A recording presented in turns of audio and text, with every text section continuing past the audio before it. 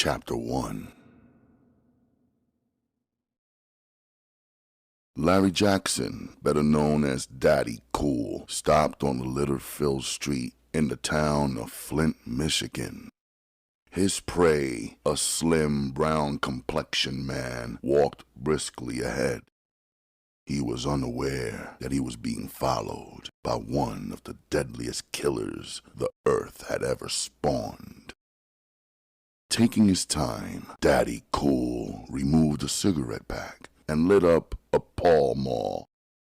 He wasn't in a hurry. He knew that the frightened man in front of him was as good as dead.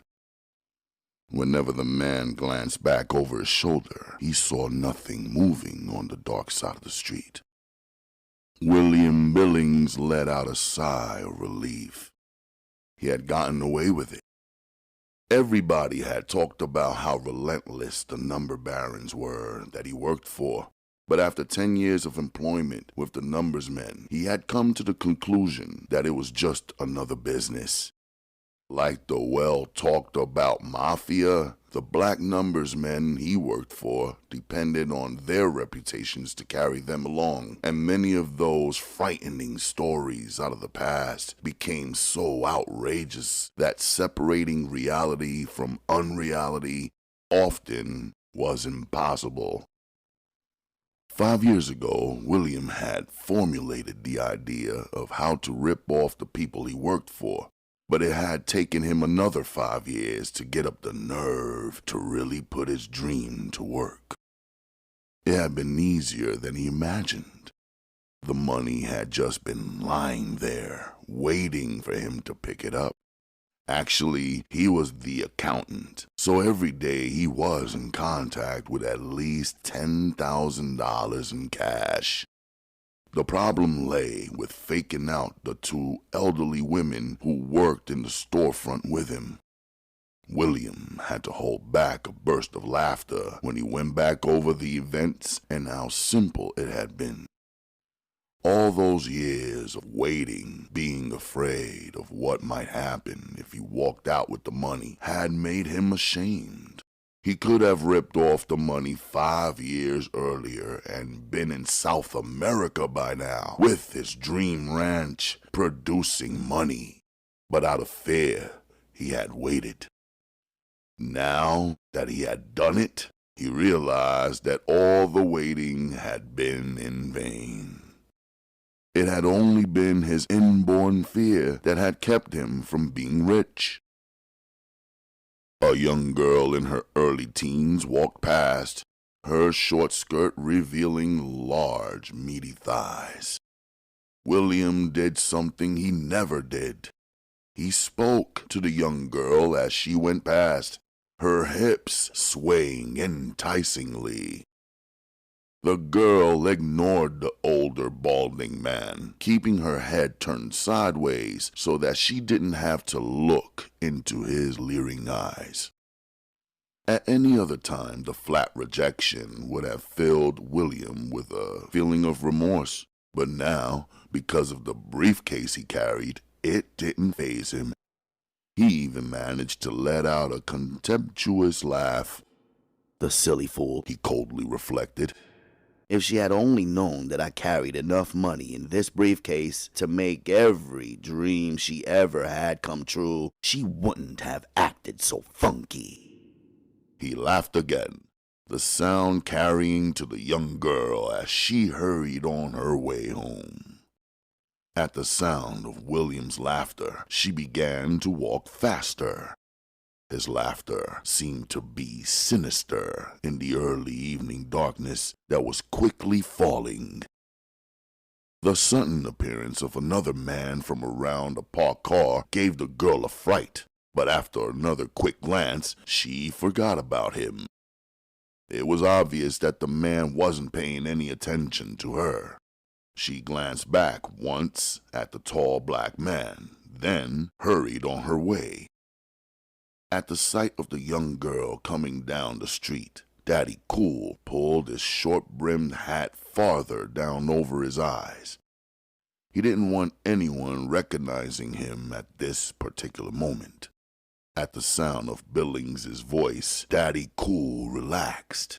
If William could find anything to laugh about at this stage of the game, it showed that the man was shaking off the fear that had made him so cautious earlier in the day. Now, it was just a matter of the right opportunity presenting itself. Then Daddy Cool would take care of his job and be on his way home in a matter of moments. At the thought of home, a slight frown crossed Larry's face. His wife would be cuddled up in the bed watching the television at this time of night. Janet might be anywhere. Without him at home, she would surely run wild, staying out till daybreak before coming home because she knew her mother would be sound asleep by the time she came in. And even if she was awake, there was nothing to fear because she wouldn't say anything to her about keeping late hours.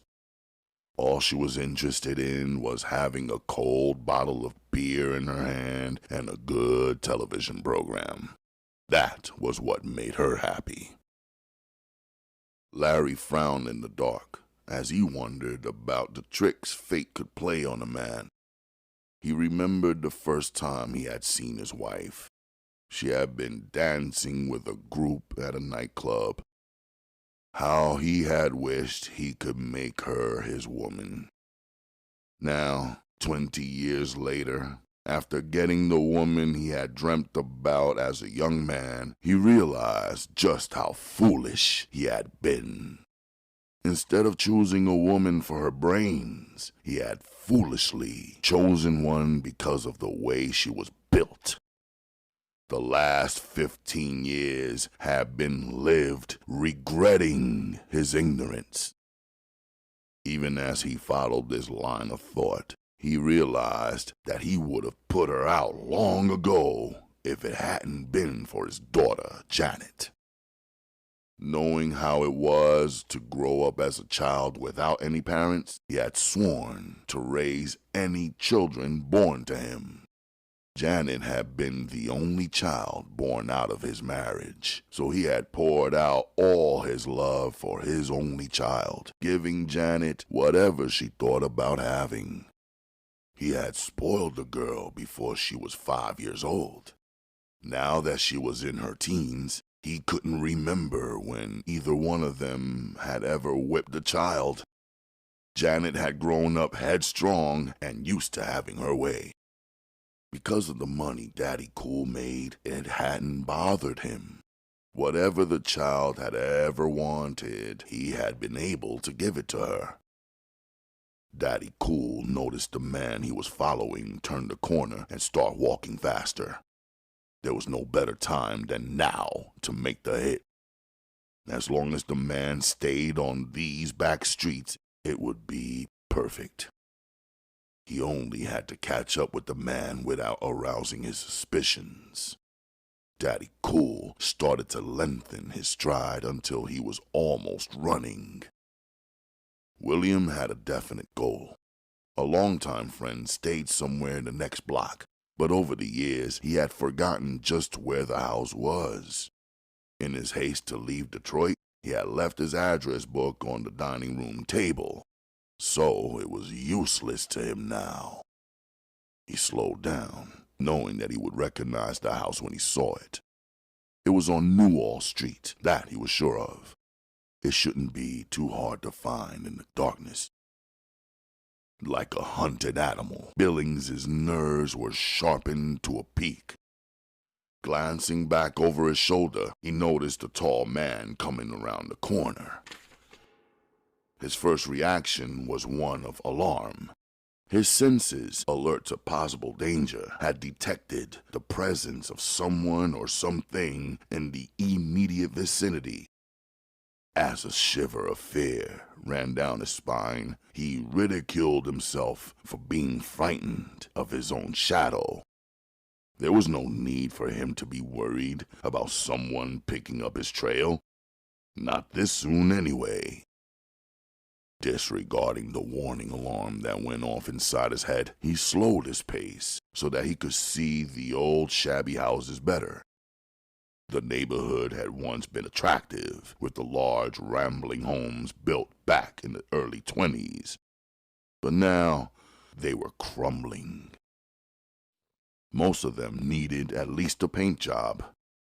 Where there had once been rain gutters, there were now only rusted-out pieces of tin ready to collapse at the first burst of rain.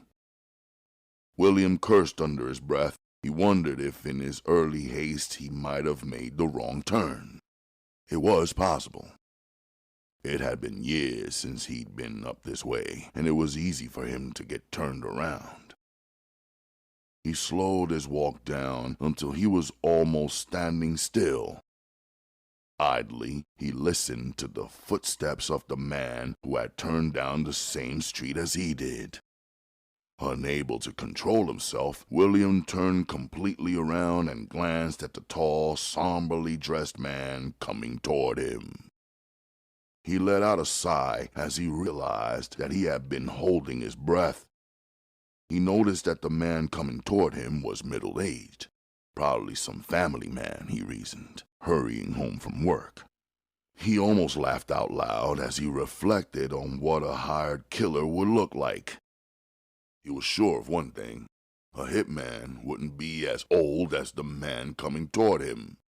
In his mind, William pictured the hitman sent out after him as a wild young man, probably in his early 20s. A man in a hurry to make a name for himself, one who didn't possess too high an intelligence, that being the reason he would have become a professional killer. It didn't take any brains to pull a trigger on a gun, William reasoned. But a smart man would stay away from such an occupation. One mistake, and a hitman's life was finished. Suddenly, William decided that he was definitely going the wrong way. He whirled around on his heels swiftly. The tall, light-complexioned man coming near him stopped suddenly. For a brief moment, William hesitated, thinking he saw fear on the man's face. The dumb, punk-ass bastard, William coldly reflected. If the sorry motherfucker only knew how much cash William had in the briefcase he carried, the poor bastard wouldn't be frightened by William's sudden turn. Don't worry, old chap, William said loudly so that the other man wouldn't fear him. I'm just lost, that's all. These damn streets all look alike at night. The tall, dark-clothed man had hesitated briefly. Now he came forward quickly. He spoke softly. Yeah, mister, you did give me a fright for just a minute. You know, he continued as he approached, you can't trust these dark streets at night. Some of these dope fiends will do anything for a $10 bill. Williams laughed lightly, then smiled. He watched the tall man reach back behind his collar. Suddenly the smile froze on his face as the evening moonlight sparkled brightly off the keen-edged knife that was twitching in the man's hand. Without thinking, William held out his hand. Wait a minute, he cried out in fear. If it's money you want, I'll give you all mine. Even in his fright, William tried to hold on to the $25,000 he had in his briefcase. He reached for the wallet in his rear pocket. He never got to it. With a flash, the tall man dressed in black threw his knife. The motion was so smooth and quick that the knife became only a blur. The knife seemed to turn in the air once or twice, then became embedded in William's slim chest. It happened so suddenly that William never made a sound. The force of the blow staggered him. He remained on his feet for a brief instant while the knife protruded from his body. With a quiet groan, William Billings began to fall. The pavement struck him in the back. His eyes were open slightly as he felt more than saw the silent man bending down over him. He tried to open his eyes wider as he felt the knife being withdrawn. Why, he wanted to ask, but the question never formed on his lips. The cold steel against his neck was the last thing he felt on this earth. When the tall, light-complexioned man stood up with the briefcase hanging limp from his left hand, William Billings never heard the quiet words the man spoke. "You should have never tried to take it, friend," Daddy Cool said as he leaned down and wiped the blood off his favorite dagger. He liked to use the knives whenever he could. They were quieter and less trouble. Glanced back over his shoulder to see if anyone or anybody had noticed the silent affair. The streets were still deserted as the cool evening breeze began to blow. Without another glance, Daddy Cool stepped to the curb and quickly crossed the street. His long strides took him away from the murder scene quickly. He walked briskly, but not so much in a hurry as to draw attention. When he reached the corner, he took a backward glance and noticed an old black woman coming down the steps from the shabby house where the body lay. At the sight of him peering back at her, she hesitated and stood where she was. "Damn!" the curse exploded from Daddy Cool's lips as his jaw muscles drew tight. The old bitch had probably been watching the whole thing from her darkened windows, but Daddy Cool reasoned as he continued on his way. It had been too dark for her to see anything. No matter. He began to move swiftly now toward his car, which was parked 2 blocks away on another side street. Daddy Cool turned down the next block and silently cut through somebody's yard. He walked quietly, listening for dogs. His luck held as he made it through the yard and didn't run into any dogs until he started to cut through a yard that he was sure would bring him out near his car. Now his mind was busy. He wondered if the old bitch had called the police before coming out and trying to give aid to a dead man. If she had, they would be setting up lookouts for a man on foot. He couldn't take any more chances. The large, muscular German police dog jumped up on the fence and barked loudly. Daddy Cool took a quick glance at the house and noticed that it was dark. There was the chance that everybody was sound asleep, but he doubted it. They were more than likely watching television. He started to walk down to the next yard, but instantly saw that the yard contained 2 large mongrel dogs. Without hesitating, Daddy Cool retraced his steps. Again, the large German police dog jumped up against the fence, barking loudly. Suddenly his bark stopped, and the dog toppled back on the ground with the handle of the long dagger sticking out of his neck. Daddy Cool took the time to retrieve his knife. Couldn't leave it. It was like a calling card. If the police found his knife, they would know that a professional had been at work. Over the past years, he had to leave his knives on 3 different occasions. His knives were handmade by him in his own basement, so that there was no way of tracing the knives back to any stores. But the police in 3 different cities had his knives, waiting for a day when they would be able to tie them with the killer who so boldly used them. For the past 10 years, certain detectives followed up all knife killings such as the one that had been committed tonight. With patience, they slowly waited until one day the killer would make a mistake. Daddy Cool didn't have the slightest intention of making that mistake. The thought of driving all the way back home with the telltale knife in his possession was a grim thought. If the police should stop him and find the knife, he would be busted. As he crossed the yard, silently, he removed his handkerchief and wiped the knife clean. Then, seeing the back steps of the porch were open, He leaned down and tossed the knife and hanky under the house as far as he could. Without seeming to have stopped, he continued on his silent way, coming out on the sidewalk and quickly walking past two houses to where his black Ford was parked. He tossed the briefcase on the seat beside him and started up the car motor.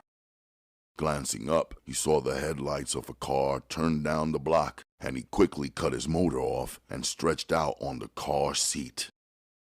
As soon as he heard the car pass, he raised up and watched until the headlights disappeared completely before restarting his own car. He pulled out onto the deserted street and drove silently toward the main street, which would lead eventually to the highway.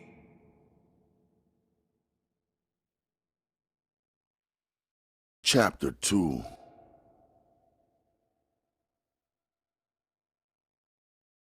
It took less than an hour after arriving back in Detroit for Daddy Cool to take care of his business.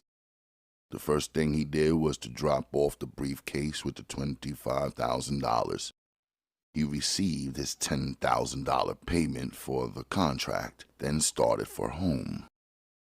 It was 3 o'clock in the morning when he turned off 7 Mile Road and drove slowly down Ripple Street.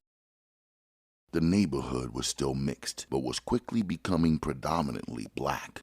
The homes were well taken care of because the blacks in the neighborhood had paid top dollar to purchase the high-priced homes from the fleeing whites.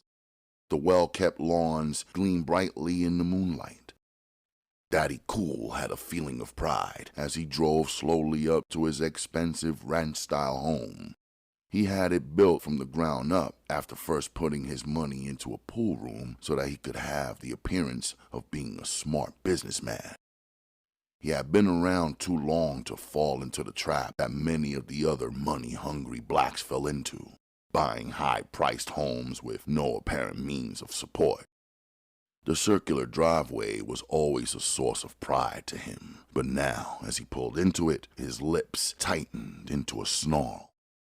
The long powder blue Cadillac parked in front of the carport brought his anger to the boiling point. He knew at once who the car belonged to. It was one of the young boys in the neighborhood who thought of himself as a pimp.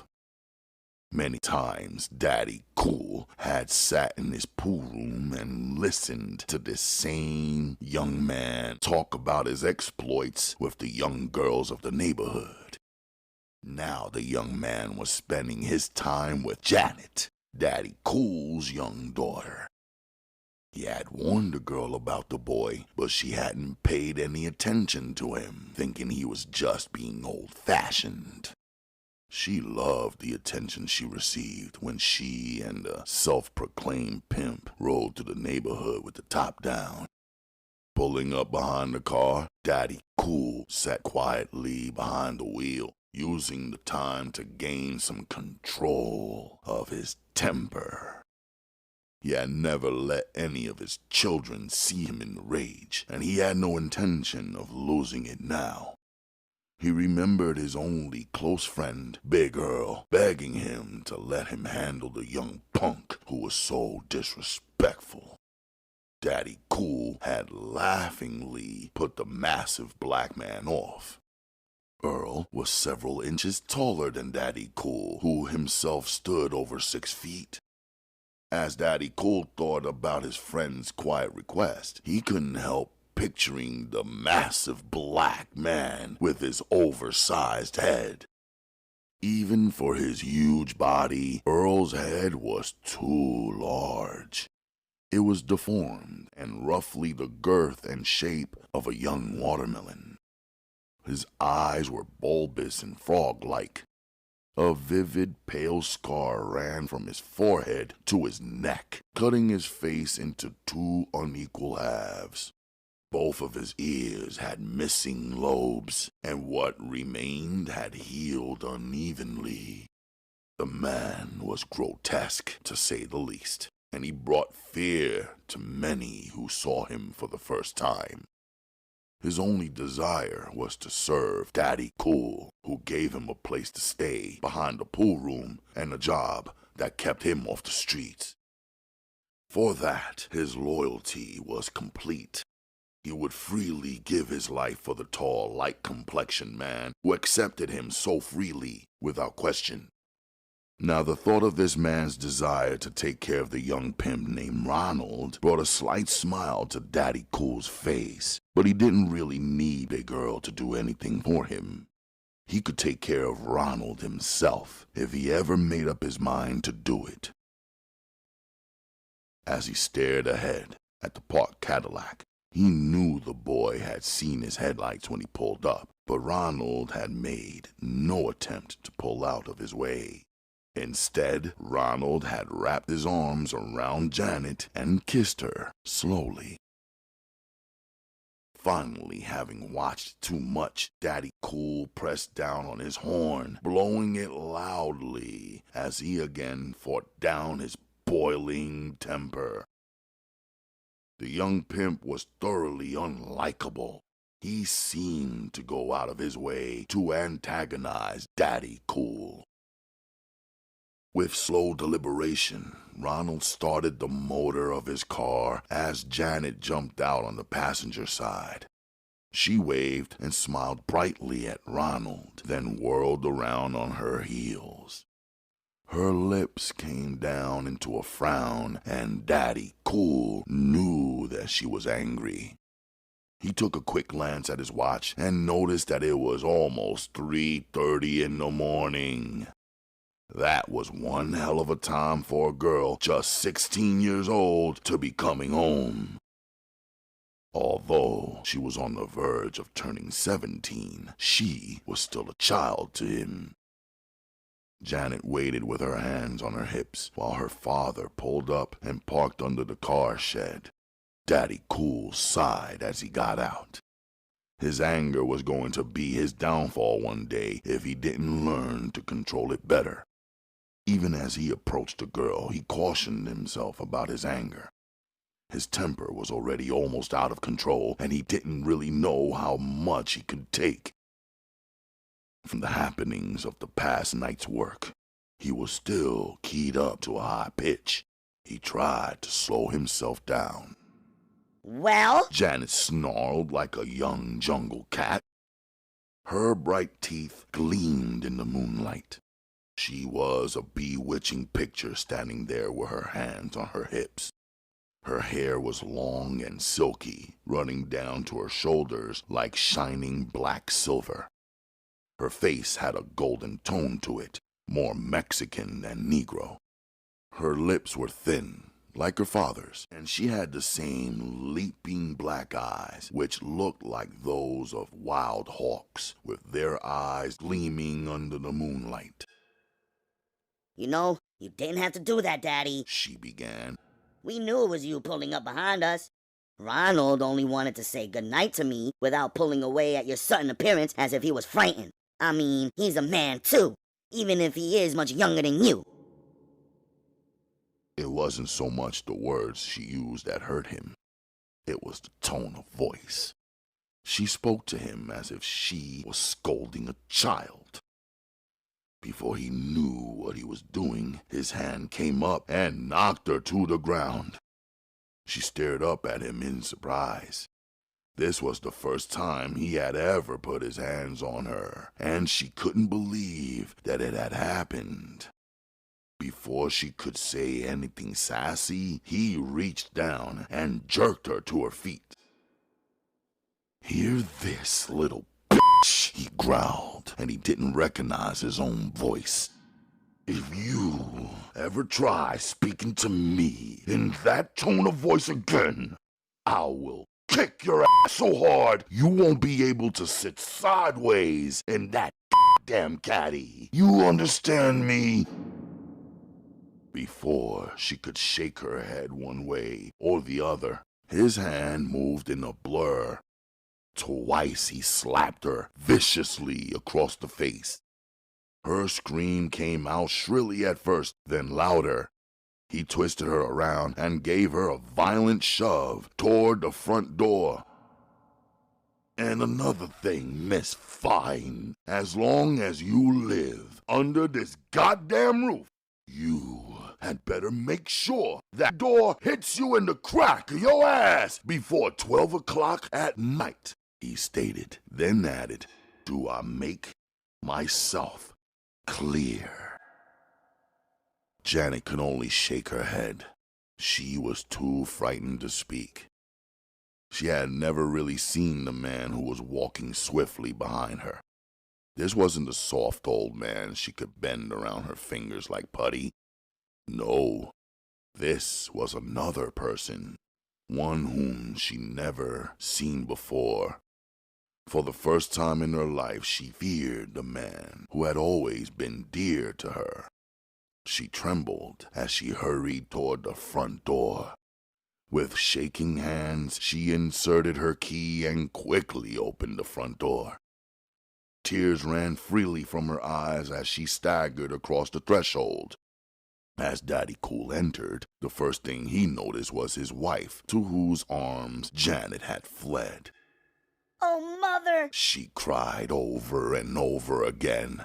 Now, child. Daddy Cool's wife Shirley said, It's okay, honey.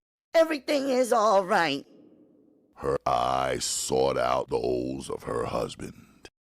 The sound from in front of her house had awakened her, but she had no knowledge of what had happened to her daughter. He struck me! Janet finally managed to say as large tears ran down both her cheeks. A sob caught in her throat as she remembered the vivid scene that had just transpired. Shirley was dumbfounded.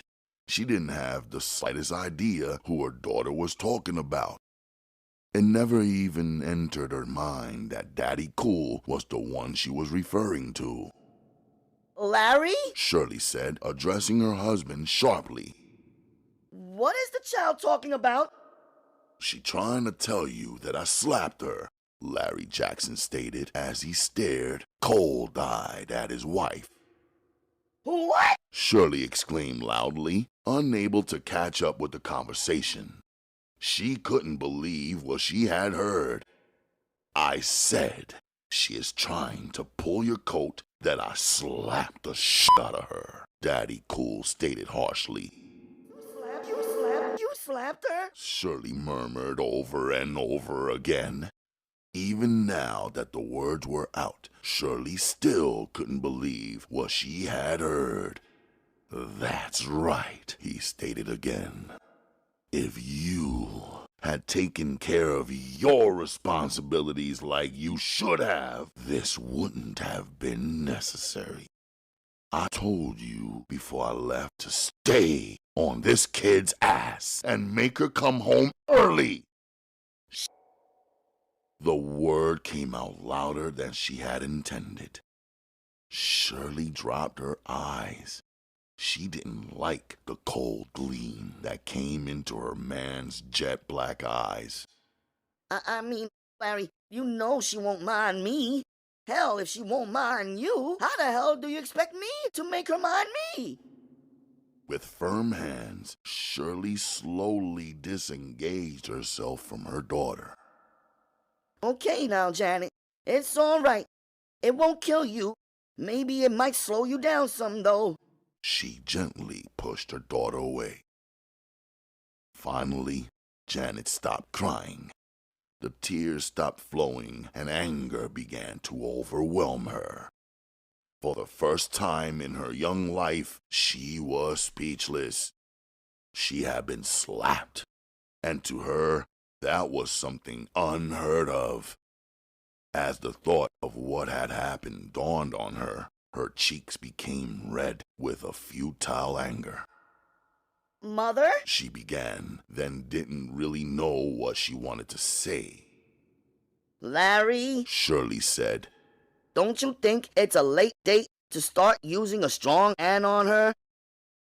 Not as long as she keeps her young ass in my house, Daddy Cool stated harshly, his anger still not completely under control. Well, that's not so difficult to handle, Janet replied, sparks of fire leaping in her cold black eyes. What do you mean by that? He asked softly. the gentleness of his voice hadn't fooled Shirley.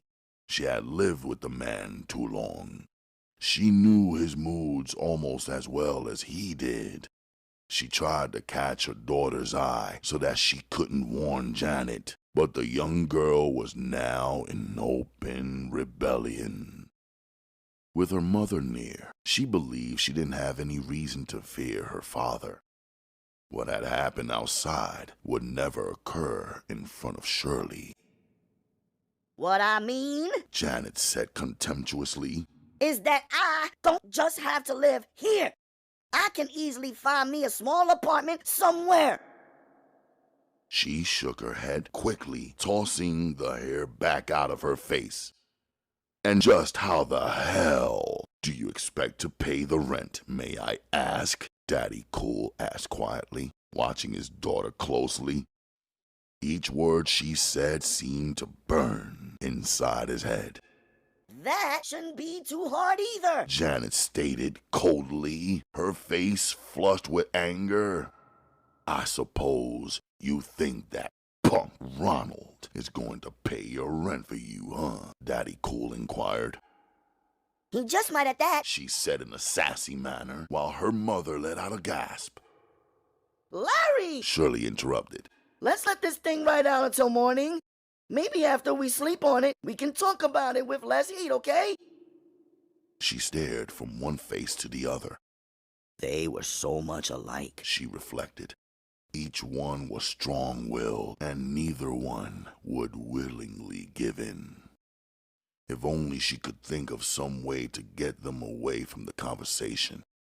Shirley saw the danger that loomed ahead, while her husband was too angry to realize that he was driving his daughter up a one-way street with no way of getting back.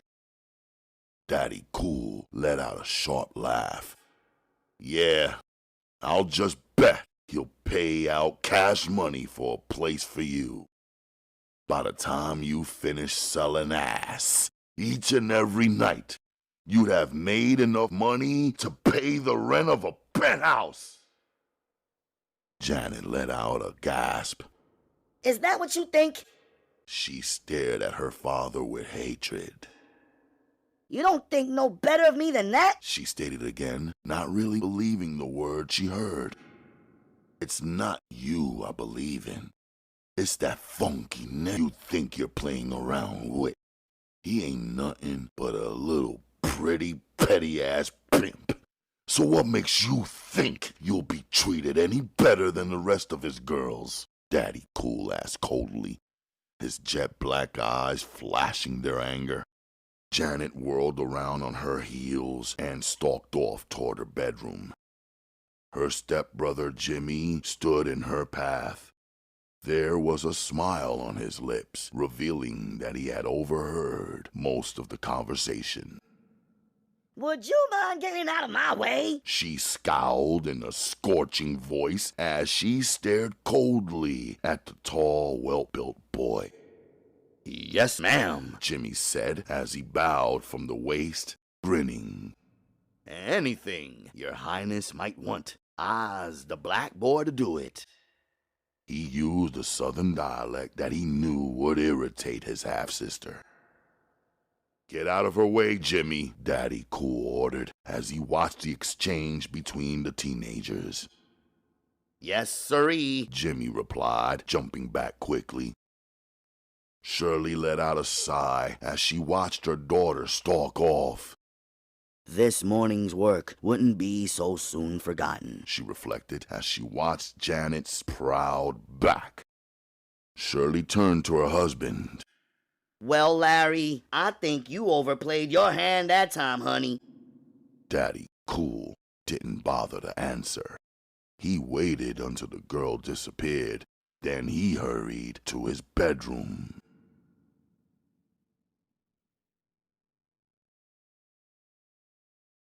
Chapter 3.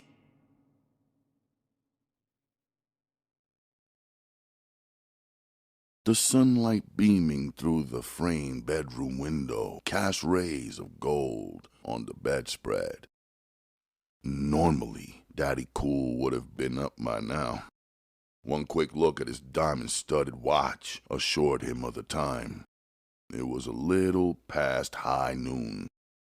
For him, it was rare indeed to stay in bed that long. The sunlight generally awakened him early in the morning. Then he would get up and take his morning shower. But today was different. His glance lingered on the $10,000 lying on the dresser top. Most of the time, this sight would lift his spirits, but today he couldn't pull his feelings together. Seldom did he allow himself to be down and blue, nor did he like to have anybody around him who was in such a mood. So Daddy Cool remained lying in bed, smoking cigarette after cigarette. There was a soft knock on the door. "Who is it?" Daddy Cool inquired sharply, more so than he had actually intended. Shirley hesitated, then spoke up. "It's me, Larry," she said, then added, "I was wondering if you might like me to fix you something. I could make you a ham sandwich right quick." Her voice was shaking slightly. Without even thinking about it, he almost dismissed her. Then Daddy Cool remonstrated himself for being so damn evil and changed his mind. "Okay, Shirley," he replied, trying to make the tone of his voice casual. "I'm getting up now, so by the time I take a fast shower, you can lay out something for me. Oh, by the way, honey, if we don't have any, send one of the boys down to the store and pick up some cans of iced tea, okay?" He didn't wait to hear her reply. Slipping off the bed, he took off the silk shorts and walked naked into the shower. After taking a cold shower, he felt a little better. He wondered oddly if he was ducking his daughter. He remembered too vividly the events of the early morning. Regret was written across his face as he stared into the mirror. The last thing he should have done, he scolded himself, was allow his anger to get away from him. Putting his hands on her was the most foolish thing he'd done in years, he thought. Taking his time, Daddy Cool selected the clothes he would wear for the day. He was an excellent dresser for a man his age, keeping up with the latest in men's styles. He was always neat. Today he selected a short, light brown silk shirt. Next, he opened the closet where he kept over 20 pairs of shoes. The latest were those with large heels, and he removed a pair that he had only worn once before. The shoes were brown and white with a 4-inch heel. He sprinkled powder inside the shoes before slipping his feet into them. Then he stood up and examined himself in the large bedroom mirror. He could find nothing wrong with his appearance. He started for the door, then stopped and came back. Picking the stacks of money up from the top of the dresser, he opened his bottom drawer and casually dropped the money into it. After firmly closing it, he departed from the bedroom. Shirley glanced up smiling when he entered the kitchen. The food was already on the table. "It don't make any difference," Larry stated as he pulled out a chair and sat down. He began to eat the ham sandwich, and once he'd done so, he realized he was hungry. She watched him eating, then hurried and prepared him for another one before he finished with the first. The cold tea had already been poured out of the can and was now in the glass with ice cubes. He drank the tea slowly, enjoying the light meal. When Shirley bent down and set the food in front of him, Daddy Cool stared down at the well-developed tits that pushed her blouse out so far in the front. He let out a sigh. His woman was still as attractive as ever. She had gained weight, but it looked good on her because it was all in the right places.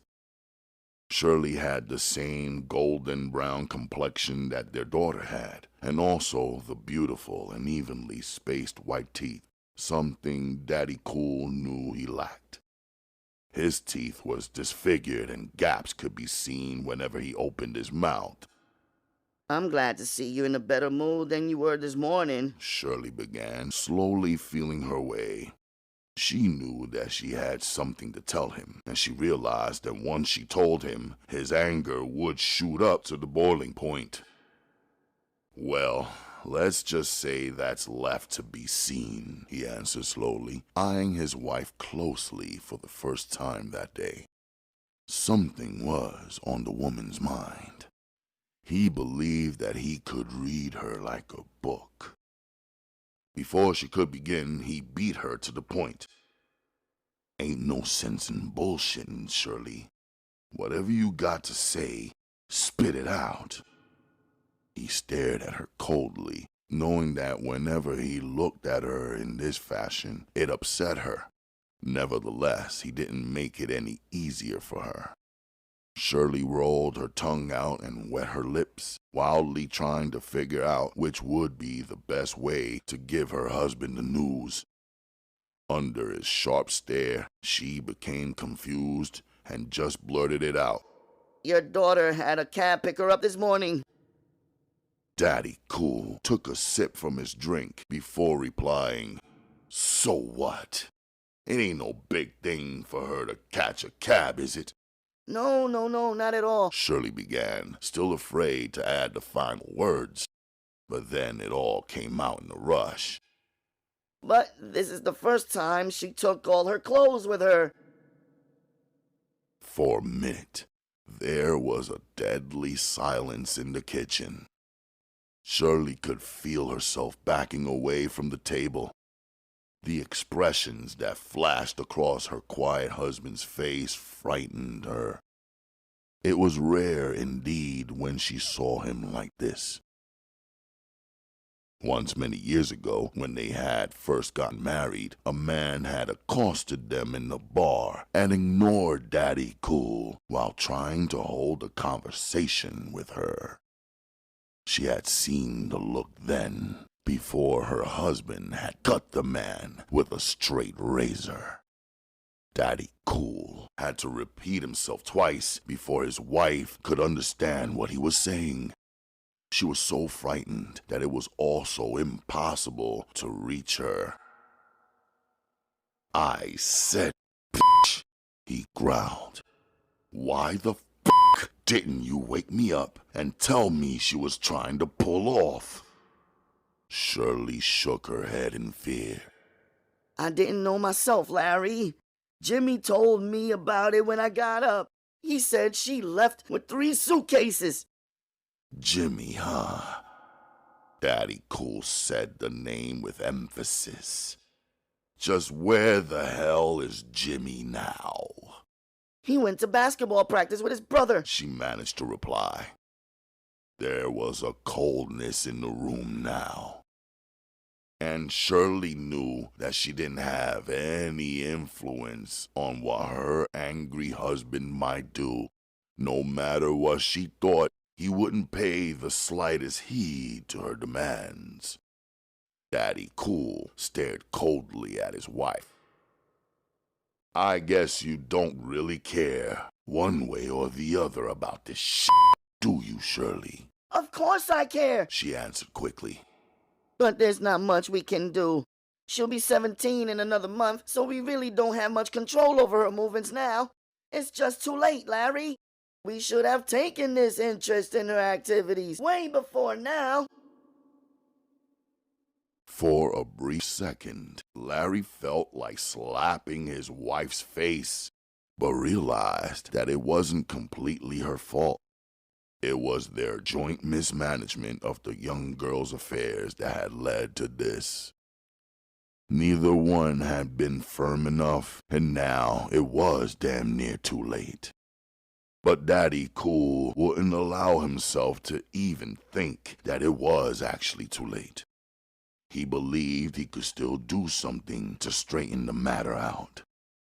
If he could only find her and sit her down and have a good talk with her, then she would understand that everything he was doing for her was for her own good. With his brain whirling beneath the stunning revelation, Daddy Cool sat rigid, unable to think properly. He couldn't bring his thoughts together. He couldn't make the proper moves. It's not just Jimmy's fault, Shirley stated, then added, Buddy was up, and he saw her packing her stuff, so he could have awakened you as well.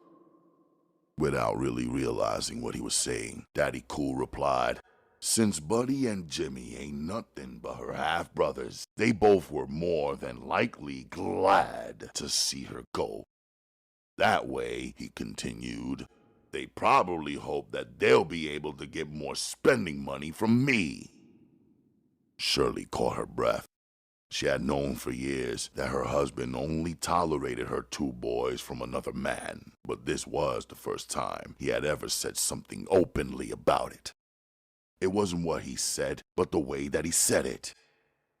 I guess then, Shirley began. It wouldn't make any damn difference to you if Buddy or Jimmy were leaving. Daddy Cool laughed harshly. I should say not.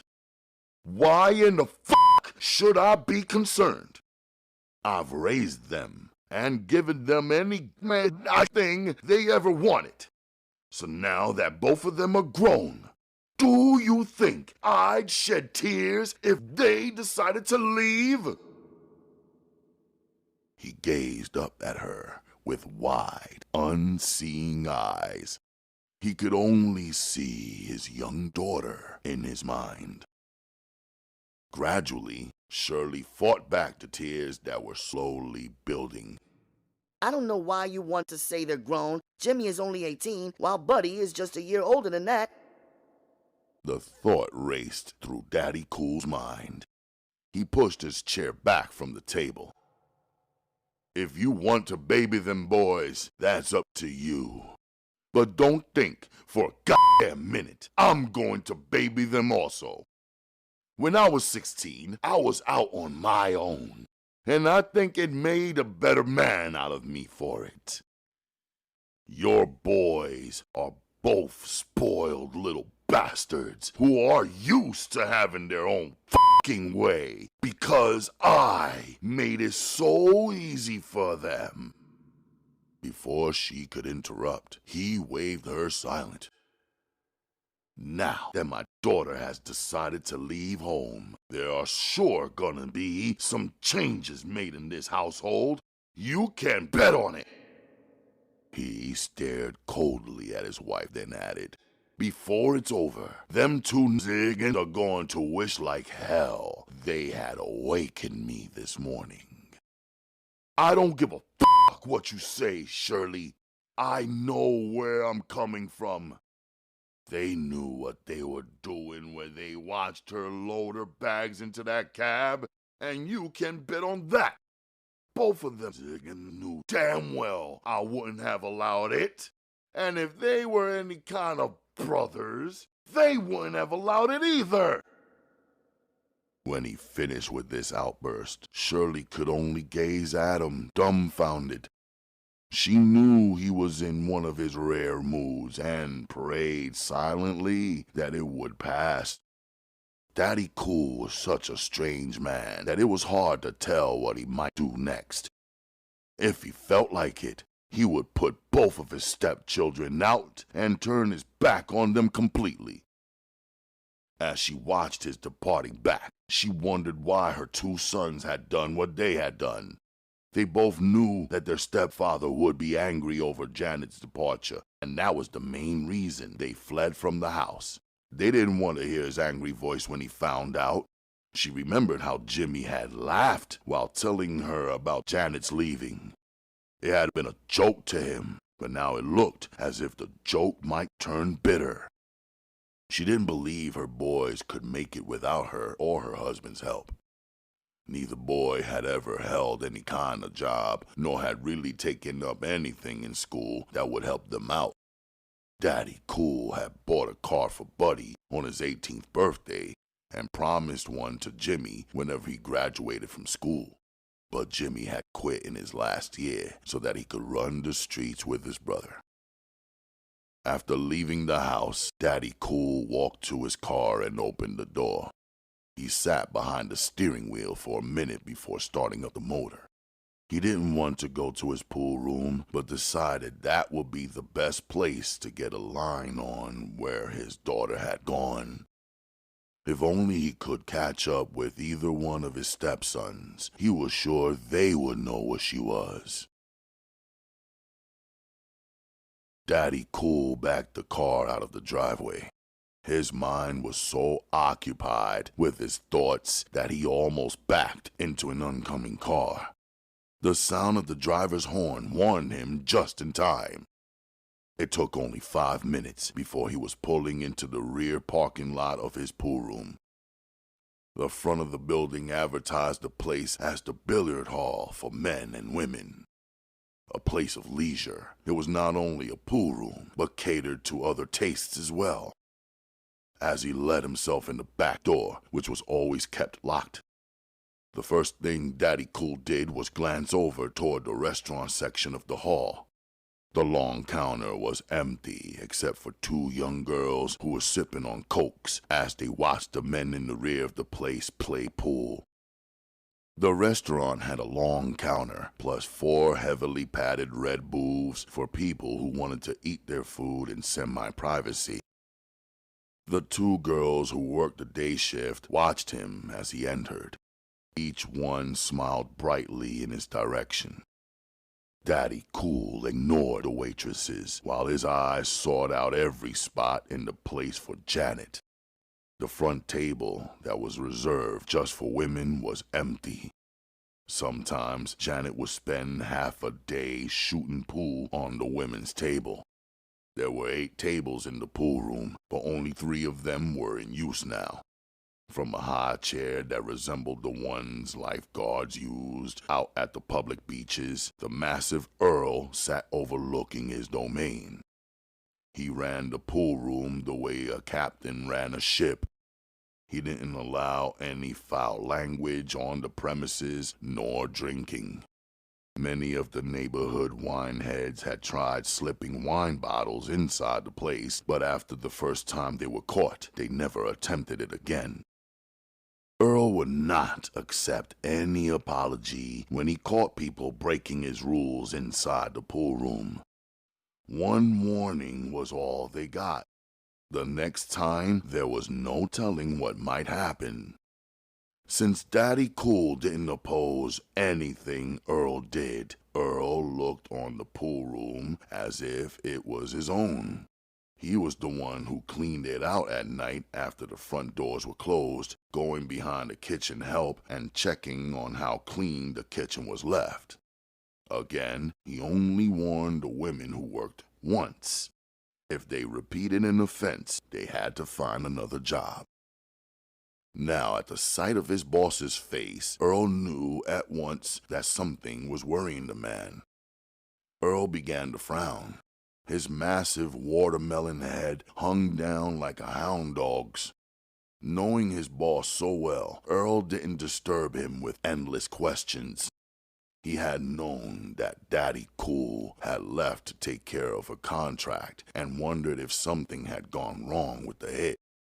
Too much abstract thinking gave him a headache, so he tried to put the worry out of his mind. If Larry wanted him to know, he would be told in good time. As he raised his huge head and saw Daddy Cool coming toward him, he began to break out into a big smile. He looked like a huge mutt wagging his tail because his master had decided to pat him on the head. Earl couldn't help himself. He was not a quick-thinking man, and deep inside, he was very shy. He knew that many people looked at him as if he was a freak. But ever since Daddy Cool had taken him under his wing and given him a place to stay and work, Earl's world had changed. He didn't have to leave the building for anything. The food his huge body required was right at his fingertips, so he seldom ventured outside to be stared at by the passing people. Daddy Cool stopped beside the huge man's chair. He rested his arm on his friend's leg, staying in that position for several minutes without speaking. Then Larry raised his eyes, and Earl recoiled from all the hurt he saw inside of them. No man should feel like that, Earl reflected, and especially not his only friend. He remained silent, waiting for Daddy Cool to break the silence. She's gone, Earl. Janet done packed her bags and left home, Daddy Cool stated, his voice shaking. Earl began to fidget. Then, as comprehension dawned on him, his heavily corded neck muscles bulged while he tried to find the proper reply. Before he could say anything, Daddy Cool continued, "Have you heard anything about her whereabouts from any of the boys who come in here?" Earl shook his head. "Not yet, Larry, but I'm going to make it a point to find out. When I do, you want me to go on over and collect her up and bring her back home?"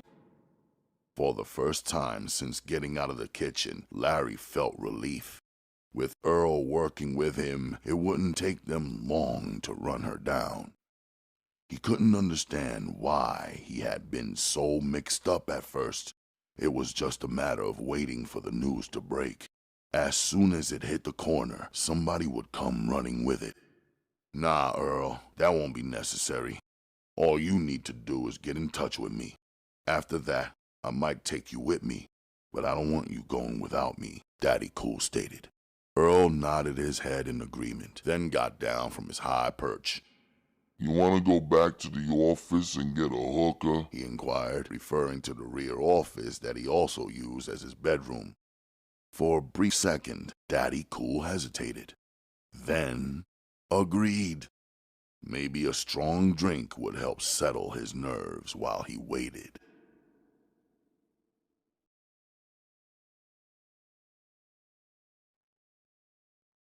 Chapter 4. Janet let out a sigh of relief when the cab pulled away from her home. She had been frightened for one of the few times in her life. Upon leaving, she had feared that someone would awaken her father. Jimmy had threatened to do just that if she didn't make it worth his while. So she had dug down into her tiny savings and given him $10. For him to be her half-brother was more like a curse. Over the years, she had come to realize that she hated the overbearing brown-skinned boy who was by chance her half-brother. But he was different. At times she could get along with him, but with Jimmy it was impossible. She settled back in the cab and gave the driver her destination. At the last minute, she had decided to go and check into a motel until she could reach Ronald. After having tried 4 different numbers most of the night, she still hadn't been able to reach him. As the fleeting thought flashed through her mind that he was probably laying up with one of the various whores he bragged about having, she gritted her teeth. Well, in time, she reasoned, she'd see to it that he didn't have any of those kind of women. Her father's remark about Ronald one day having her out on the corner made her blush. For her daddy to even imagine such a thing about her was shocking. She had known that her father had no lost love for Ronald, but she had never believed his dislike was as strong as it was. She was shocked by what had happened in the early morning hours.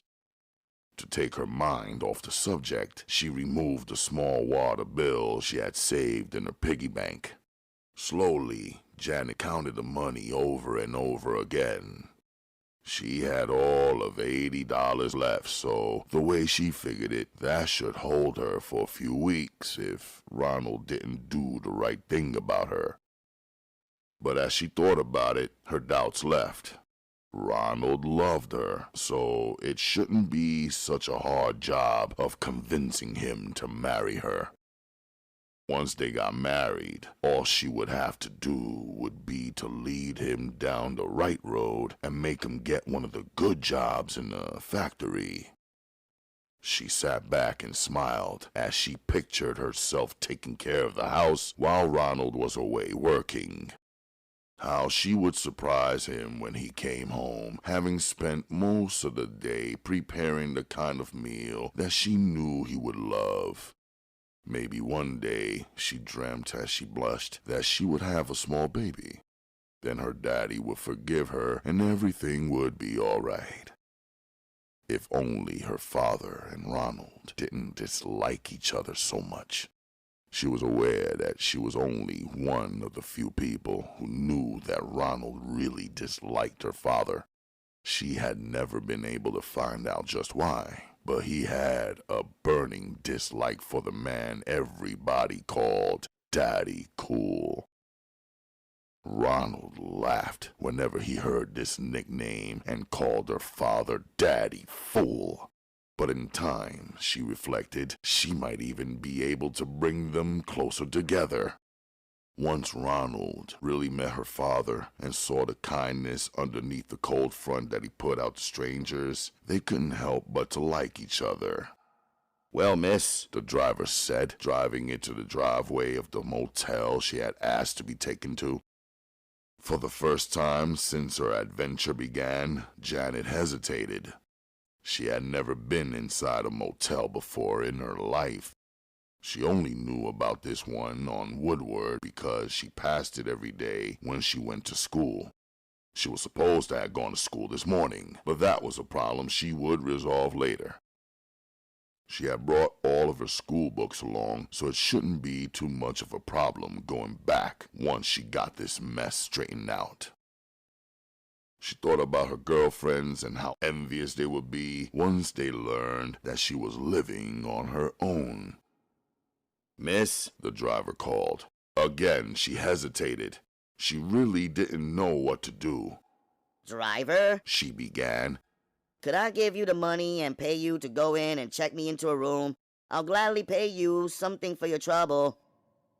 The middle-aged black driver glanced back at the young girl. He knew she was young, and from the bag she had, he believed she was leaving home for the first time. He wondered what kind of chance he would have of coming back later on after he was finished work and spending a little time with her. She was damn sure pretty. It had been years since he'd had the chance to fuck a young girl, and one this pretty. He seriously doubted if he had ever had one in his life who looked half as good as she did. He licked his lips, lust flaming in his eyes. "Well now," he began, "I might just do that for you, if you wouldn't mind my coming back later on and checking on you, you know," he added, as he saw anger jump into her eyes, "just to see if you're getting along all right." Janet knew just what the old man had on his mind. She was young, but she was far from being a fool. Ever since she was 10, she had seen the look in men's eyes whenever they saw her. Now that she was getting older, she saw it more often. And besides, she had heard her brothers talking about it. At times, Ronald had tried putting his hand under her miniskirt, but she had always stopped him, telling him that she wouldn't do anything until after she was married. Ronald only laughed, but the hot flow of desire was in his eyes and hands. When he kissed her, he could hardly control himself. His hands went everywhere. Suddenly, she decided to use the man's lust to her advantage. After all, she reasoned, she didn't have to open the door when he came back. "That might be all right," she said softly, then added, "How much does one of these rooms cost for the day? Until tomorrow at least." The driver rubbed his chin. "I don't know, miss. This early in the morning, it's hard to tell. I better go in and find out for you." He pulled the cab out of the entrance and climbed out. She watched him walk away, a strong distaste filling her mouth. Men were beasts, she reflected as she stared after him. He was old enough to be her father, yet here he was trying to hit on her. In a matter of minutes, the cab driver was back. He opened the rear door so that he could get a better look at her legs. From the miniskirt she wore, she revealed long, lovely thighs, which filled his mind with lust. "It's going to cost $16, girl," he said, not bothering to take his eyes off her pretty legs. "If you should happen to be short of cash," he managed to say, "I wouldn't mind loaning you what you need." Again, he wet his lips as he imagined laying his gray head down between her soft thighs. He could feel his penis getting hard, and without really realizing it, he dropped his hand down on it. Janet turned her head away as she fumbled in her purse. "No, that's not necessary. I have enough money to last me," she said, and held out a $20 bill. "I believe that's enough for the room and for your fare. Whatever else is left, you can have it for the trouble you're going through." He took the money out of her hand, letting his fingers grip her wrist until she almost snatched it out of his grasp. As the man walked away, she could feel herself fighting down the urge to vomit. "Please, Ronald, please," she begged quietly. "be home this time when I call." While waiting for the driver to come back with her key, Janet climbed out of the cab and began to remove her suitcases. She wished she knew which room he was getting for her so that she could start carrying them to it. The driver returned, swinging a key from his hand. Instead of handing it to her, he picked up 2 of her bags and walked off, searching for the number. Silently, she lifted the remaining bag and followed him. She decided at once that she wouldn't enter the room until he was out of her sight. The room was upstairs on the 2nd landing. Janet climbed the steps quickly, but first she had to stop and make him go ahead of her. He had wanted to come up behind her, but she was having none of that. She wished now that she had brought the hunting knife her father had given her. In her anger, she had tossed most of the things that weren't necessary on the bed and left them. Most of the articles her father had given her were left at home. As she followed the man, she remembered the long hours when she was younger that her father had spent with her, teaching her how to throw a knife so that it stuck in the middle of the target.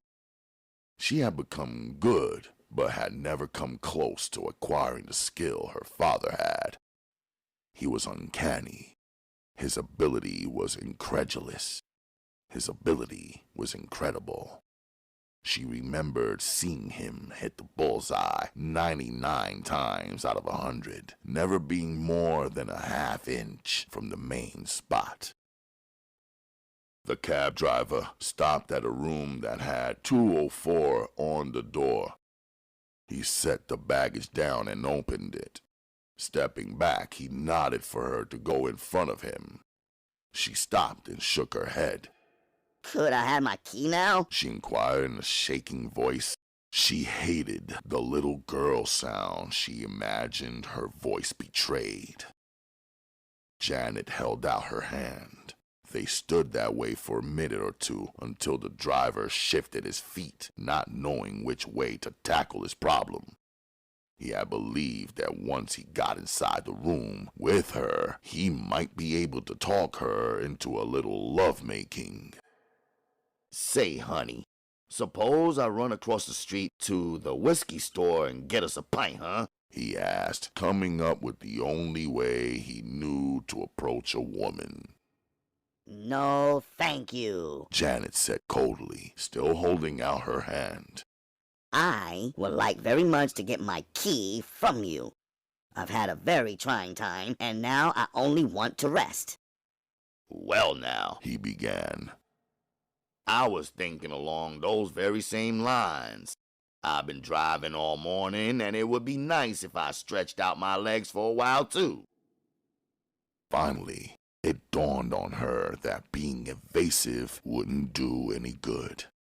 Her cold black eyes became mirrors of black ivory, revealing a resemblance to her father. Mister, I'm trying to be nice about it, she said as she stared into his reddish, weak eyes. He attempted to grin at her, showing broken and yellowish teeth. That's what I was hoping for, honey. That you'll be nice to an old man, he whined. Contempt appeared in her eyes as her temper blew. Listen, you silly old bastard. I'm trying to pull your coat nicely. But if that won't do any good, I took your cab number down, and if you keep f***ing with me, I'm going to spend the dime and call the police and tell them one of the best lies you ever heard. Now, they might not believe me, but by the time you get through explaining it to them, the cab company you're driving for ain't gonna wanna hear about nothing you got to say, 'cause I'm underage, and you ain't had no reason to come to the motel with me. She saw the fear leap into his eyes and continued. Now, I ain't gonna ask you but one more time to give me my key. I paid for it, and I want it, with no more bullshit. The man began to struggle with his anger and fear. Her words had shaken him to his very being. It was easy as hell for her to cause him trouble. He realized at once, and at his age, if he lost his job, his ass would be up Schitt's Creek. Now, young lady. It ain't no reason for you to carry on like that. I ain't mean no harm. Not at all, he whined as he fumbled with the key. He stuck it into her outstretched hand. That's one hell of a way for you to carry on, girl, after the trouble I went through for you. You got paid for it, didn't you? She said, still not stepping into the room. She stood with her hands on her hips until she saw him go down the stairway. Then she waited, standing at the rail until he got in his cab and started it up. A great feeling of relief overcame her as she stumbled into the room and slammed the door behind her. She made sure the lock was on, then fell out across the bed and began to weep. Deep sobs escaped from her. Her back rose and fell with the passion of her tears.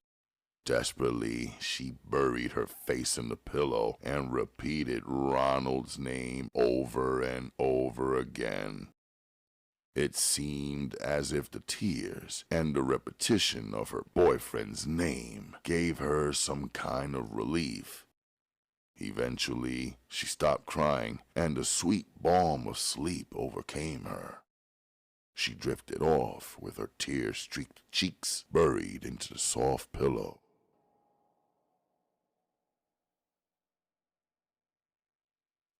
Chapter 5. Daddy Cool listened to his wife clearing the breakfast dishes away from the large dining room table. Her two sons still sat at the table, their heads down, as they stared silently at the floor. Pacing back and forth in the living room, Larry stopped and glared back at the two boys in the dining room. His eyes were bleak as he took in their crestfallen appearance. For the past half hour, he had been giving both the boys tongue lashings for their stupidity in allowing their sister to run away from home. It had been over a week now since Janet had left, and since then, Daddy Cool had done something he had never imagined himself doing. He had reported her runaway to the police. "Now I'm telling you two worthless bastards," Daddy Cool began again. "I want ya out in the streets, finding out where that punk would-be pimp got your sister hid. If you can't find out where she is, find out where he is. If I can't find his ass, I'll find out where Janet is staying.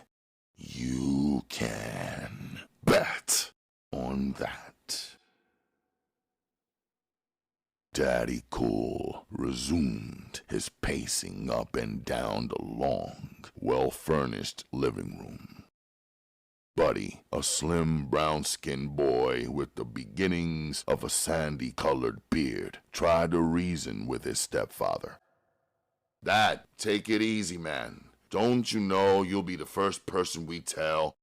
I mean," he added as he saw his stepfather stop pacing and listen to his words. "It's like this, man. Everybody who knows what's happening is keeping the news from us, 'cause it's common knowledge you're real upset over this shit."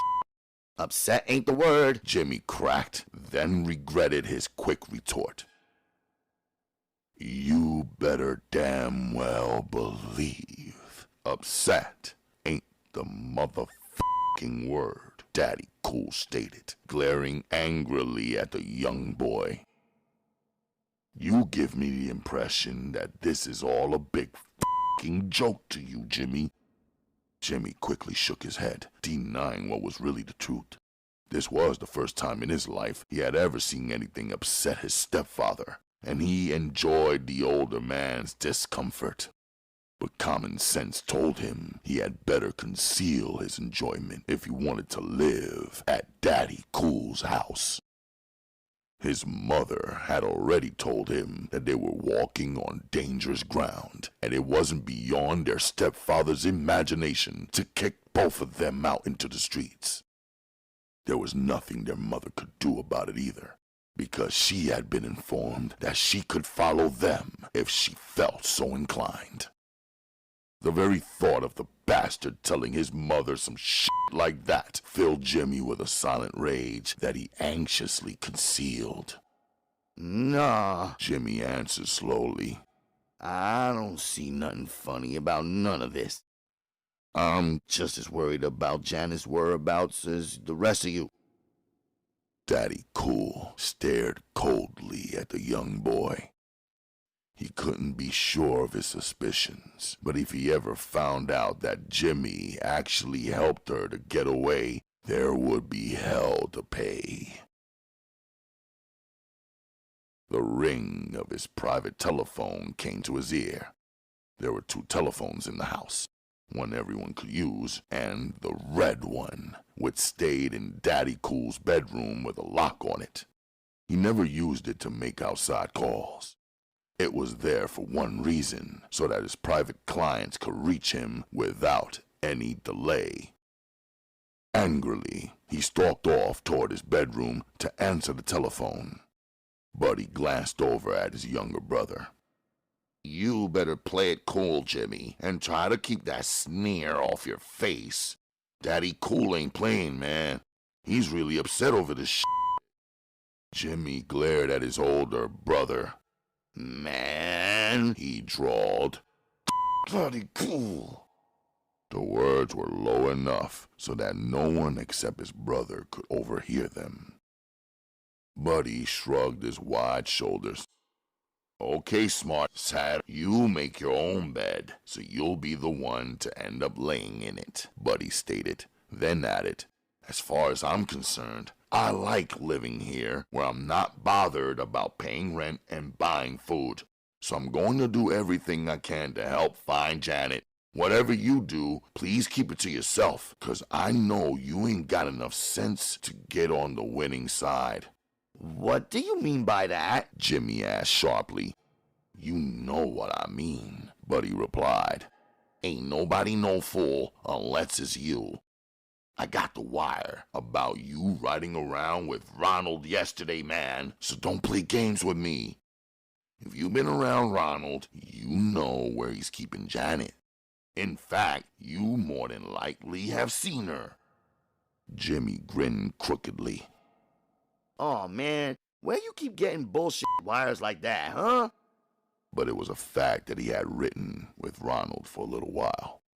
The man had wanted to know what Daddy Cool was doing and had paid Jimmy $50 for telling him that Daddy Cool had turned in a missing persons report to the police. Ronald had cussed and called Daddy Cool all kinds of names, but nevertheless, he had taken precautions after that and made sure that Janet stayed inside. The last thing he wanted was to be busted for having a minor in his company. Buddy watched his brother's lips pulled down into a sneer. "Man," he said sharply, "you think you're doing something slick, Jimmy, but you ain't doing nothing but getting ready to fuck yourself up." Jimmy waved his brother silent. "Dig, buddy, I know what I'm doing, man. All this ish about Daddy Cool this and Daddy Cool that, it don't mean ish.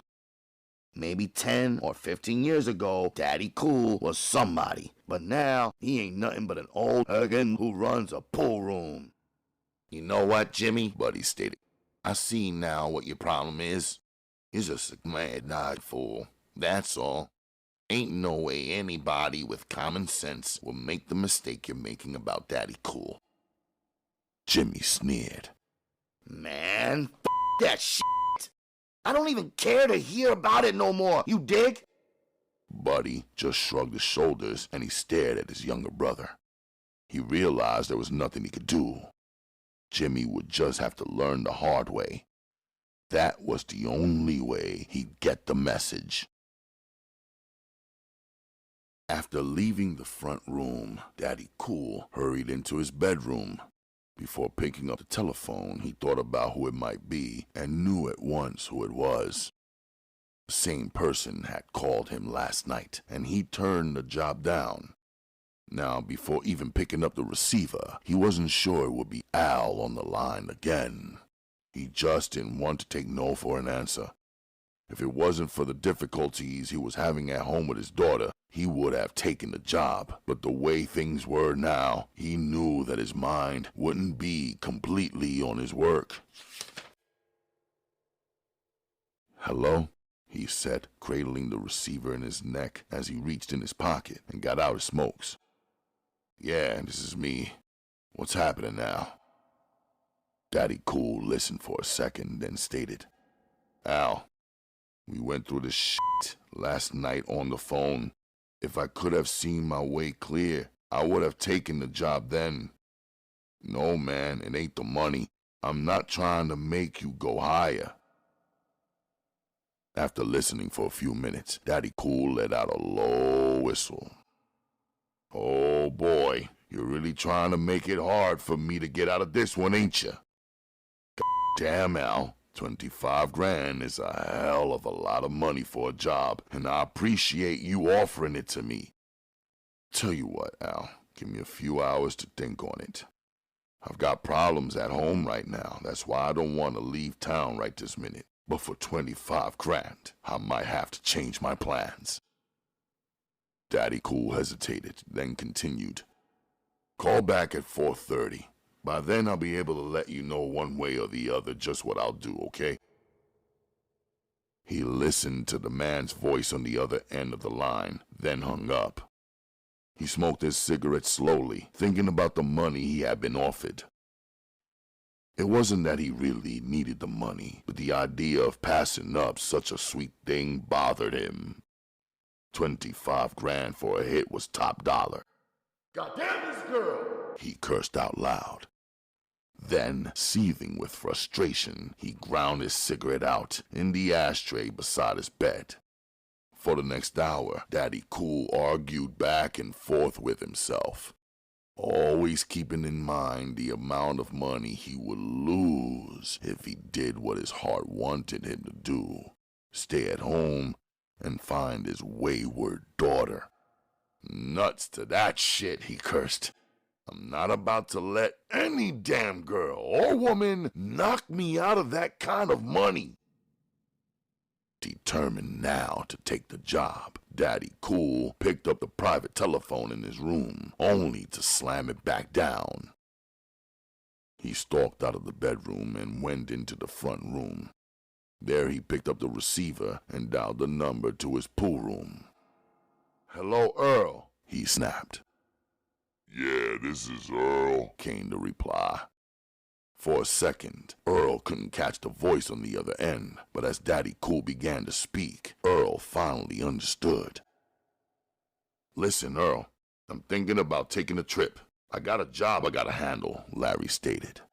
"You want I should go along with you?" Earl asked, his voice not revealing any of the horror the big man had for going into the street. "No, I can handle it myself, Earl. But what I want you to do while I'm gone is stay on this thing dealing with Janet. If you find out where she's at, don't make any moves. I'll call you when I get to Los Angeles and let you know where I'm staying. So all I really want you to do is be my ears while I'm gone."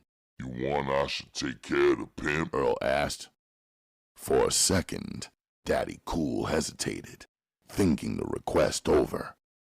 It would be a good time to take the young pimp out of it. Being out of town was the best alibi in the world. That way, nobody could put the deed at his doorstep. "I don't know, Earl. I had better wait a while and find out just how much Ronald is involved with Janet. I hate to do something to the kid, then find out he really didn't have her stashed away somewhere," Daddy Cool stated after slow deliberation. The idea had been such a good one that he was really tempted. It was a wonderful opportunity to get the young pimp out of his hair once and for all. Earl, listening closely, could tell his friend was undecided. "It won't be no trouble, Larry. Just give me the go-ahead sign and I'll take care of it for you." Daddy Cool laughed. "Don't be in such a hurry, Earl. All in good time, brother. All in good time." But even as Daddy Cool made the statement, the image of the young pimp flashed across his mind. And for a brief second, he was like some frenzied beast who had caught the scent of his prey. It was hard for him to tolerate the thought of his young daughter laying up at night with the boy. Assassination was really the simplest solution to his problem. Before he weakened and gave Earl an order he might come to regret, Daddy Cool hung up the receiver. He stared down at the telephone while his subconscious mind ran wild, picturing bedroom scenes that it would have been best not to talk about. Invariably, his thoughts came back around to the decision he had made about taking the contract. He debated with himself on the merits of that. Common sense told him that it was too much money to pass up for any flimsy reason. Janet had made her bed, so she would just have to lie in it. Concentrating on the upcoming job, he was finally able to put the brooding thought of Janet out of his mind. When the telephone in his bedroom began to ring, Daddy Cool walked hurriedly to answer. He picked up the receiver. "Okay, Al," he said quickly. "I'll take 10 grand now and the other 15 when the job's finished." "Good. Good," came the voice from the other end of the line. "You can come over now and get your money. While you're here, I'll brief you on what you'll have to know. We got the punk's address and everything, so all you need to do is get there and handle it in your same old manner." Daddy Cool hung up the phone, then called out to his wife. "Shirley, I want you to pack me a few things. I'm gonna take a trip to the West Coast," he stated, as his wife came hurrying into the bedroom. "Well, I'm gone, Shirley. If you hear from Janet, tell her I'm sorry and ask her to come back home. Tell her I said I'll buy her a small compact car just for her if she's here when I get back." Shirley wasn't surprised by her husband's instant generosity. It was his way whenever he tried to make up for something he had done. Money or gifts were always the result. He believed he could pay for anything. Daddy Cool walked over to his closet and pulled out a heavy strongbox. He took a key from his pocket and opened the huge lock on it. Opening the dresser, he removed the $10,000 he had so carelessly thrown inside the dresser. Shirley watched him silently. Again, there was no surprise. She had long ago become accustomed to seeing him with extremely large sums of money, yet she had no idea where it came from. But over the years, she had started putting small things together. Whenever he came back from a trip, he always seemed to have large sums of cash. After asking once about it and getting cursed out for being too damn nosy, she didn't make that mistake again. Her man was a cold one, and she had long ago found out she was out of her element when dealing with him. Now that he had finally made up his mind, Daddy Cool felt better about the whole thing. Maybe this was what he needed, a trip, so that he could get his mind off his family problems. He began to dress with care, and he wondered idly about which technique he would use on this contract. Well, he reasoned, the best thing to do was wait until he knew more about it. Then he could decide on how best to handle it. One thing was sure, though. There wouldn't be any gun used. No, not this time. No way was he going to try and take a gun on an airplane. His best bet would be to just wait until he got to California. Then he would see how the case needed handling. For now, the best thing for him to do would be to hurry on over and pick up the 10 grand. Yeah, the thought of the money brought a smile to his cold, expressionless face.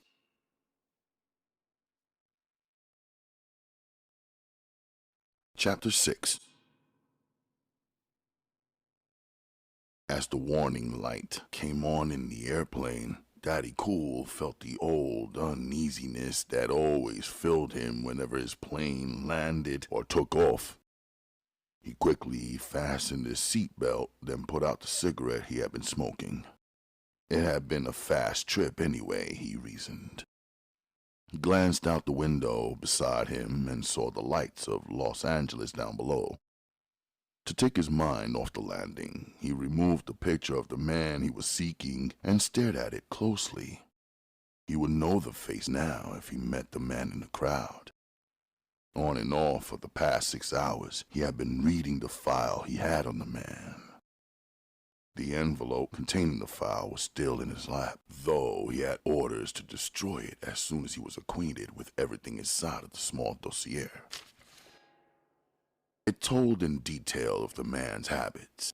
Every little quirk of the man was written down inside the folder. Suddenly, the airplane bounced once, then landed smoothly. They taxied down the runway swiftly. Daddy Cool had that indescribable feeling in the pit of his stomach as the airplane began to slow down. He wiped the sweat off his face and began to take off his safety belt. The stewardess came down the aisle and gave him a bright smile, then asked if he had a pleasant trip. Yes, he replied. I had an enjoyable trip, thank you. He spoke softly, then watched her walk on down the aisle. Now that the plane was coming to a halt, all his earlier apprehensions disappeared. I guess I'll never get used to flying, Daddy Cool told himself. The tall, elderly white woman across from him smiled in his direction when she saw him look up and catch her eye. She had been eyeing the attractive black man ever since she had boarded the airplane, and while on the trip west, she had cursed herself for not having the nerve to have taken the seat next to him. It wasn't every day that she had a chance to meet a man that attractive. Now she watched him stand up and get ready to leave the plane. She realized someone she would have loved knowing was getting ready to walk out of her life. I say, sir, She said, Would you help me get my small handbag down, please? Daddy Cool glanced coldly at the woman. He had noticed the glances she had been casting his way all during the trip, but had pointedly ignored them. The last thing he wanted was to get involved with a woman. This was one of his rules whenever he was on a job. He never became involved with a woman. But helping her get her bag wouldn't be an involvement, so he quickly reached up and removed the bag she had pointed out. It was very light, and he knew at once that she could have handled it with ease. Since she was tall, she wouldn't have had any problem. Before, he had only a hunch that she wanted some action, but now he knew it was a fact. Without seeming to be rude, he gave her the bag, then quickly mumbled something that she couldn't understand and made his escape down the aisle. The woman followed slowly, surprised at the handsome man's action. He actually seemed to be in a hurry to get away from her. Maybe his wife was waiting for him, she decided, and slowed her pace down even more. The last thing she needed was a scene with some angry woman. Daddy Cool was one of the first people out of the airplane. He hurried down the ramp and quickly disappeared inside the terminal. With his long strides, he quickly crossed the waiting room and went out the door. He waved down the first cab he saw and gave an address in Hollywood. Daddy Cool settled back and enjoyed the scenery as the cab moved swiftly through the traffic on Imperial Street. The driver reached the freeway and turned onto it. Soon they were moving swiftly in the evening traffic on the freeway. It seemed as if he had just gotten comfortable when the cab pulled off the freeway and turned right on Wilshire Boulevard. In another minute, the cab pulled up in front of an old hotel. Daddy Cool removed his one bag and paid the cab fare. He walked slowly into the dimly lit building. The hotel had seen better days, that he was sure of. If his prey hadn't been staying at the Gilbert Hotel, Daddy Cool would never have chosen it for his lodgings. He checked in under a false name and paid his rent 2 weeks. That way, he reasoned, the people on the desk wouldn't have any cause to disturb him for anything. After putting his suitcase away, he walked down the hall until he found an incinerator. Quickly, he pushed the folder down inside it and waited to make sure it had fallen down the chute. He made his way back to his room and stretched out on the bed. After taking another glance at his watch, he decided to turn in. There was a 4-hour time difference from Michigan, so it was still fairly early. Just 10 o'clock in the evening, but Daddy Cool felt tired. Before turning in, he took a quick shower and cursed when he found out he didn't have any hot water. Rubbing himself vigorously, he climbed in between the sheets and soon was fast asleep. When the first rays of the morning sunlight came through the window, Daddy Cool climbed out of the bed. He felt refreshed now and decided he could get right on the case. He took a shower, then opened his suitcase and dressed in dark work pants. The shirt he put on was black with long sleeves. Now that he looked more like a working man, he decided he was ready. He stopped in the hotel lobby and set his watch by the clock downstairs. It was just 9 o'clock in the morning, but early enough for people to be up and around. He wished there was some way he could check to find out if his hiding contract man was still in the hotel.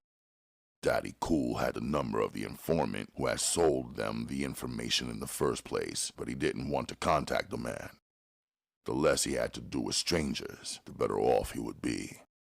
He crossed the dingy hotel lobby, studying the faces of the few occupants of the hotel who were already up and sipping coffee from a machine and gossiping with each other.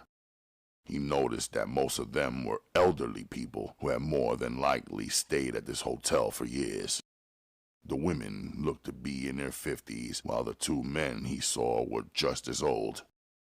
Once outside, he walked slowly down the street until he found a restaurant that appeared to be fairly clean. He found a seat next to the front window and ordered pancakes with a large glass of milk.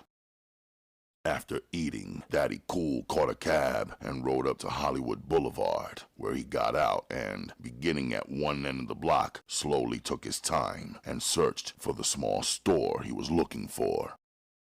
In the third block, he finally found it. He went in and examined the knives on display in the case. He had the woman pull out 2 long-bladed hunting knives. These he went over closely.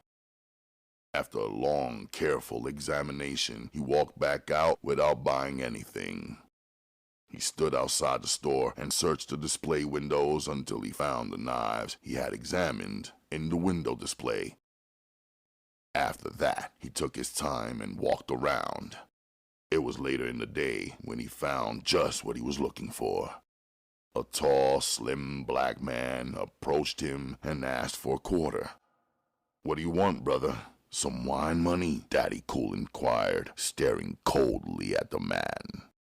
The winehead hesitated for a second. Before he could frame his lie, Daddy Cool spoke up again. "I was getting ready to buy me a taste, but if you don't want any, that's cool with me." The man wiped his lips with the back of his hand. The shirt he had on was filthy. Dirt was everywhere. Daddy Cool led the man to the nearest store, then went in and bought a bottle. Then they walked around until they found an alley. There, Daddy Cool knocked the top off the bottle and took a long drink. When he finished, he passed the bottle to his friend, who had been watching him drink with watery eyes. "How would you like to make $5? Daddy Cool inquired, as the man drained the bottle. "What do I gotta do, bro?" the man asked in a hoarse, whiskey-filled voice. "I was going to buy 2 hunting knives so that when I went fishing, I could use them to clean my fish. But I got to arguing with the woman in the store, and now I'm ashamed to go back inside and buy them myself. I told her I could get them down the street cheaper, but the motherfuckers cost more down the street," Daddy Cool stated, watching the man's reactions out of the corner of his eye. "Now I'll give you $5 to go in the store and get them for me, but I don't want you coming out with the wrong thing." "You ain't got to worry about no shit like that happening," the man stated. "Good then," Daddy Cool replied, then began to lead the way back to the store. He stopped in front of the display window. "I don't want that white bitch there to see me, man. Those are the knives I want." The drunk stared fish-eyed at him. "Man, you sure that's all you want me to do?" "I just want you to do that, and that's all, man. But like I said, I don't want no shit out of you. I know how much they cost, and I'ma give you the right money, so don't go in there and buy the wrong thing. If you do, you ain't gonna get no $5. Daddy Cool pointed out the knives again. "You notice the white bone handle on the end? Well, they ain't got no other kind in there, so you shouldn't make no mistake." "I ain't gonna make no mistake, man," the drunk replied, still suspicious. Daddy Cool counted the money out in the drunk's hand, then held back $5. "Now this is yours whenever you come out with the right knives, you dig?" The drunk took the money, nodding his head. Daddy Cool watched him stagger off into the store. He smiled as he realized that the white saleswoman would be scared shitless at the sight of the bum. But it was better this way, he reasoned. If the knives were ever traced, she would remember the funky drunk while forgetting about the customer earlier who hadn't bought either knife. In a few minutes, the drunk came out, clutching a bag to his chest. He looked back in the store and cursed.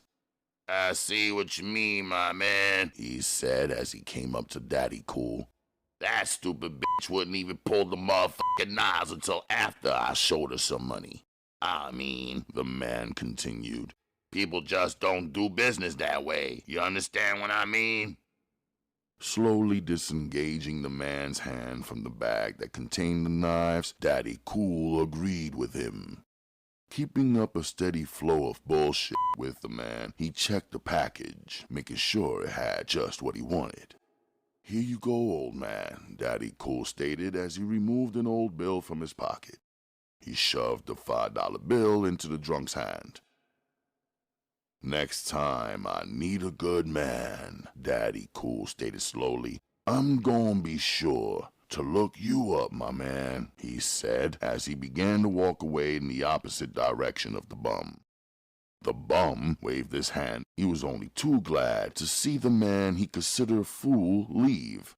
All the time Daddy Cool had been talking, the bum had been afraid that the man would change his mind and try to keep the $5.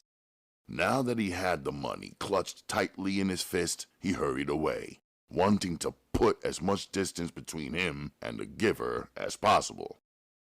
Daddy Cool grinned as he watched the bum hurry away. Without another backward glance, Daddy Cool made his way to the nearest main street and hailed a cab for the short trip back to his hotel. He went immediately up to his room and relaxed. After taking a quick shower, Daddy Cool removed the 2 knives from the bag. He began practicing with them until he was well acquainted with each one. After an hour of steady knife throwing, he knew he could hit his target without any trouble. He now handled the 2 knives as if they had been in his hands since birth. Moving with slow deliberation, Daddy Cool removed the picture of the man he was tracing from his coat and studied it closely. When he finished, he replaced the picture. After dressing in an old dark blue suit that was at least 10 years old, Daddy Cool placed the man's wig on his head. The wig was a bushy natural. He studied the effects of his appearance in the mirror. Not quite satisfied, he took out a jar and opened it. He began applying the lotion from the jar onto the palms of his hands, then slowly rubbed it evenly over his face. After about 10 minutes, he replaced the lid. The effect of the lotion was instantly recognizable. His skin color had changed slightly. Now he appeared to be much darker than normal. The tanning process had worked quickly. Instead of there being a light-skinned black man, now there was a brown-complexioned man staring back at him out of the old dresser mirror. Taking his time, Daddy Cool went into the toilet and washed his hands, making sure there were no traces of the mixture he had used. Daddy Cool took one more look at himself in the mirror before leaving. After that, he let himself out into the hallway. Daddy Cool walked down the stairway and made his way into the lobby. He bought a cup of coffee out of the machine, then found a soft cushioned chair and sat down. He picked up an old newspaper lying on the table and hid his face behind it. The seat he took allowed him to see everybody who came in and out of the hotel door. He was visible only to the people who walked in the area on the right side of the desk. True, anyone taking the stairway up or down would be able to see him clearly, but for the people coming in and going up to the desk, he would only be an outline. For the next 2 days, Daddy Cool continued to keep his close watch on the lobby. On the morning of the 3rd day, he broke luck. The man he had been waiting for walked through the entrance of the hotel carrying an overnight bag. It dawned on Daddy Cool at once that his prey was just returning to the hotel from some trip. For the past days, the man hadn't been living at the hotel.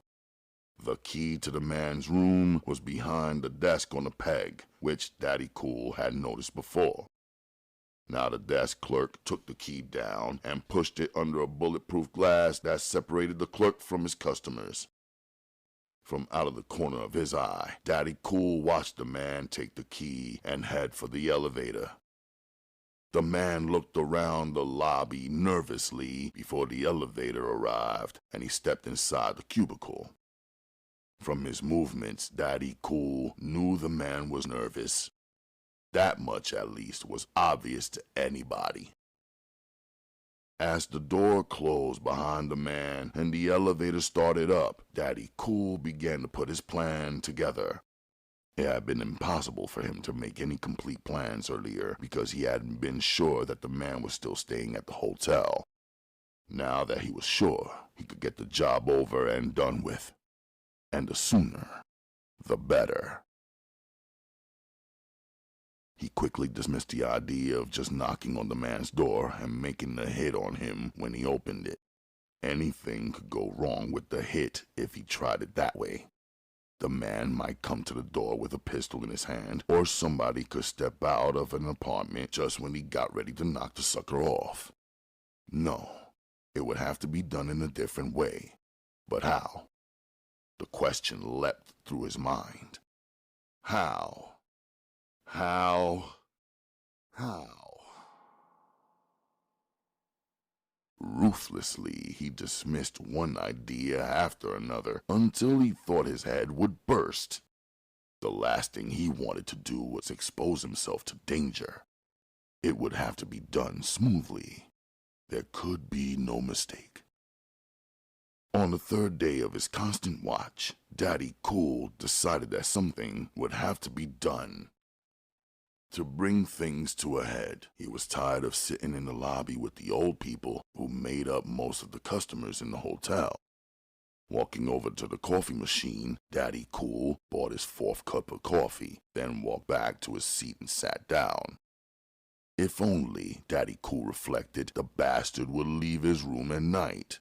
He had waited and hoped that he could catch his prey out in the street somewhere, but the man never went out at night. Daddy Cool glanced at his watch. It was almost 1 o'clock in the morning. The midnight clerk had come on duty. Daddy Cool had just about made up his mind to turn in for the night when suddenly the man he stalked came hurrying out of the elevator. The man glanced right and left as he walked swiftly across the lobby.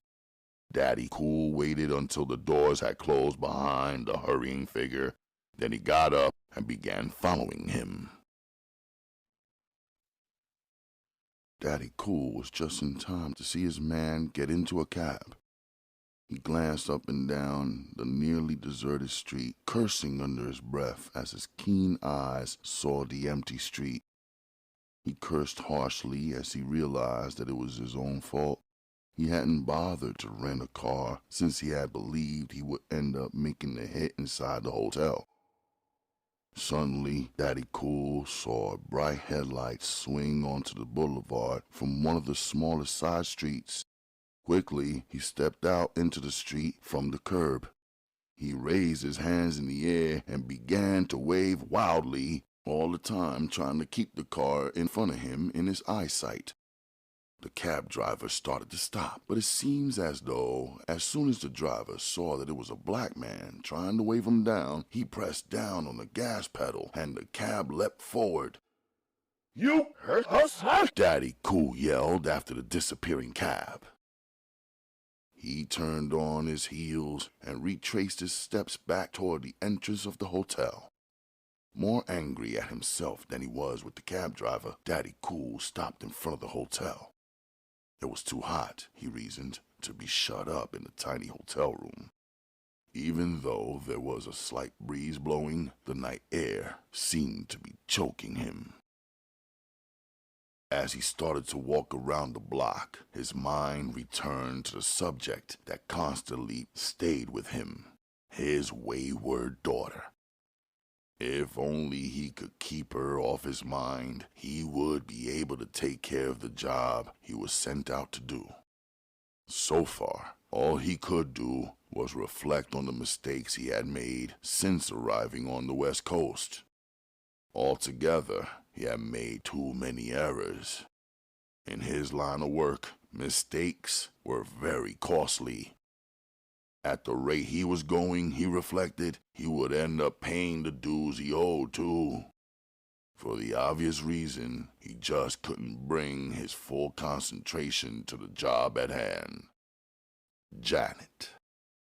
Janet would be his damn downfall if he didn't change his ways. He couldn't help but wonder if there had been any changes in the young girl's mind since she had left. Enough time had passed. She had been gone long enough to forgive her father for what he had done in the heat of his anger. There was no reason for her to still hold a grudge against him, yet he realized that was what was wrong. Her temper, just like his own, was her worst enemy. When angry, she didn't take the time to think anything out. She just reacted. As he continued to walk, deep in his moody thoughts, he failed to notice the group of 6 young boys who turned around and started to follow him on the narrow side street. The darkness of the street suited his black mood. The 6 boys crossed over so that they were now about 50 feet behind him. Their steps picked up as they started to gain on the tall black man in front of them. Any other time, Daddy Cool would have recognized the danger he was walking into. But now, with his mind 3,000 miles away, he never even glanced up when the loud sounds of hurrying footsteps should have warned him of approaching danger. The first warning he had when someone tapped him on the shoulder. He glanced around without really thinking of what he was doing. "What the hell?" Daddy Cool managed to say. Then his keen nerves sent warning signs that almost exploded in his head. "You fool," he cursed himself. "What the hell have you allowed yourself to walk into?" The question inside his mind was never answered. Before he could figure out some kind of defense, another hand touched him on the other shoulder. Daddy Cool was a product of the ghetto streets, so by nature he knew what a trick would run into. Yet he had allowed himself to fall into the very same trap that tricks ran into every day when they slummed in the black neighborhood after dark. It was even possible that the young group of boys had mistaken him for a white man in the dark. Whatever the reason, only swift action would save him now. Even though the gang now realized that it wasn't a white man they had stopped, they were too far committed to back off now. Whatever the result, they would play it to the end. Knowing that swift action was the only thing that would save him, Daddy Cool still hesitated a second too long. When he did make his move, he was seconds too late. One of the boys had his arm pinned behind his back, while another large black boy slammed him twice in the stomach. The vicious punches brought a gasp of pain from their victim. Daddy Cool bent double from the blow. Another fist struck him behind the neck. Daddy Cool felt like a fool. The beating he was taking was all because of his stupidity. If he had kept his mind open and alert, none of this would be happening. Suddenly, he felt a hand feeling around in his back pocket. He wanted to scream out for them to take it. Just take the money and leave him alone. He knew that there were only about $200 in the wallet, plus some funny ID.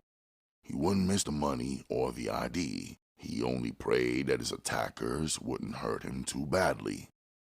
So instead of trying to resist, he played possum.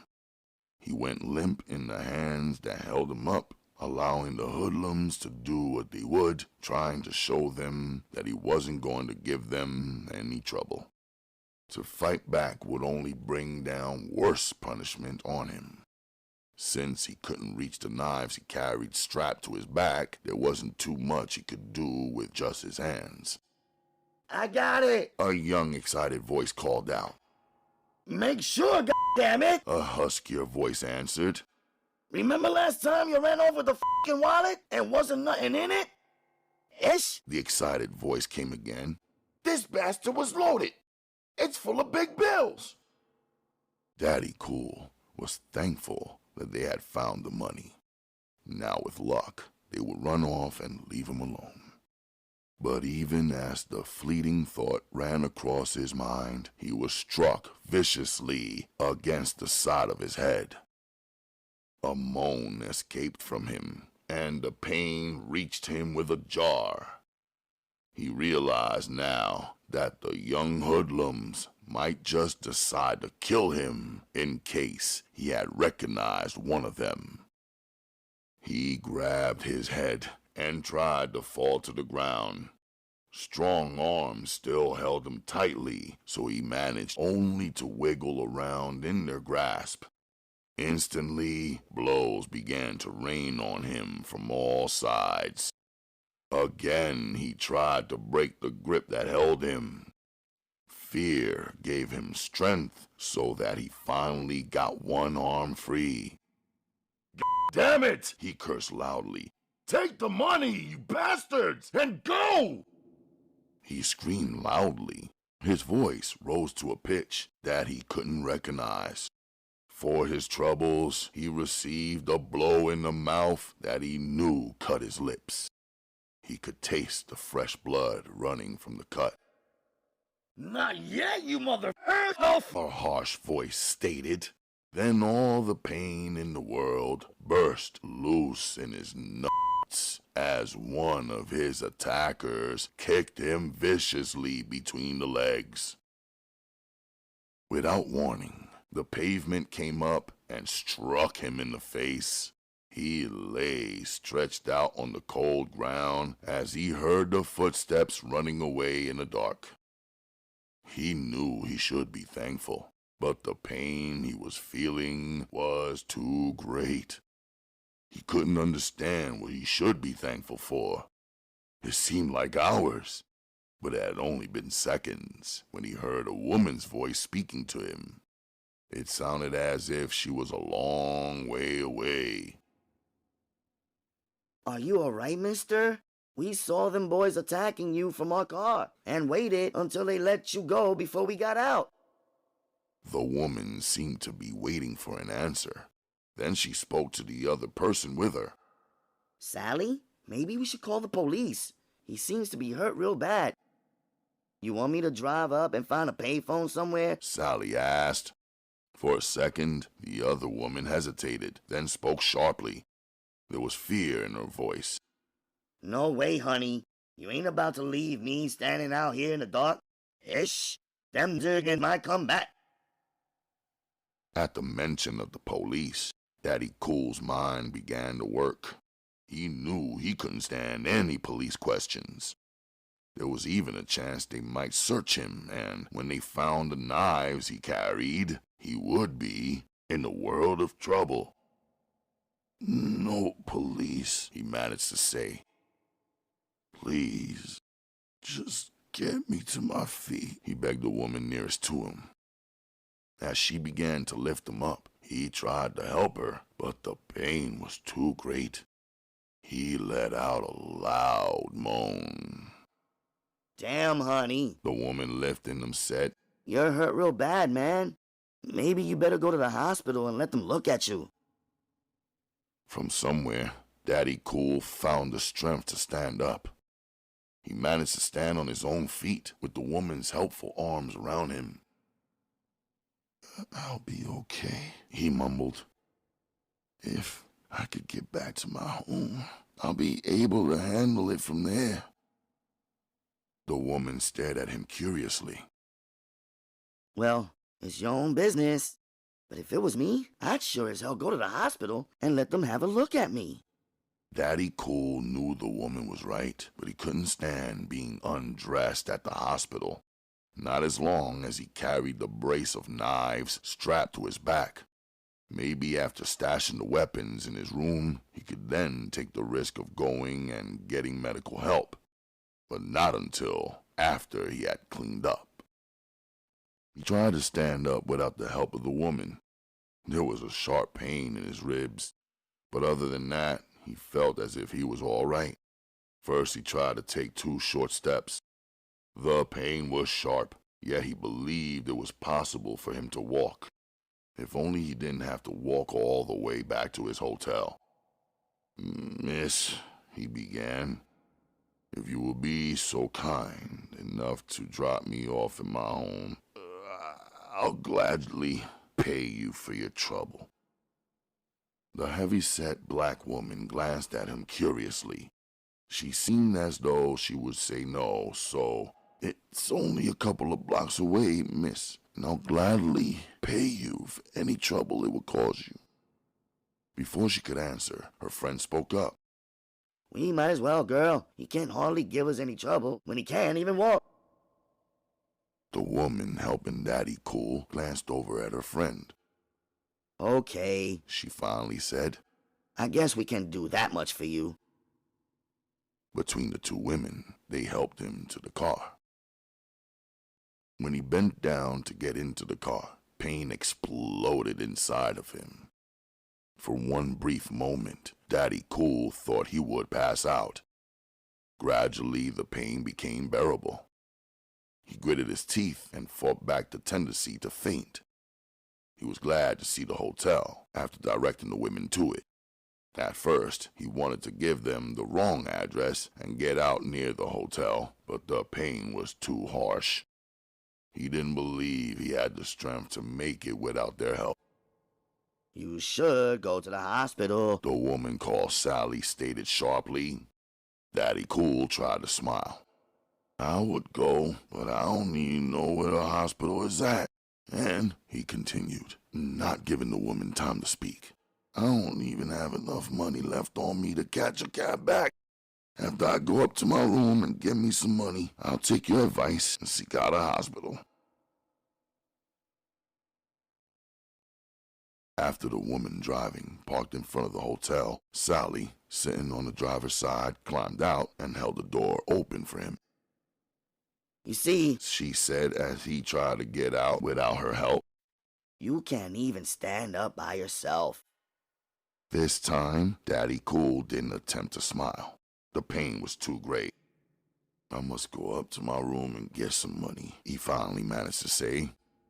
"If you ladies would be kind enough to wait and take me to the hospital, I'd be willing to pay you for your troubles. But I must get me some money," he stated. "It wouldn't make sense coming out of the hospital and having to catch a bus." The driver began to shake her head. I don't know if we'll have that much time, She stated, staring past Daddy Cool and catching her friend's eye. "Oh, Doris. Sally said. It won't take that much time to just drop him off at General Hospital. You can see he ain't in no shape to help himself." Before Doris could answer, Daddy Cool added, "I'll give you $10 for your trouble, miss." The driver hesitated, then said quickly, Okay, if you don't spend too long up in your room, 'cause I've got to be getting on. You want me to help you? Sally inquired when she saw the trouble he was having trying to stay on his feet. Daddy Cool could only nod his head. The woman put his arm around him and started for the door. Before they reached the entrance, Doris joined them. Between the two women, they managed to get him up the steps of the hotel. The desk clerk glanced sharply at the threesome as they came into the hotel. Daddy Cool didn't have to go to the desk for his key since he made it a habit to carry it on him at all times. They took the elevator upstairs while the few people still up stared at them curiously. Once upstairs, Daddy Cool managed to open his door. Again, the women stayed right with him as he went into the small bedroom. The only way he could get some privacy was to excuse himself and stumble into the tiny bathroom. Once inside with the door closed, Daddy Cool had to fight back the weakness that constantly tried to overcome him. He finally was able to take off his coat, then remove his shirt. For a second, he thought he might have to ask one of the women to come in and help him take off the harness that held his knives. But with the strength of desperation, he struggled with the catch until he was able to take it off himself. Sweat rolled off his forehead from the incredible pain that racked his body from the struggle to remove the weapons. He let out a sigh of relief. "Are you all right?" Sally called out. "Yes," he managed to reply. Picking up his shirt, he carried it over his arm as he opened the door. One backward glance assured him that the knives hidden under the bathtub couldn't be seen from the doorway. Both women stared at him closely as he came out. He walked over to the closet to remove one of the suitcases, but it hurt too bad for him to bend over. "Please," he pleaded as he kicked at the suitcase that he wanted. Sally saw what he wanted, picked up the suitcase for him, and carried it over to the bed. "Please," he asked, standing beside the bed between the women. With a shake of her head, Sally quickly obeyed his request. For a second, Daddy Cool hesitated to reveal so much money to the women, but he knew he didn't have any other choice. As soon as he opened the buckles, he flipped back the lid. Most of his money was hidden under some white shirts, so all he had to do was slip his hand under the clothes and remove one of the bundles. The small bundle of money he pulled out was still wrapped in the white money wrapper. The sum on the wrapper read $500. The top bills were brand new $100 bills. He flipped the top bills back and extracted a $20 bill. Taking it loose from the rest, he held it out to Doris. Then he removed another $20 bill and gave it to Sally. Both women tried not to accept the money, but Daddy Cool could tell they wanted it. He wouldn't listen to their denials. He just pushed the money into their hands. "Listen," he stated, "I need help, and the best way to get it is to pay for it. I know both of you have something else to do, but if I pay you for your trouble, maybe it won't be too difficult for you to put off whatever you were going to do." Before they could say anything, he added, "Once we get to the hospital, you can go on your own way, but if you should stay with me, I'll give you both another 20 when we leave. How does that sound?" He saw the greed in their eyes as he mentioned money. "Well," Doris began. "whatever I had to do, I sure as hell wasn't going to make $40 at it, so I got the time now." Sally seemed to be ashamed. She stared down at the floor. "It seems funny to accept money for helping somebody, but my kids could sure use the cash." "Well, then it's settled, huh?" Daddy Cool managed a slight smile as each of the women moved to one side of him to help. Daddy Cool reflected on the merits of money as Doris drove swiftly to the nearest hospital. Since giving the women the money, he couldn't help but notice the change in them. Money made people function better, or so it seemed. Though he had their help without paying them, they seemed even more helpful after he gave them money. He knew he had taken a chance letting them see his money, but since one of them had on a nurse's uniform, he didn't think he had too much to fear from them. They were just hard-working black women. Even if the thought of robbing him had passed through their minds, they were not of the caliber of robbers. It was something he could sense. At the hospital, the two women waited patiently while doctors bandaged up Daddy Cool's ribs. He walked out slowly and informed the women that he had 2 broken ribs. On the ride back to his hotel, he had them stop so he could buy them both a dinner, ordering his to be taken out. With the hot food in his lap and his ribs wrapped up, he realized that the situation he had fallen into could have turned out a whole lot worse if it hadn't been for the help of the 2 black women. He felt a deep gratitude for their help and a slow anger at himself for allowing his mind to linger on his silly daughter to such a degree that he walked into a trap that any child in the ghetto would have avoided. At the hotel, he thanked the women, then removed a $100 bill from his bankroll. They tried to turn it down, but he knew they wanted it. After giving them the money, he said, "Well, sisters, I've seen enough of California. I think I'll catch the morning plane back to New York." Daddy Cool removed a pencil from his pocket and wrote out a fake address. "If either of you are ever in New York, just call me at this address and I'll show you the town." Take care now, and be sure you don't walk into any muggers." He flashed his smile at the women before turning on his heel and limping slowly toward the hotel door.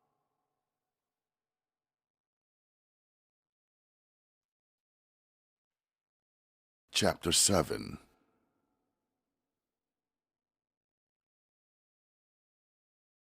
At the same moment that Daddy Cool walked back into his hotel room, his daughter Janet was just awakening back in the Motor City. She stared around the small, dirty apartment her boyfriend had found for her. It was cheaper than the motel and had roaches. After finishing her morning toilet, she made her daily telephone call to her mother.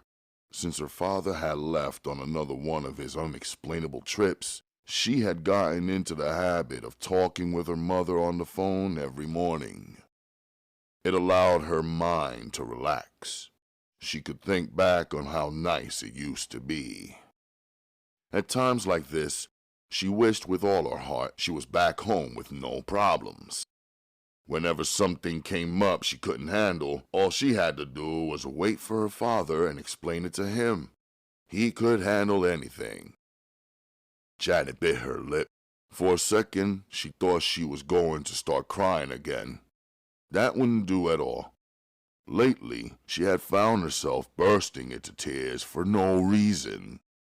Ronald had called her a spoiled crybaby and walked out on her 2 days ago, and she hadn't heard from him since. Now she wondered if he was ever going to come back. She knew she had acted like a child, getting mad over the other women he had. Ronald had come out and told her point blank that he wasn't about to fire his and get a job just to take care of her. Remembering the argument started the tears to flow in again. She sat in front of her tiny cracked mirror and watched the tears running down her cheeks. She wished with all her heart she had known that was the way he had felt before she had gone to bed with him. Now she felt like something dirty. The sex had been all right, but she could have done without it. Now, no longer a virgin, she was beginning to grow up, and she didn't like the way it felt. Making up her mind on different problems was almost too much for her. She wasn't used to it, and wished with all her heart she had a man like her father to take care of everything. After about 10 minutes of self-pity, Janet got control of herself and held back the rest of her tears. Crying didn't do any good. The same problems were still there after crying her heart out. The only thing she ever accomplished was to smear her makeup. Finally, Janet managed to pull herself together. After taking a shower, she dressed carefully, wanting to look her best when Ronald arrived. She pulled on a short black slip, then slipped into a tight-fitting dark green skirt with matching jacket. The miniskirt was exceedingly short, revealing her beautiful legs, while the white sweater she wore under the green jacket revealed nicely her well-developed chest. By the time she was fully dressed, it was past the time Ronald had said he would arrive. Again, she was disturbed by doubts and fears. If Ronald didn't show up, she believed she would go out of her mind. Since she was so disturbed, she began pulling out the dresser drawers, searching for the pint of whiskey Ronald had left there the night he stayed. She had found the strong drink and poured herself a stiff one when she heard him knock on the door. At once she knew who it was because nobody else knocked with their car keys except him. Hurriedly, she turned the glass up and downed the fierce burning alcohol in one swallow. The whiskey almost took her breath away. She had never taken over 3 drinks in her life. Now, before she could go to the door, she had to fight back the tears that the drink brought to her eyes. Once again, the sound of knocking came to her, and she staggered over to the door, gaining control with each second. "Hi, honey," she managed to say as she greeted him at the door. Ronald, rather short in size, was a dark-complexioned man who wore the new-style high-heel shoes. The black and white shoes he wore matched an expensive checkered sport coat with black pants that had huge flaring cuffs. When she tried to kiss him, Ronald turned his cheek so that she could only peck him on the side of the face. His sharp, piercing black eyes took in the whiskey bottle sitting on top of the dresser. His eyebrows went up as he held her at arm's length. "Well, when the hell did this shit happen?" he inquired, nodding at the bottle. "Oh," she said, blushing. "I just felt like taking a taste, Ron, that's all." Before he could answer, she continued, "You know, I don't really drink, so why are you concerned?" He shrugged his shoulders, then stated, "From the way your breath smells, you sure in the hell would have trouble trying to explain you didn't drink to a policeman if one should stop us and smelt your breath. Now, get your ass in the bathroom and wash your mouth out. I want you to kill that fucking odor. Where I'm getting ready to take you, I don't want the people to think I brought a juice head along with me." Blushing, Janet hurried into the bathroom to obey his orders. Quickly, she brushed her teeth, then rinsed out her mouth. When she felt sure that there was no more odor about her, she returned. Stopping in front of him, she again tried to embrace her man.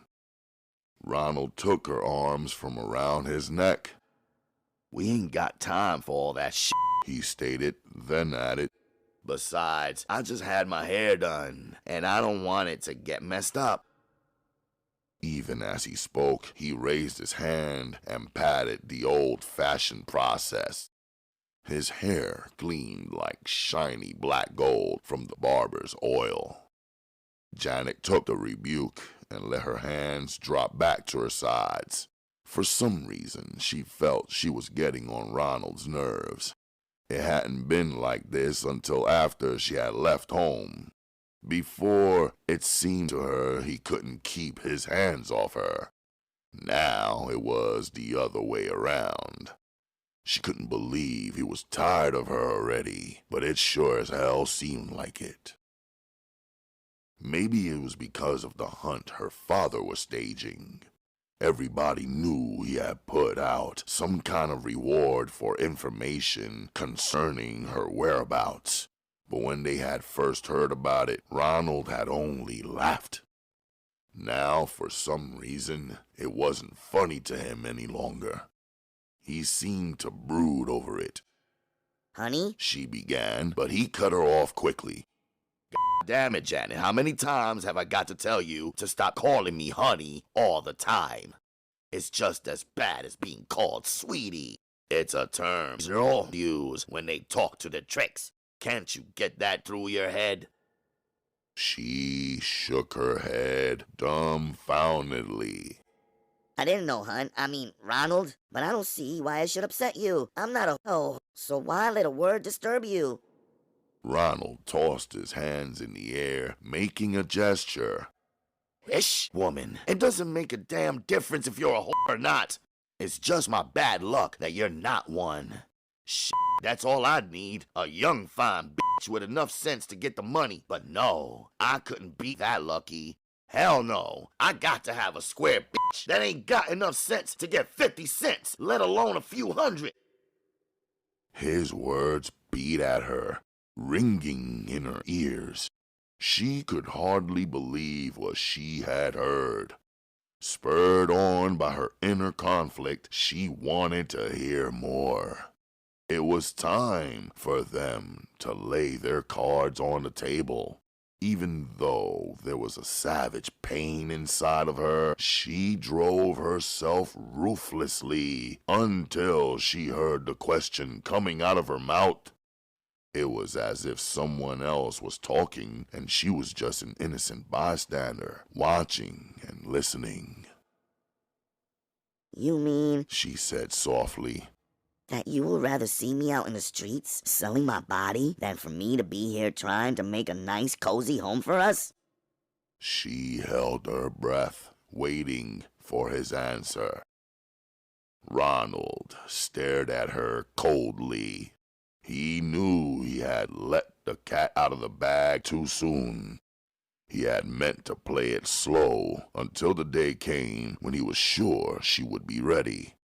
Now it would have to be done another way, but again, caution was needed. She was too young and inexperienced to rush things at her, so he would have to be devious if he hoped to turn her out. Baby, He began and opened his arms to take her into them.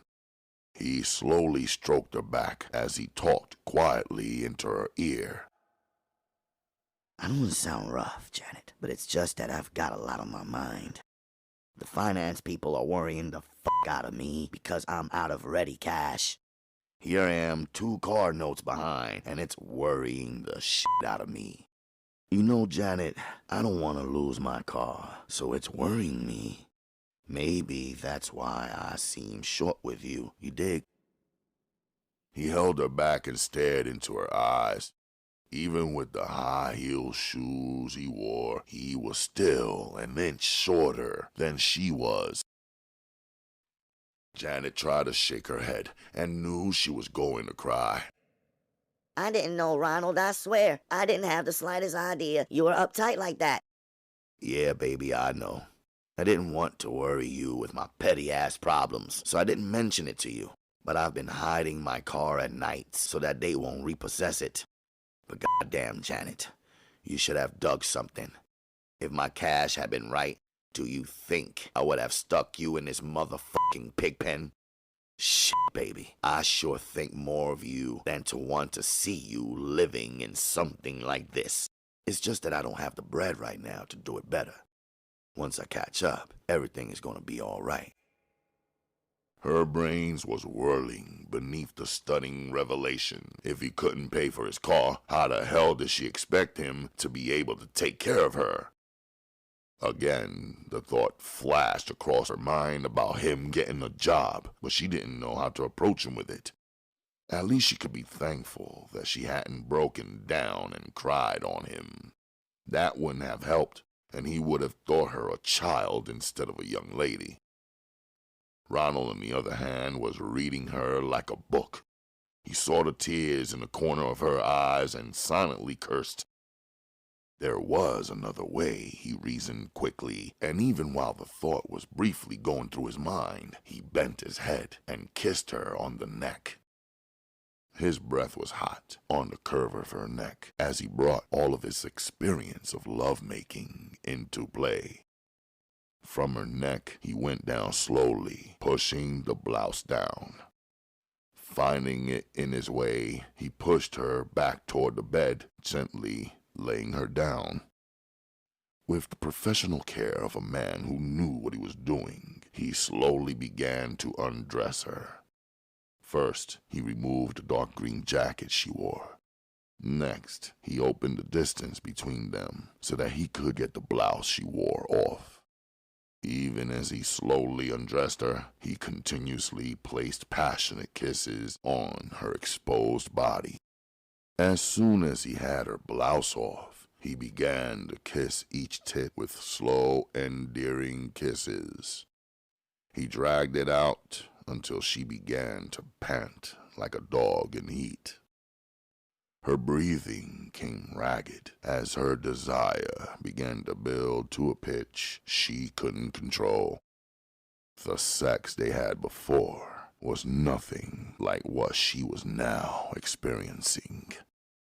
Her nerves tingled. Everywhere he touched was like a hot burning fire placed on her skin. She moaned in her aroused condition. Yet it was not enough. Ronald continued to play with her. He took her skirt off, slowly pulling it down over her large thighs, kissing the inside of them as he pushed the material down. Her brief panties came next. While removing them, he tickled her spur tongue with his little finger. He could feel it become hard under his professional performance. Janet stretched out of the bed, feeling every nerve in her body demanding more and more of his flexible lovemaking. As soon as he removed the brief panties from off her legs, he glanced down and caught his breath. Here indeed was a rare flower. Her body was perfection. He surrendered to his basic desires and allowed his passionate temperament to take control. Without restraint, he began to kiss her slowly on the stomach. He worked his way down, and before she knew what was happening, his tongue slipped in and out of her near nerve. The feeling set her on fire. She had never had a man go down on her, and the feeling burst on her like rockets exploding in the sky. She couldn't control the emotions that beset her. All at once, she felt as if her body was on fire. She wanted to tell him to stop, but it felt so good she couldn't bring the words out. The next thing she knew, she was stretching her body upward, trying to reach the elusive tongue that seemed to set her ablaze. Never before she had ever imagined such a feeling. Her body belonged to someone else. It couldn't be hers. Her cries of passion rang out in his ears, and as he made love to her, he coldly reflected on how she would pay for this moment of pleasure. Ronald hadn't bothered to remove his clothes, but now, as passion became the ruling factor in their lovemaking, he found himself pulling at his jacket, almost tearing the zipper out of his pants in his hurry to undress. As she lay back, beckoning with her arms for him to hurry, he glanced out at the young body waiting for him and almost snapped into me. He removed his shorts and his pants at the same time. Ronald didn't bother to lay his clothes out neatly. He just dropped them in the bundle on the floor. Quickly, he mounted her like a stallion taking a mare. He plunged into her viciously, but no matter how hard he rode, she begged for more. For the next 10 minutes, he rode her as if she was notoriously experienced, instead of a young girl who was being busted out for the second time. But she loved every minute of it. The harder he drove home, the better she liked it. He dropped his head and began to us. Harder, honey. Get harder. Bite it. She cried in passion. Bite it, Image. Bite it, man. Not you. Make me feel it. Her words filled him with desire, and she moved under him like a wild animal. The harder he pushed, the harder she rose up. He couldn't give her enough The moans that escaped from her came from somewhere deep inside her. She was like another woman. There was no mentality left between them. They were two animals committing an act of copulation. Her cries, becoming louder and louder, were those of a person possessed, not the sounds of a woman who had just started having men. She cried out for more and more, and the harder he tried, the more she demanded. Sweat began to roll off Ronald's forehead in small beads. He continued to pump with a desperate concentration, but it was out of his hands. Their mutual act was that of two animals who didn't care. It was just a matter of each one satisfying themselves. But Ronald was a pro. Realization came to him that this wasn't the way it should be. He should be in complete control, yet he wasn't. He fought off the desire just to give himself up to sex completely. He used all the determination at his will and brought himself under control. Now he fucked with the precision of a machine. Each stroke was meant to bring her to the highest peak of enjoyment a woman could imagine. He loved her now with a cold, detached air, knowing all the while what he was doing, while she allowed herself complete abandonment. He could feel her nails digging into his back. The pain was enough to bring him to his senses. If there was anything he disliked about the sex act, it was a woman scratching up his body. He twisted and turned, trying to escape from her nails, but she continued to rake his body in her passion. Finally, he managed to pin both of her arms so that she couldn't do any more damage. But even then, he could still feel blood running down his lacerated back.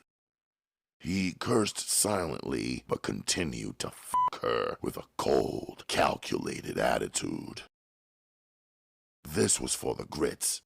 If he didn't take care of business right, it would be all for nothing. He had to make her feel something that she had never experienced before. And the more wildly she moaned and groaned under him, the more he believed he had achieved his goal. For the first time in Janet's life, she had been overcome by She couldn't control the trembling in her limbs. The joy that Ronald brought to her was almost too much for her to bear. She had her first out while in his arms, and before he finished, he made her have another one. She felt drained, as if everything inside of her had been pulled out. When he reached his sagro, she could feel every nerve as it shot up in her and made her muck again until she was overcome with rapture. They lay in the bed, side by side, neither one speaking. It was as though if one of them spoke, the tingling sensation between them would be broken. For Janet's part, she couldn't believe what she had just experienced. Her mind was seething with wonder. Something had happened to her that she had never thought possible. Now she knew why women did things against their will. At that moment, nothing Ronald could ask her would be too far out. If he was able to make her feel those same sensations again, she would do anything for him. After a few minutes, Ronald raised up and lit a cigarette. "Hi, baby," he said casually. "You all right, girl?" He grinned at her, knowing that he had done his job well. Janet smiled sleepily. You know I'm all right, Daddy. Damn, I ain't never felt like that before, she stated openly. "I know, baby. It was the same way for me, too," he lied easily. He waited for a minute, then said softly, "I'm gonna have to get up from here and make a run, Janet. I got something lined up that might just get me a few dollars." Can I go along with you, Ronald? she inquired quickly.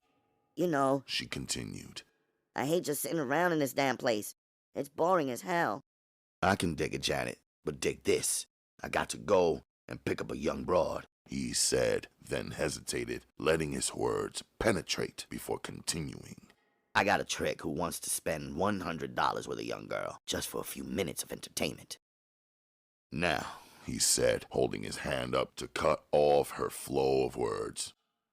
I might have to spend a day or two with her if she makes this money for me, but I know you can dig it. $100 don't grow on trees, so ain't no way I could pass it up, 'cause I need the money too bad. It didn't take Janet but a minute to make up her mind. The mention of him having to stay with the girl for the next day or two filled her with fear. The last thing she wanted was to be left sitting around the empty apartment all by herself. Ronnie, what does the girl have to do? I mean, for $100, it seems as if she might have to go through a lot of stuff that I don't know about. Ronnie grinned, then caught himself. Honey, He began. it's not what you think. It won't take but 5 minutes for the guy to reach a nut. I mean, it's like taking candy from a baby. But I wasn't thinking about you, Janet. I know what you think about shit like that, so I'm not about to ask you to make that money for me. She blushed, then said quickly, I know, Ron, but I might want to make it for you. I'd rather do it and spend the time with you than sit around here worrying about you and some other woman. Well, Ronald stated as he got up from the bed. I'ma take a quick shower, and while I'm doing it, I'll give it a little thought. Like I said, I didn't want you to get involved in this kind of shit. He slipped off the bed and hurried into the shower. His composure was about to give way, and he knew he would burst out grinning in another second. It had gone easier than he imagined. At first, he thought he was going to have trouble turning her out, but it all fell right in line. Now all he had to do was set up the right trick. Tony, who worked at the neighborhood whiskey store, would be just right for it. The elderly brother was an easy trick. From past experience, or rather what his girls told him about the man, he knew Tony would come quick, and the man was supposed to have a tiny dick on him. That would be all to the good. Now all he would have to do would be to slip Tony the $100 bill and bring him around to the apartment. It wouldn't take him long to turn the trick, and once he was finished, Janet would be spoiled. The money would have seemed so easy for her to make that she would never hesitate again when it came to turning a trick. For a minute, he thought about her father, but rejected the thought, reminding himself that he could handle the old man if push came to shove. He'd hate to hurt her father, but if Daddy Cool got in his way, he would just have to get him back out of his game. In his business, he couldn't allow no brothers or mothers or fathers to interfere with what he was doing. Pimpin' was his game, and no good pimp would allow some bitch's daddy to blow the game. When he came out of the shower, he was glad to see that Janet had gotten up. She waited until he started dressing before asking, I hope you have enough time to wait until I take a shower too. She stared at him so hard that it seemed that if she wanted to eat him alive. Damn, baby, He said to himself. you really have got it bad, haven't you? Nah, Janet, don't worry. You got plenty of time. I'm going to make a quick run, and I'll be back by the time you get out of the shower, honey. Before she could reply, he pulled her to him and kissed her passionately. When he broke the embrace, she was out of breath. Janet stepped back and caught her breath. Sweet Lord of mercy, what's happening to me? She wondered as she watched him walk toward the door. The slightest touch was enough to set her blood to burning, her knees trembling, her flesh seemingly to crawling with unbearable sensations. Never before in her young life had she felt like this. As she stumbled toward the bathroom, she reflected on what she had let herself in for. She knew she had told him she would make the date that he was giving to the other girl, but she prayed that it wouldn't be for a day or so. That way, maybe she could get her mind in shape for it. Or better yet, talk Ronald out of it. Maybe if she found a job somewhere, he wouldn't want her to sell her body. That was the one thing she could do, She reasoned. Get a job and give Ronald all the money. If she worked 2 jobs, she shuddered at the thought but continued to think about attempting it. She could help pay off his debts even sooner. Once she had his car notes paid up, they wouldn't be pressed for any money, and then maybe they could plan for the future. She hurried with her shower. Taking a large towel, she began to dry herself. The sound of someone at the front door caused her to dry herself faster than normal. She stepped out of the bathroom and was surprised to see Ronald in the company of an elderly, light-complexioned man. Ronald grinned at her. Hey, honey, this is Tony. You know the guy I was telling you about. He wants to spend a flat $100 with some young girl, and I was telling him that he didn't have to go any further. I had the finest young bitch in the city in my stable. Ronald flashed his brightest grin and turned to the man with him. What did I tell you, Tony? Ain't she a fine young mare? Tony was staring at Janet as if he wanted to eat her. He couldn't believe his luck. Ronald had charged him $20, true enough, but he had also given him the $100 to give to the young girl. All he could do was nod his head and hope that the girl didn't change her mind. From the look of shock on her face, he didn't know what to expect. She seemed surprised, but Ronald had said that she would go through with it. Fumbling around in his pocket, Tony found the $100 bill Ronald had given him on the way over. He held it out toward her.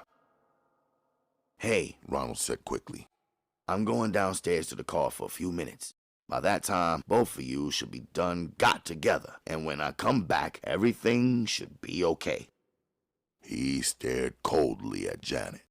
He reached over and patted Tony on the back. Don't worry, my man, he said with a grin. Just as long as you keep your word and spend $100 with her, there won't be no problem. Oh yeah, Janet, be sure and don't take anything less than the $100 either, here, baby? He flashed his brightest smile. All Janet could do was stand and stare stupidly at the old man holding the money. She watched Ronald walk out the door as if she was watching a stage play.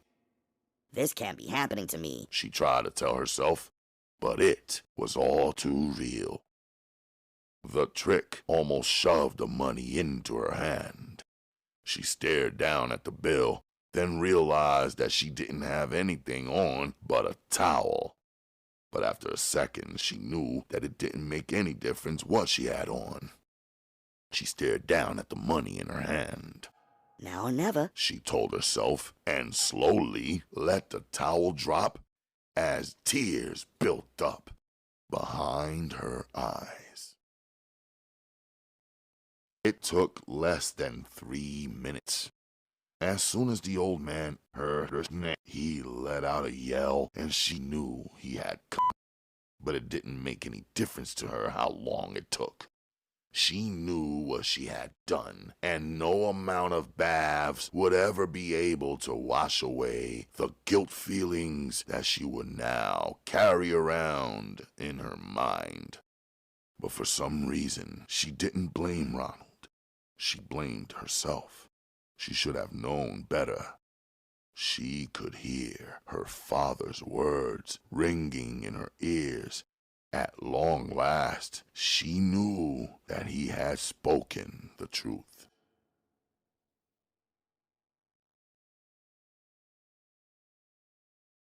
Chapter 8. For the next 2 days, all Daddy Cool could do was lie about around the motel. Most of the time was spent in his room staring at the ceiling. His mind was occupied with the mistakes he had made, but still he knew he would have to do something soon.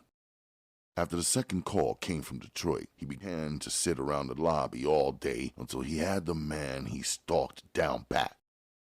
He knew when the man left and just about when he would return. The one woman the man associated with was a tall blonde who wore heavy makeup. Despite the pain it caused him to move, Daddy began to take exercise daily until he believed he was able to move fast enough to get away. In the early morning hours, he practiced constantly with his throwing knives, though there was never any doubt about his skill. He still had a tendency to brood over his daughter Janet, even though he realized that was the cause of his being hurt. If he had kept his mind clear, nothing would have happened to him. On his third day of recuperation, the woman named Sally, who had helped him to the hospital, came by. He met her in the lobby and bought her a cup of coffee. With the utmost patience, he finally got rid of her, promising to take her out for dinner on the coming weekend. Now more than ever, he knew he would have to make his hit and be quick about it. He was becoming too well known. The elderly people sitting around the lobby were becoming overly friendly. For the first time in his life, he became worried about a job. He would have liked to be able to pass up the contract, but he knew he couldn't get out of it. He became nervous, worrying over small things. As a last resort, he went out and rented a car under an assumed name. This way, he was sure of getting away fast if something went wrong. Finally, Daddy Cool made up his mind that today would be the day. He had his mark down pat. He knew when the man would arrive once he went out, so he set everything in motion. Taking his bags down, he paid his hotel bill, covering his rent until the next morning. After placing his bags in the trunk of his car, he drove around for a few hours, then stopped and called the hotel, having them ring the Mark's room even though he figured the man was out. When there was no answer, he was sure things were beginning to fall into the pattern. The trick should be out with the tall blonde, and if he followed his usual procedure, he would stay out with her until at least 2 o'clock in the morning. Daddy Cool drove back to the hotel and parked in the rear. He went around to the front, then walked slowly down the hall and opened the locked rear door. Taking the catch off the lock, he checked the alley where he was parked. He wanted to make sure no one saw him leave. His next move was to leave the key to his room at the desk. Since he had just about completely checked out of the hotel, it would seem as if he was gone. He checked his watch, noticing that he still had about a half an hour. He drank a cup of coffee and spoke to 2 elderly women who sat around and watched the television until it went off at night. "Well, ladies," he said, getting up from the soft chair he had used, "I'll say goodbye. My bus leaves for Las Vegas at 3 o'clock, so I better be getting on my way. Wish me luck. If I win big down there, I'll bring both of you a gift when I come back." The 2 elderly white women smiled at him. Then one of them stated, Be sure to watch your wallet. Pickpockets are outrageous in Vegas. My friend told me that you couldn't leave any valuables in your motel room there because the maids go through your luggage while you're out. "Don't worry. I don't have too much to worry about anyway," he stated as he started to leave.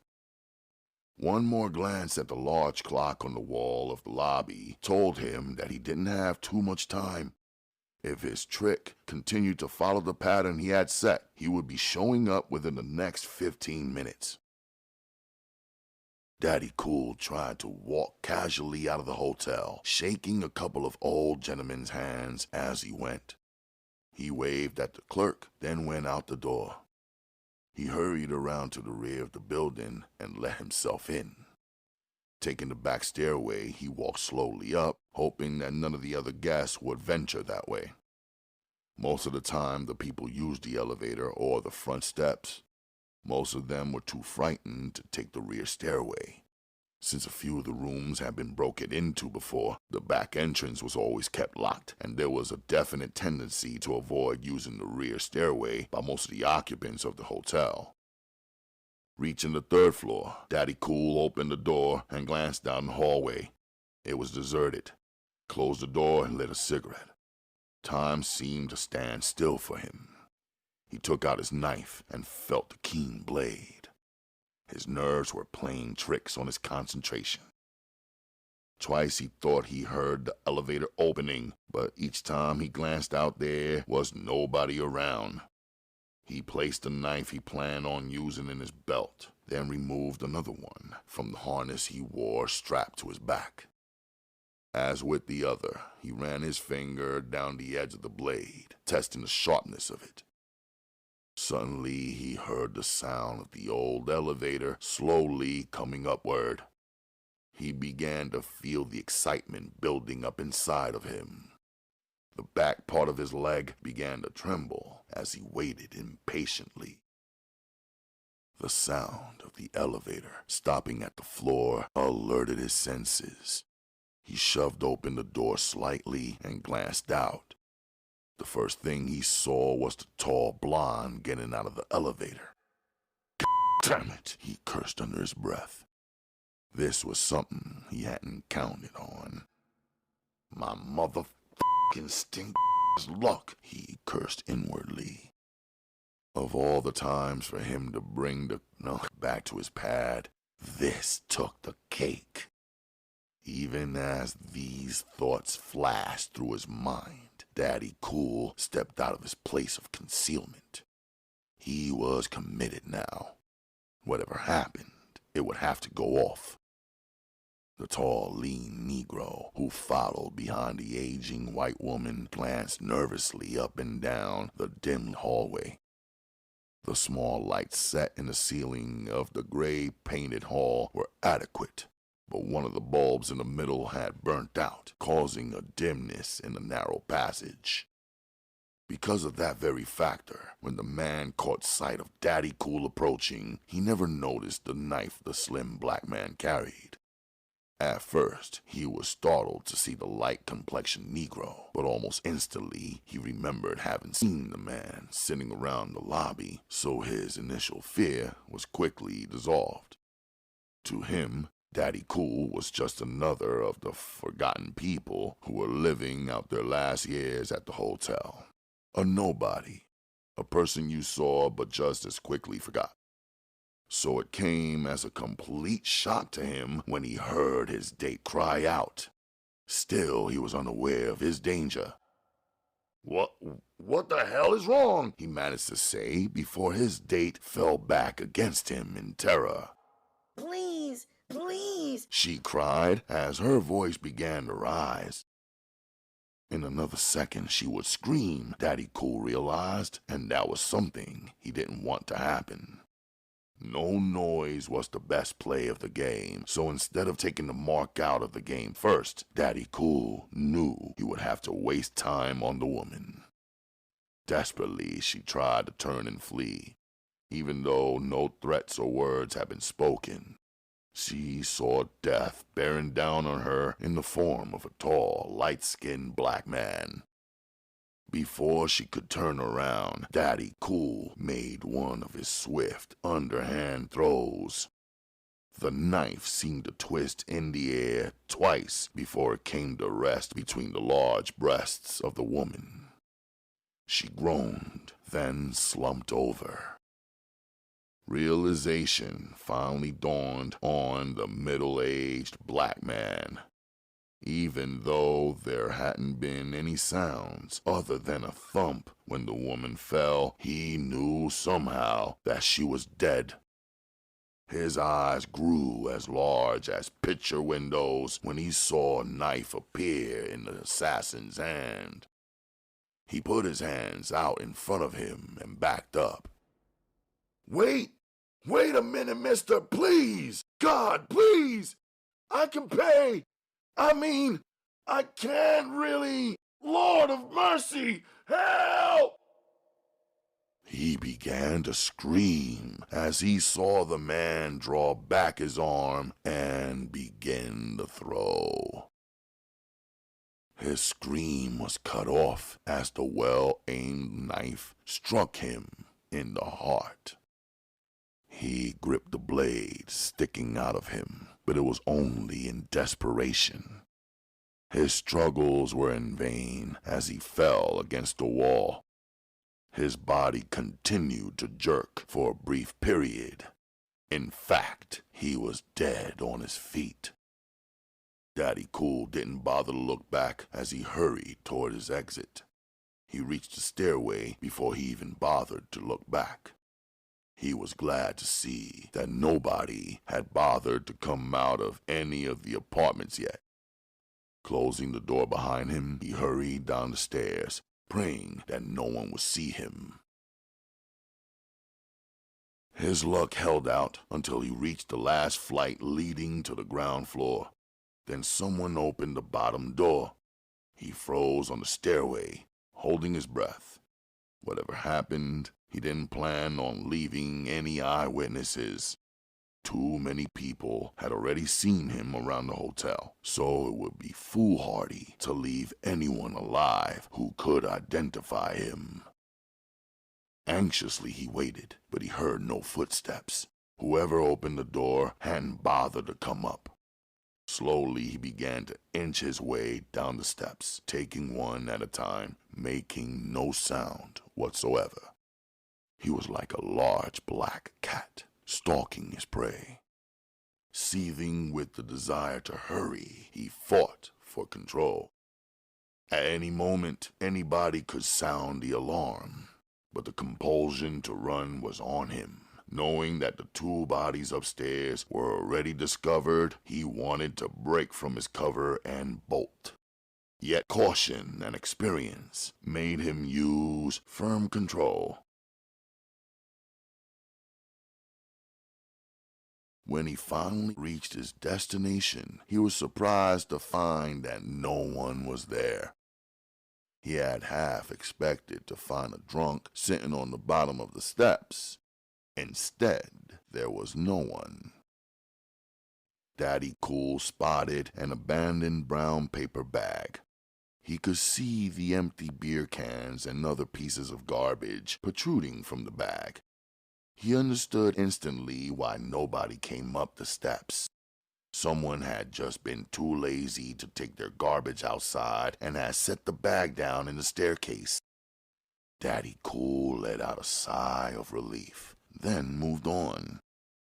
He opened the door on the first floor and peeped out. Seeing that it was clear, he made his way quickly to the back door and was glad to find it just like he had left it. He opened it and stepped out into the welcome blackness of the night. His silent steps went unobserved except by a passing alley cat who was creeping down the garbage-littered alley in search of his nightly game. The two messengers of death passed each other, each involved in his own pursuit of destruction. One was already finished with his merciless mission, while the other still stalked the frightened creatures who, in all probability, would one day pay with their lives for a moment of carelessness. Before leaving the alley, Daddy Cool threw away his last remaining knife. It was a long push-button switchblade that he had carried for an emergency. Now that he believed he was out of danger, he didn't want anything that might draw suspicion to him. He started up the motor of the car, and having wiped the knife clean, he tossed it into a trash container. He drove quickly out of the alley. At times like this, he hated to emerge from an alley. There was always the chance that a police car might drive by, and seeing a black man coming out of an alley was always enough to make them stop to investigate. But his luck held. The streets were deserted. He drove slowly until he reached Western. Then he took it straight out until he approached the airport. When he reached Manchester, he made a right turn and took it over to Wiltshire. From there, he reached the airport in a matter of minutes. One quick glance at his watch revealed to him that he had a whole hour to kill. He wasted part of that time out in the parking lot, cleaning up any prints that he might have left on the car. Even though he didn't really think the car would be traced because nobody had seen it that he knew of, there was always the chance that a passing police officer might have seen it parked at the rear of the hotel and taken down the license number. So he didn't take any chances. The car couldn't be traced to him except by fingerprints because he had rented it under a false driver's license. After he was sure the car was clean, he placed the key in the ashtray. When he had reached the airport, he had called the rental company and informed them where they could find their car. As Daddy Cool stepped out of the telephone booth, he heard over the intercom that his flight for Detroit would be boarding on ramp 6. Daddy Cool put out his cigarette, then picked up his bag and started slowly toward his point of departure.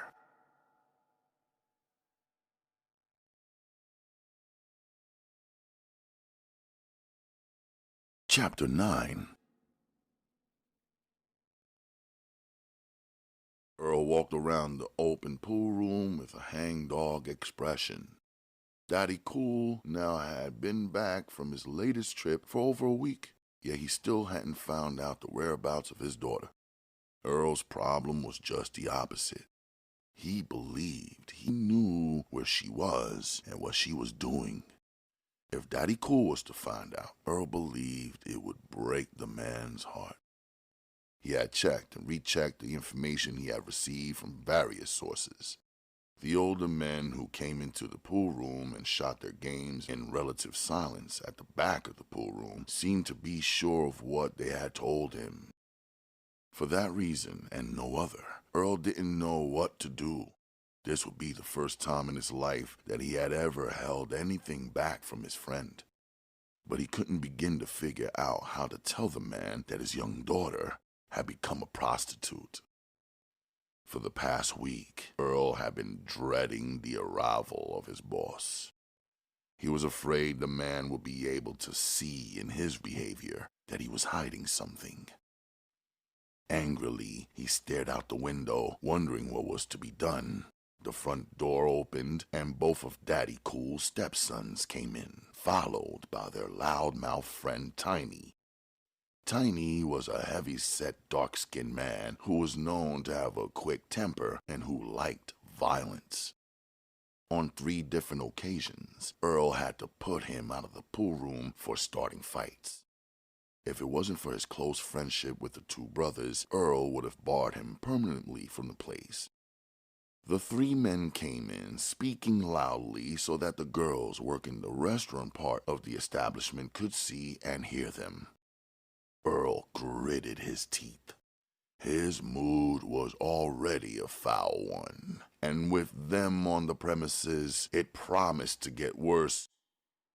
"What's happening, Earl?" Buddy said as he came toward the front table. "You look as if you done swallowed something that didn't agree with you." The other 2 men laughed, while Tiny glared at the huge man. He didn't have any foolish doubts about whether or not he could take the big man, though. Common sense told him to leave Earl alone. There was something dangerous about the huge man, and Tiny knew it. The 3 of them started up a 9-ball game. In the next hour, all 3 flashed large bankrolls, making sure half the people in the pool room saw that they were loaded.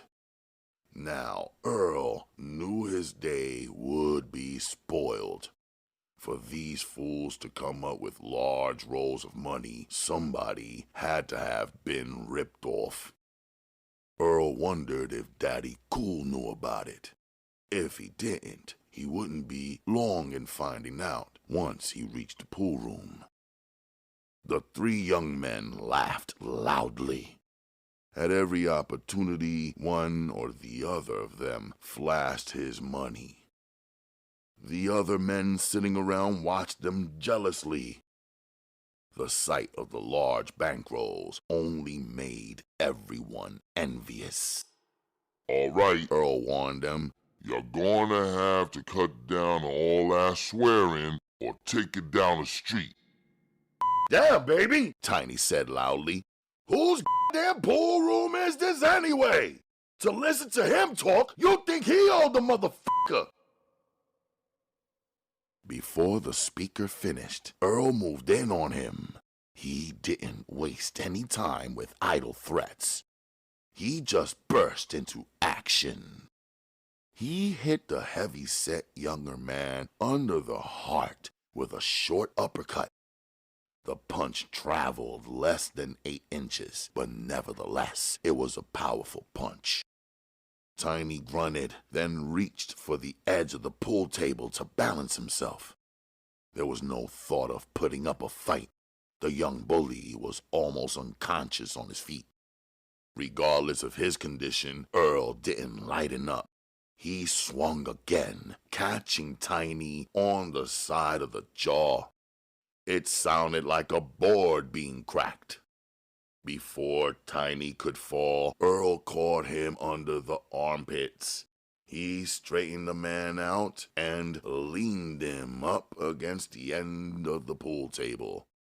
He glared angrily at the other 2 men. Now I don't give a shit if your stepfather owns this joint or not. I'm paid to keep order in here, and that's what I'm gonna do. If either one of you don't like what happened, take it up with your father. Until then, or until he says it's okay, consider yourselves barred from your father's joint. Dig it? The younger brother, Jimmy, wanted to say something smart, but the brute force of the man in front of him gave him a feeling of fear that he never felt before. There was no way of knowing if Earl would cut loose on them or not, and Jimmy didn't want to take a chance. He glanced out of the corner of his eye at his friend Tiny. It was hard to believe that Earl had taken Tiny out of the picture so easily. Even though Jimmy hadn't had any doubts about Earl's ability to whip Tiny, he hadn't thought it possible for Earl to do it in such an easy fashion.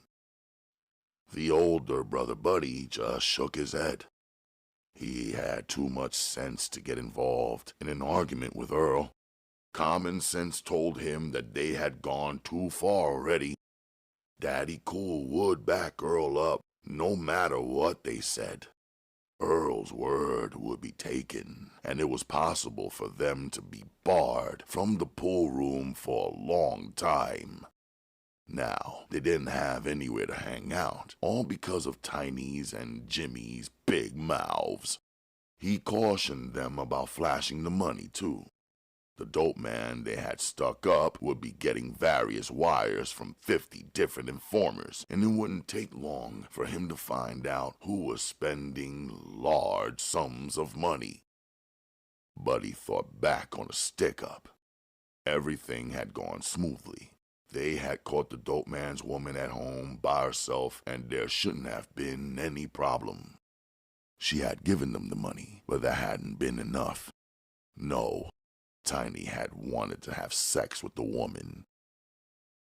So now, not only would the pusher be mad over being ripped off, they had added insult to injury. Tiny had ripped the woman, while the 2 brothers waited in the front room. Now, Earl's voice shattered his thoughts. you 2 get that motherfucker out of here, and when your father comes, I'll tell him about what happened. If by chance you see him before I do, you can tell him for me.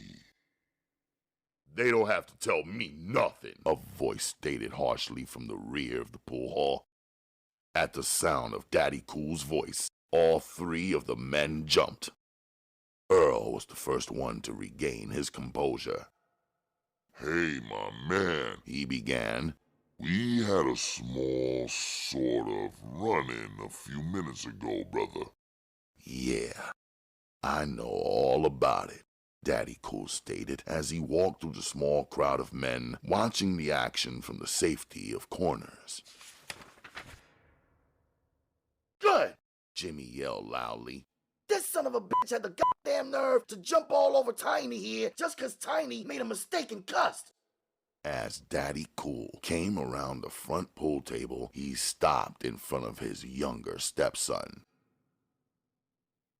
"You know what, Jimmy?" he said softly. "You're just about the biggest lying cocksucker I've ever known. And when I say that, boy, I'm talking about a hell of a lot of lying cocksuckers." The sound of laughter broke out as the bystanders began to really enjoy the show. Most of the time, it was just everyday affairs that came to them. They came out of their houses and sat around the pool room to kill time. It was better than watching television every day. At least it got them from under their wives and mothers who were glad to see them go. Most of them were out-of-work laborers or young men too lazy to seek employment. There were jobs around, but none of the daily loafers ever sought employment. A few of them, those able to shoot pool fairly well, hustled a few dollars from some of the working men who stopped by at evening time. After a sharp glance from Daddy Cool, the laughter dried up, each man attempting not to be caught laughing. Daddy Cool, cold, grayish eyes swept the crowd. There was a deadliness in them that gave each man who thought he was being picked out a shake from an unknown fear. If any of them had been asked, they would have denied it on their deathbeds. Fear? Never. The long walk from the parking lot to the rear of the pool room had taken its toll on Daddy Cool. He could feel the pain from his healing ribs, and that didn't improve his temper any. The sharp pain in his side made him aware of the damage done to his body from the beating he took. His anger became almost unreasonable as he started to take it out on his two stepsons. "Both of you motherfuckers don't appreciate nothing nobody does for you.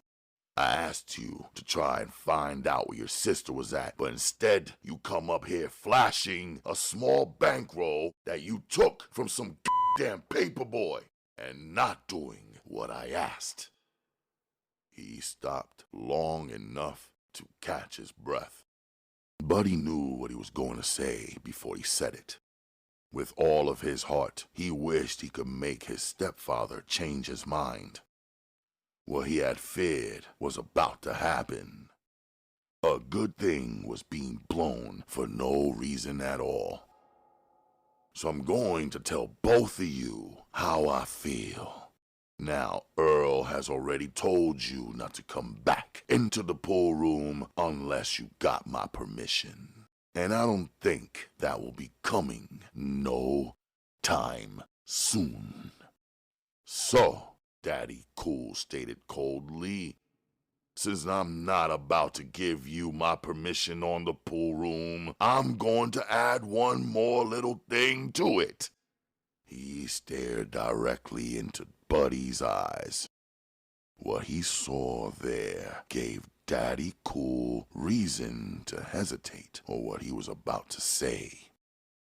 Over the years, he had gained a liking for his older stepson, and he didn't want to judge him the same way he would judge the younger boy. At first, Daddy Cool began, I was gonna tell both of you to go home and pack your ish. But on second thought, I found reason to be a little more reasonable. Daddy Cool glared angrily at the two boys who listened to every word he said as if their lives depended on it, which was close to the truth. Now instead of kicking both of you out of the pad, I'm gonna do it this way. Daddy Cool watched his two stepsons as his words seemed to rock them off their feet. Now, I want Janet home, but I can't find her. So I'm gonna leave it up to both of you. You have got 1 week to bring your sister back home. He raised his hand, stopping the comment that the younger brother was about to make.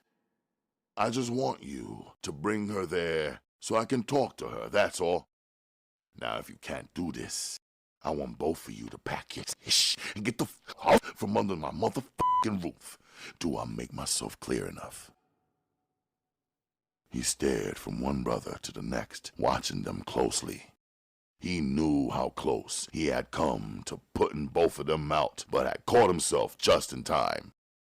For one, Buddy was thankful for the second chance. His face was flushed, and there was no resemblance in his features to that of the man who had entered the pool room earlier. He believed implicitly that what he had always feared was about to happen. Being put out on their own with no means of support except for the income they had made off their notorious stick-ups of the neighborhood dope men. The younger brother, Jimmy, was a different case altogether. He thought differently. The thought of being kicked out of the luxurious ranch-type home didn't fill him with fear. He was all too ready to step out on his own. Youth and a kind of bravado was on his side. He didn't believe anything could really happen to him. Even now, with Daddy Cool glaring angrily at him, he drew himself up and sneered, revealing yellow teeth as he placed a hand on his hip and spoke sarcastically. Big deal. Now we're supposed to spend all our time checking out all the houses to see where Janet is working at? Then...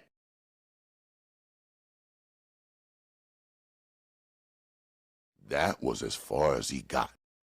Before he could finish, Daddy Cool had moved across the small space separating them and reached him. Grabbing him by the collar of his navy blue shirt, Daddy Cool pulled him close and slapped him viciously across the face. "Boy," he said, and his voice was at a deadly low, "I don't know what you're trying to say, but Jimmy, this time, you had better get it together." Jimmy, staring into the wild eyes of his stepfather, believed for a second that he had gone too far. But since he knew the truth was on his side, he decided to play it for all it was worth. He tried to disentangle the hands that held him so tightly.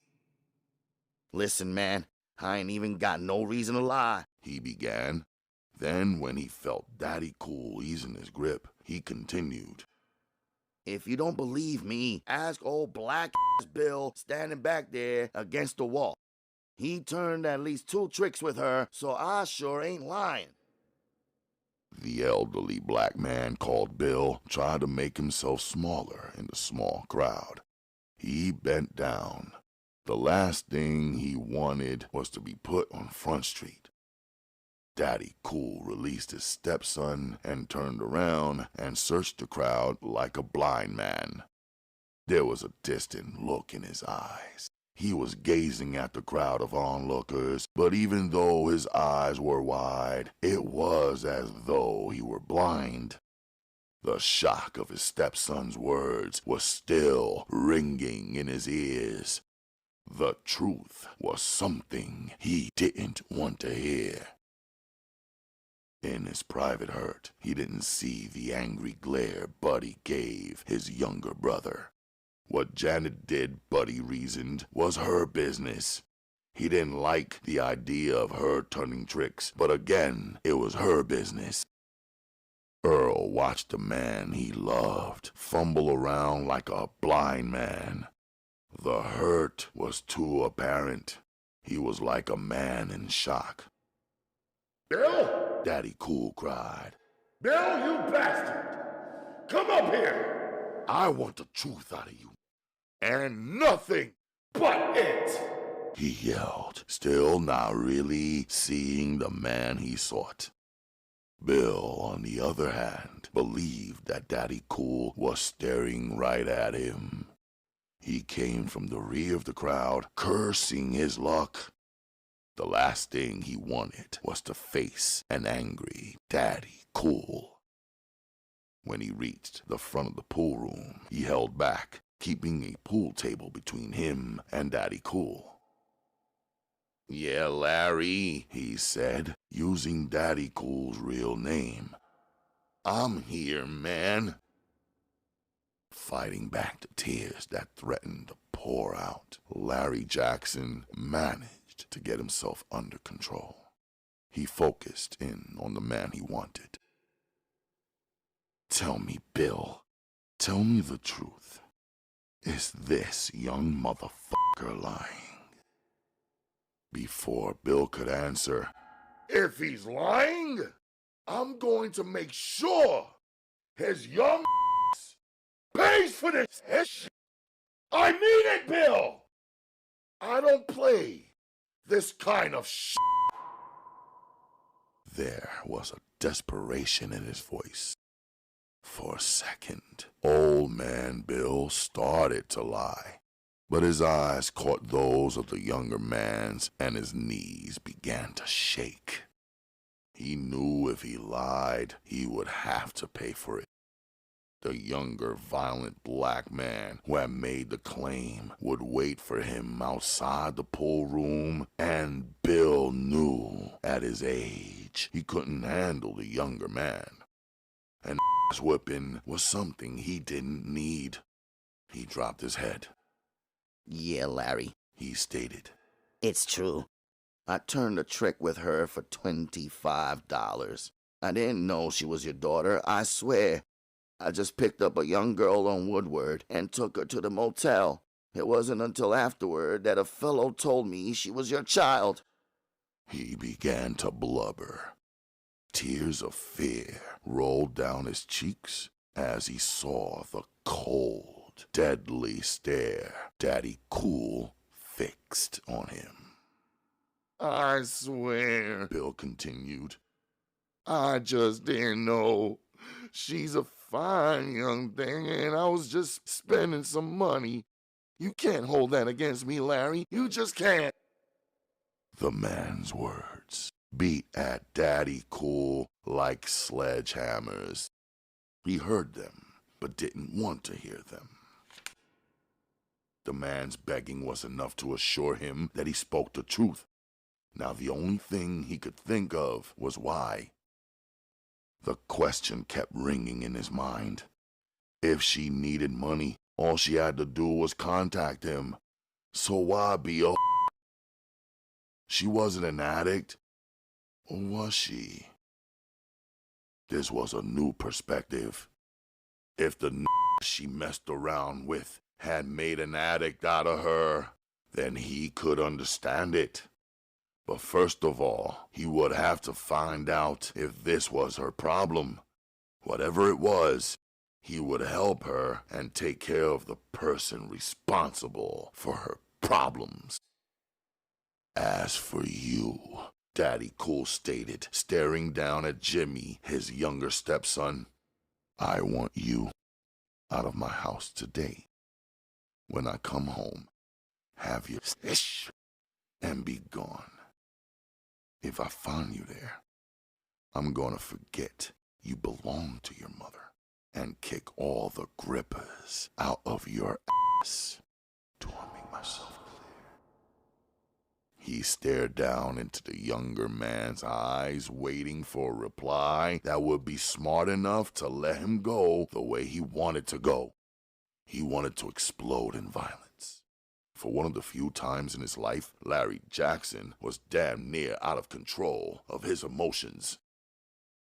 Knowing that his stepson had this information and had kept it to himself helped to foster his anger. He didn't even consider the older brother. His anger was all for Jimmy, the smart-ass one. The one who enjoyed breaking such news in front of all the loafers in the pool room. At that moment, Daddy Cool was gripped by an emotion to kill. He knew he wanted to kill, and it didn't concern profit this time. "You scummy little motherfucker," he swore in Jimmy's face. "I could cut off my sound and enjoy every minute of your pain. But I can't allow myself that enjoyment at this time. But Jimmy, I want you to know, boy, from here on out, just because I live with your mother, that don't mean nothing. If you so much as cross my path, I'm gonna try my goddamnedest to kick all the black off your sack. To retain his pride, Jimmy tried to break the grip Daddy Cool had on him. But for all his twisting and turning, he couldn't make the older man release his collar. Even though Jimmy was dark, people could see that he blushed from the embarrassment. He cursed wildly, his temper getting the best of him. Never before in his life had he been treated in such a way in front of other people, and his pride couldn't stand it. Damn it, he swore. Turn me loose! I ain't the one who turned her out, so why the fuck are you trying to take it out on me? Jimmy's words rang a bell with quite a few of the men watching. They believed that he was getting a raw deal.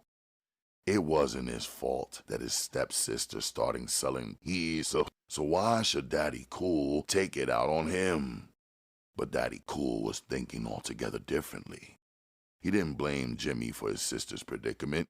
What he blamed Jimmy for was keeping it quiet. The young boy should have come to him at once with the wire that his sister was out in the streets. Then, between them, they might have been able to do something about it. But Daddy Cool knew the makeup of Jimmy too well. He knew the young boy enjoyed seeing his sister out there, and that was the reason why he had waited, then tossed it into his stepfather's face when he had got the chance. For being that petty, Daddy Cool decided to make him pay. No more would he shoulder the responsibility for the acts the young boy committed. From now on, when he got into trouble, he would have to get out of it the best way he could. No more would Daddy Cool send a bondsman downtown to get him out. Those days were over with. I'm gonna turn you loose, boy, Daddy Cool stated. But just remember what I said. Act like we live in two different worlds from now on. 'Cause if you don't, I promise you a world of trouble that you can't begin to understand that I can cause you. He released the boy, then turned to his older brother. Buddy, you see to it that he gets the fuck out of my house. What you do is up to you. I'm not putting you out, so it's your choice. Daddy Cool turned on his heels and walked swiftly to the rear of the club. Earl watched the two brothers pick up their friend and hold him up. Then they started toward the front door. When he was sure that they would go out without causing any more trouble, he turned on his heel and followed his boss to the office.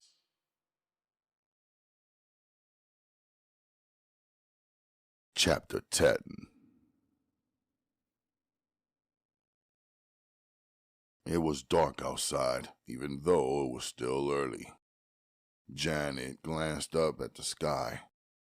It looked like rain. She prayed silently that it wouldn't, because if it did, it would make her business bad. For the 100th time, she remembered that today had been her birthday. How good it would have made her feel had Ronald given her a small gift. It wouldn't have had to be anything expensive, just the idea that he remembered. She had just told him about it the night before, but he had probably forgotten. His mind was busy thinking about his trap money and nothing else. As she stopped on the corner to let the traffic clear, she bent down and glanced in the passing cars. One white man stared back at her, and she beckoned her head for him to turn the corner. She stepped back on the curb and watched the car turn and then stop. She moved back from the crosswalk, staring up and down the street to make sure no police saw her. It was funny, she reasoned, as she approached the car, that 1 month ago, if someone had told her she would be out on the streets turning tricks, she would have laughed at them. It would have been unbelievable. Yet, here she was, out on the streets selling her wares, just like the rest of the black women, moving slowly up and down Woodward Avenue. Hi, She said to the aging white man behind the wheel. The man, nearing 50, with grayish hair and a large potbelly, stared back at the attractive young black girl. He considered himself lucky tonight. The girl was young and exceptionally good-looking. Hi yourself. He said happily. would you like to have a little fun? She inquired, her voice dropping into a husky whisper. I don't know. He stalled, staring at her hungrily. It all depends on how much the fun might cost. I don't know. She countered. About how much could you spend? For the next 10 minutes, they seesawed back and forth. Janet started at $50, but had to come down. Well, She stated, with her hand on the door. if you can't spend any more than that, I had better be going. Wait a second. The man stated, panic in his voice. I just might be able to raise $20, but no more than that. He continued. A girl back on the other corner was going to go with me for just $15. Well then, Janet stated, her anger rising. maybe you had better go back to that other corner and find that girl. Like I told you, She finished, opening the door slightly. if you can't spend at least $30 with me, you better find somebody else. The price was high, and the man realized it. But on the other hand, the girl was damned attractive. I'll tell you what, sweetie, He replied. I'll give you $25, but not a penny more. For just a second, she started to turn it down. But in the back of her mind, she knew Ronald would have a fit if he knew she had turned down $25. Okay, Whitey. She said slowly. I don't generally go for that amount, but for you, I'm going to make an exception. The white man began to smile. He watched the black skirt she wore rise up around her pretty golden brown thighs as she closed the door. He couldn't take his eyes off her lovely legs. Hey, man, She cried out. if you don't watch what you're doing, we're going to have an accident. She said as he pulled away from the curb and almost ran into another car. With patience, Janet directed him to an alley behind Cortlandt near 2nd Street. She had him drive up behind a condemned house and park. Now it was completely dark. She could see the glow of the cigarette that he smoked. Okay, honey. She said in her soft voice. Oh, yes. He said, then fumbled around in his pocket and tried to peer into it to find the correct amount of money.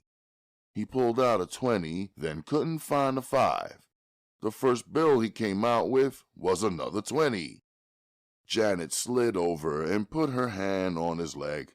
She ran it up between his legs and grabbed this tiny penny. With her hand on his dick, she began to beg all the time, playing with him. Aw, baby, I know you can't afford to give me that little bit of change. If you want Mama to treat you right, you'll set me out properly. The man's breathing came heavy. Now, He began. we already reached the price. I'm not going back on my word, so why should you go back on yours? Without answering, she opened his fly. But for some reason, she couldn't locate the small tinny she sought.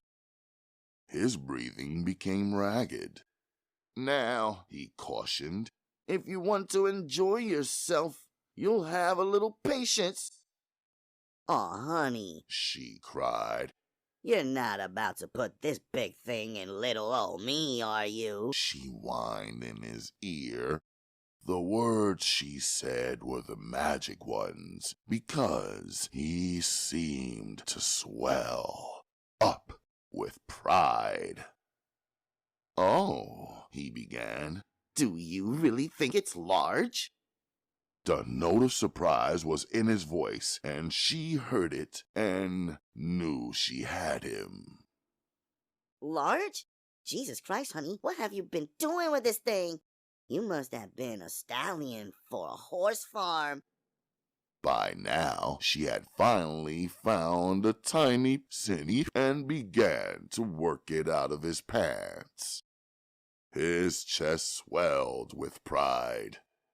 Here, he said, and pushed the two $20 bills into her hand. I'm gonna give you a bonus just because I think you will satisfy me, He stated. She smiled to herself, then placed the money inside her bra. Okay, honey, She said coyly. how do you want us to do it? The old-fashioned way or French?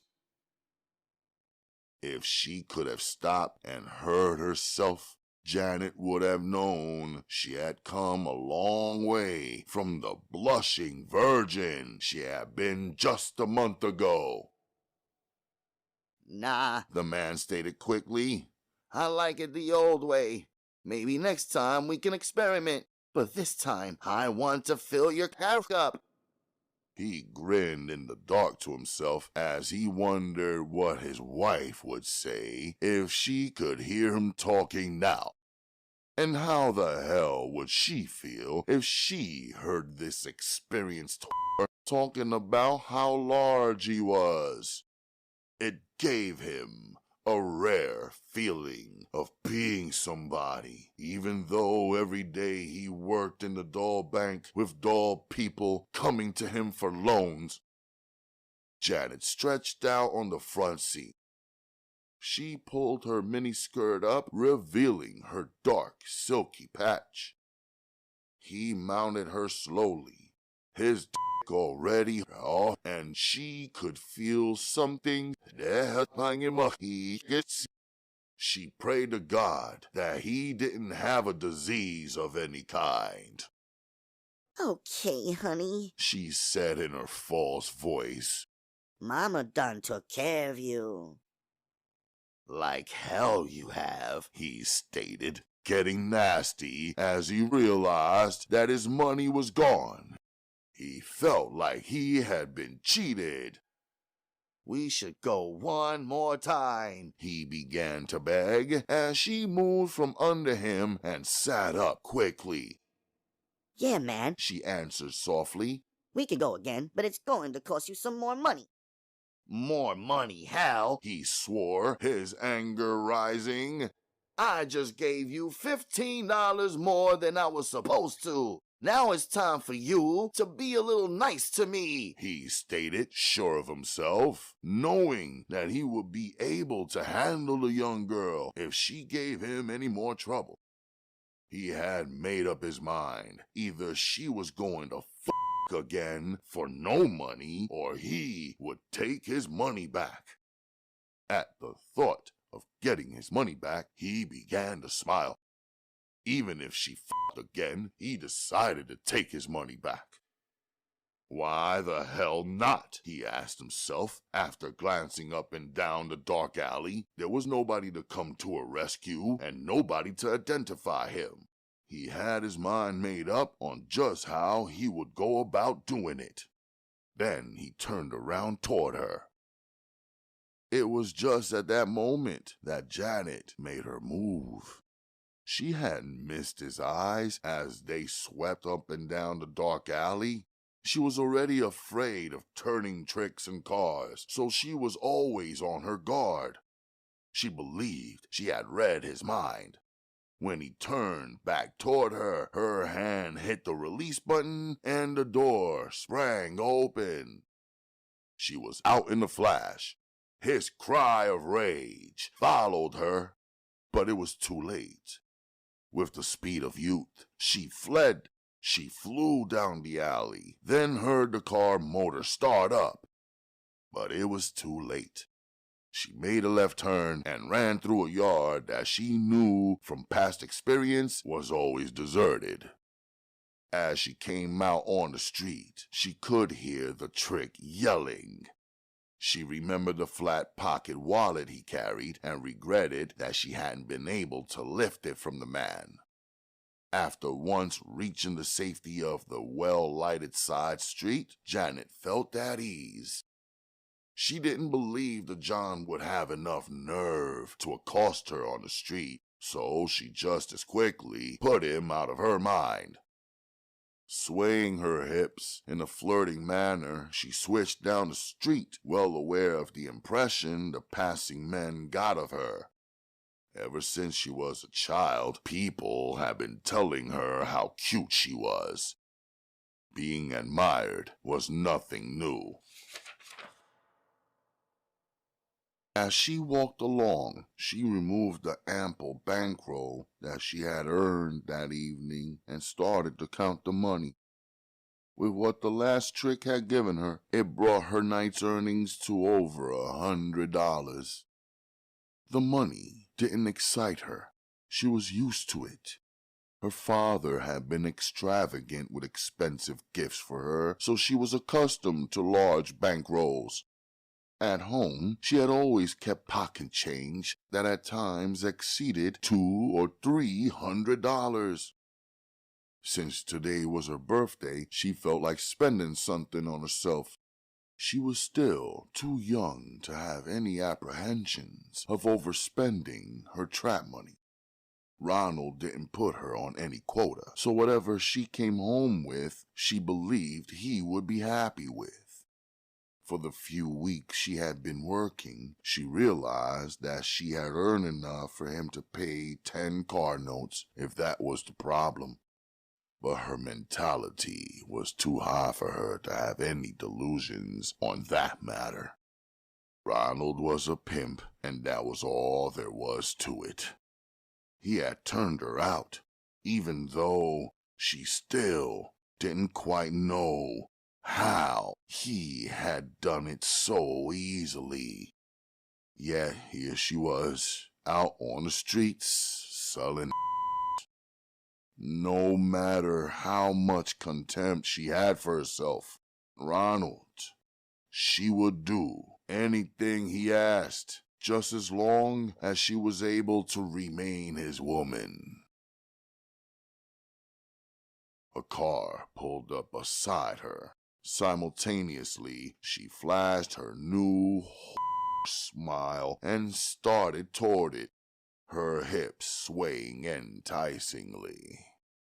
Without a real close scrutiny of the driver, she opened the passenger door and got in, smiling brightly. The smile on her face froze as she saw who the driver was. For a minute, she was tempted to open the door and jump out and run.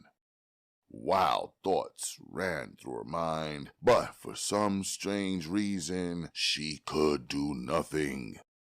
Shame was the main reason that she sat rooted to the car seat. She knew he had seen her trying to flag down other cars. There was nothing she could say. She dropped her head and stared down at her shoes. "Hey, kitten," he said gently. "I didn't come here to find you just to see you looking blue. I remember that today was your birthday and hope maybe we could have dinner or something together." "Oh, Daddy," she cried. Then the floodgates opened and all the pent-up emotions she had been holding back came spilling out. Daddy Cool leaned over and took his daughter in his arms. She cried as though her heart was broken. As he held her tenderly, he had to fight down a lump that came into his throat. He stroked the back of her head and spoke gently to her. "Now, girl, it ain't nothing that bad, is there? I know I raised a girl who could just about handle everything that came up." Janet fought back the rest of her tears.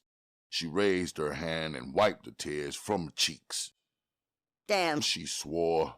"I'm just ruining my makeup." His laughter was soft, yet relaxing to her. He hadn't accused her of anything. Soon the shame she had felt began to leave.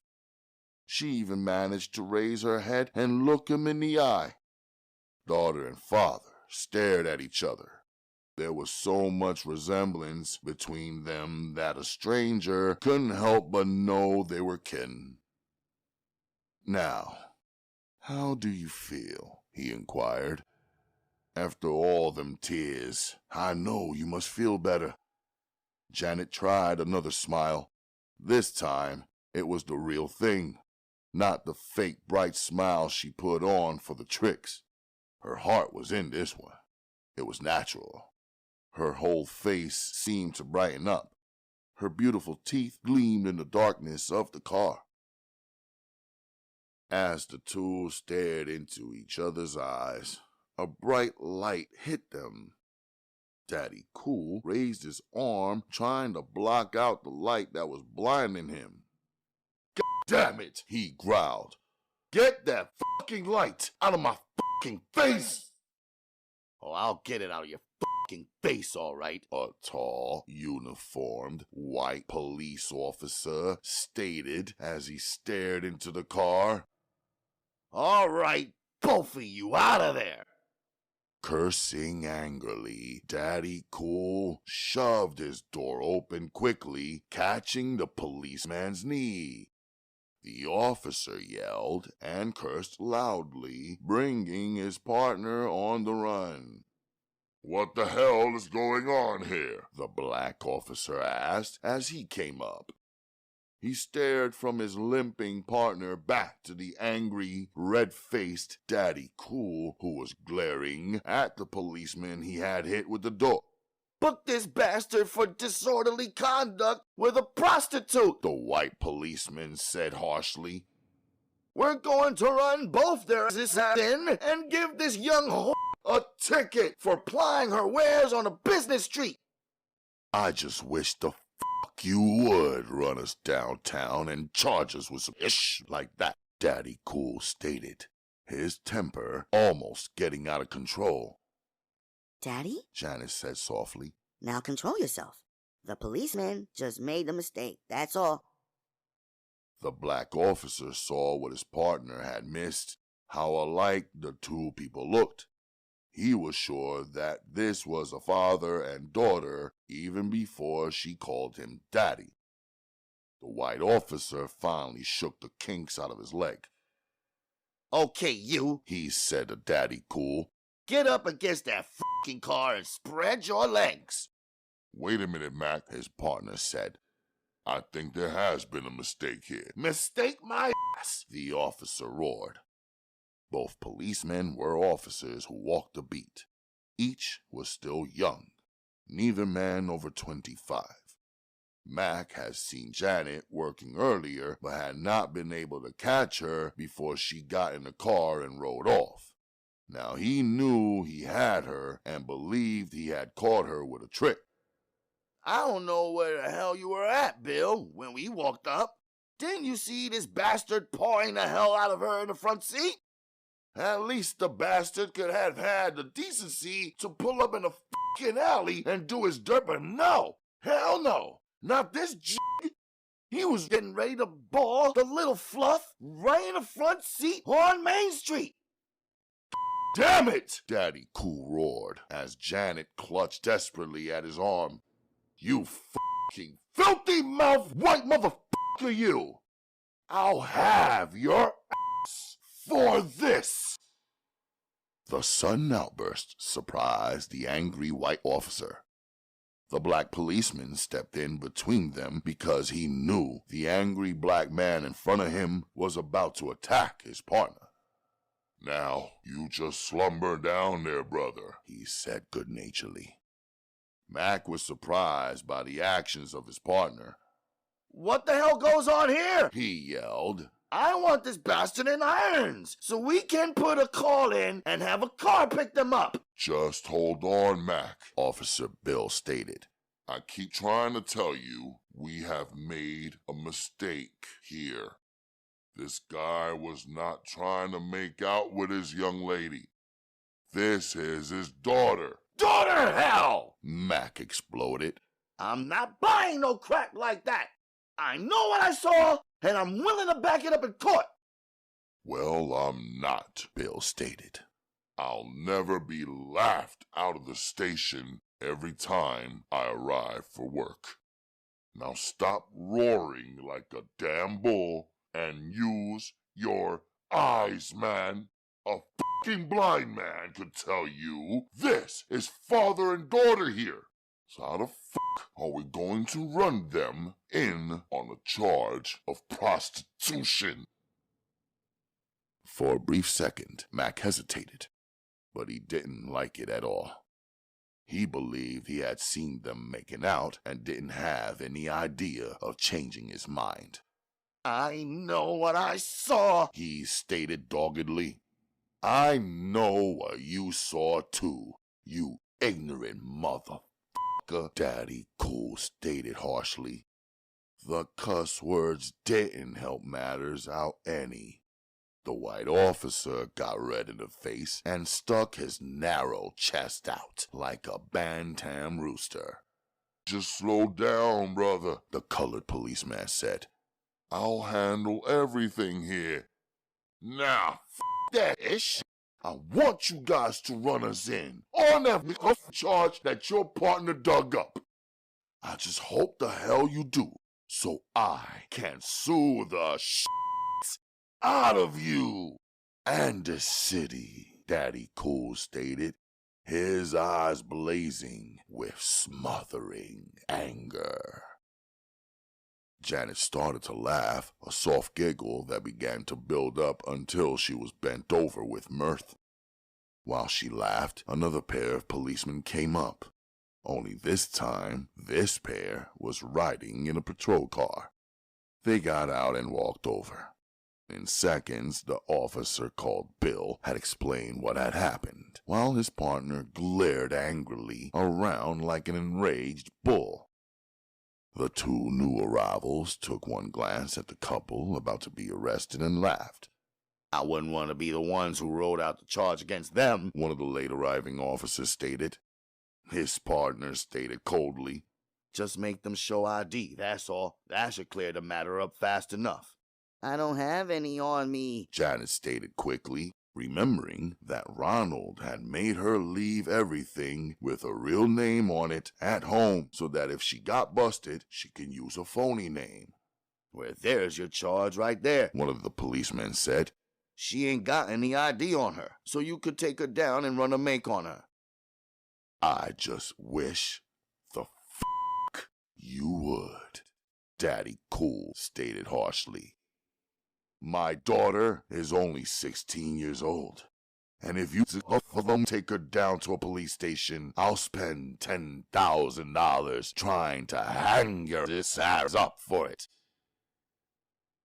Now, every one of the policemen stared at Daddy Cool sharply.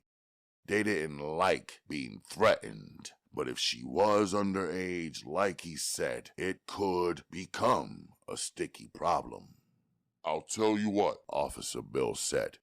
"Why don't you just get back into your car with your girl and leave? We'll forget this crap ever happened, okay?"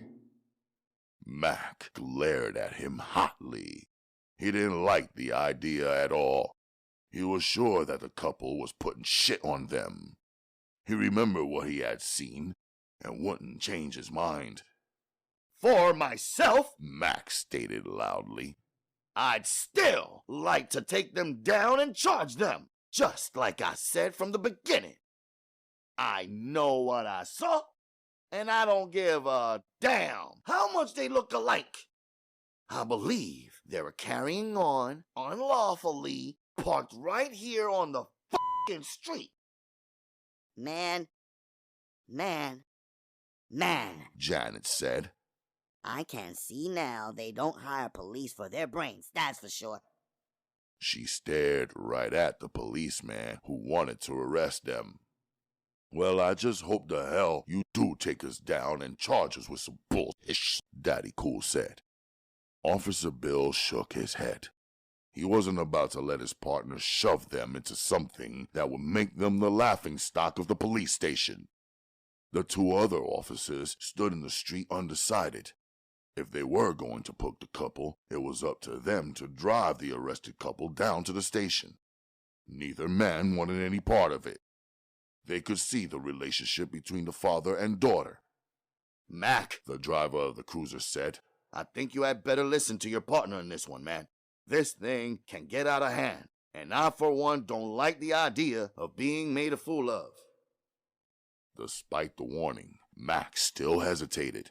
He knew he could force the issue, but if he did, he would be going against the wishes of all three of the other officers. He hadn't been on the force long enough to want to arouse the anger of the men in the squad car. As far as the black officer he worked with, he couldn't care less about what his partner felt. In fact, if he had his wish, he wouldn't even work with the black man, even though the Negro had never done anything against him. He just didn't like the idea of having a black man for his partner. Anxiously, Max stared at the two white officers, trying to find support for his actions in their faces. Each man only stared at him coldly. It was obvious that none of them wanted the trouble Mac was starting. He tossed his hands in the air.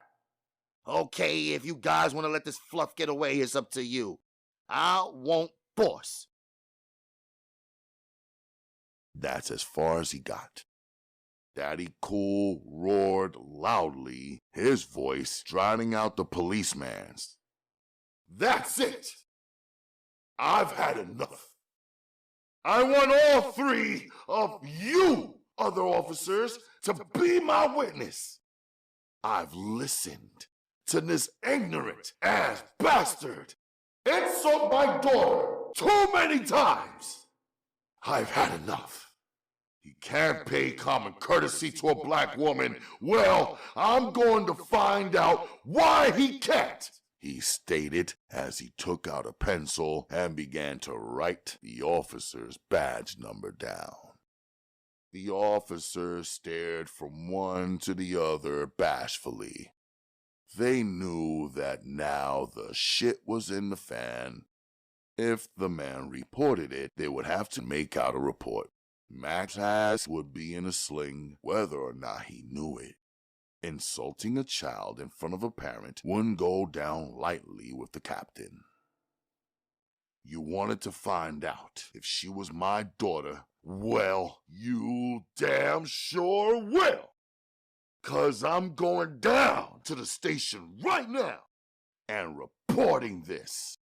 This officer has called my daughter a and worse, in front of me. And not just one time, but numerous times. Even after I've informed him that she's only 16. Daddy Cool was breathing hard, and there was no doubt in the policeman's mind now whether or not this was the father. They knew he was. Bill tried once more to smooth things out. Come on now, Mr. Jackson. Let's let sleeping dogs lie. It's all been one big mistake, but I believe we can all forget it. No one has been hurt, so let's just go our own way. Finally, Mac realized that he might have put his foot in his mouth, but his pride was too much to let him apologize. Come on, Daddy, Janet said. This has been a wonderful birthday present for me. Listening to you give these officers hell was enough. Let's forget about it and go have that dinner you were promising me, okay? She hoped desperately that he wouldn't do what she asked because she knew Ronald wouldn't like the idea of her going down to the police station. Once she did that, every time she hit the street, one or the other of the officers will be harassing her or picking her up and taking her down to the station. Even now, she knew she was marked. She wouldn't be able to work the streets here any longer. Actually, Daddy Cool didn't really want to go to the station, but he would go if he was pushed.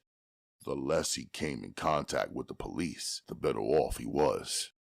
Policemen had a tendency to remember faces, so it was best he kept his out of sight. "Come on then, honey," he said sharply. "I don't like the idea of giving in to them, but if you insist, we'll let the matter go this time. But I can't stand any more of this shit." Daddy Cool waited for Janet to get into the car. "I hope you boys realize," he added, staring coldly at the policemen, "how lucky you are, because I believe I could have somebody's ass for this shit." None of the policemen spoke. They just stared angrily at the couple in the car. Each man was busy with his own thoughts. None of them wanted any part of the captain's office. Daddy Cool started up the motor of his car. "I wish you would change your mind, Janet. I'd love to follow this mess up. I don't like the idea of them talking that way to you." She blushed. It gave her a warm feeling to know that he cared for her that much. She knew that he had seen her working, but he never let on that he had. From his behavior, she reflected, in all probability, he might not have realized that she was really working. Maybe he had just thought she was trying to get a ride. But his very next words made her realize how foolish this thought had been.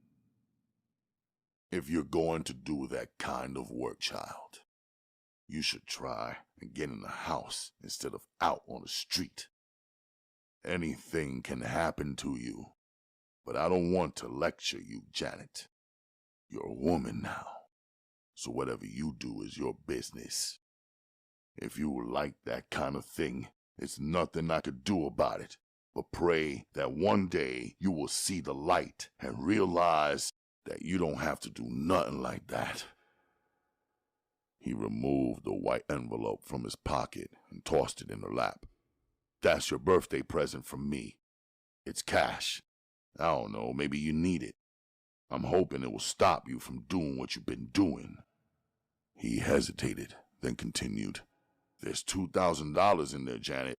It's enough to keep you off the streets for quite a while. If you should ever need any more, all you gotta do is pick up the telephone and call me. I'll see to it that you get all the cash you need." He pulled over and parked behind a cab stand. "Maybe it would be better if you took a cab home, unless you want to go home with me." She heard his words and was tempted, remembering how safe she felt in his arms. She knew he was waiting patiently and praying that she would accept his offer. He wasn't trying to force her to come home, just offering it to her. But she knew in her heart she couldn't accept. She didn't believe she could live without Ronald. Janet slowly opened the car door. There were tears in the corner of her eyes. "I'll remember, Daddy. I swear I will. And if I ever need anything, you'll be the first person I call." She took a quick glance at him as she closed the car door. For a brief second, she thought she saw tears in his eyes. but she refused to accept such an idea. Daddy Cool would never cry.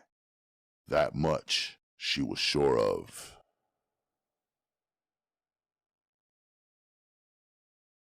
Chapter 11.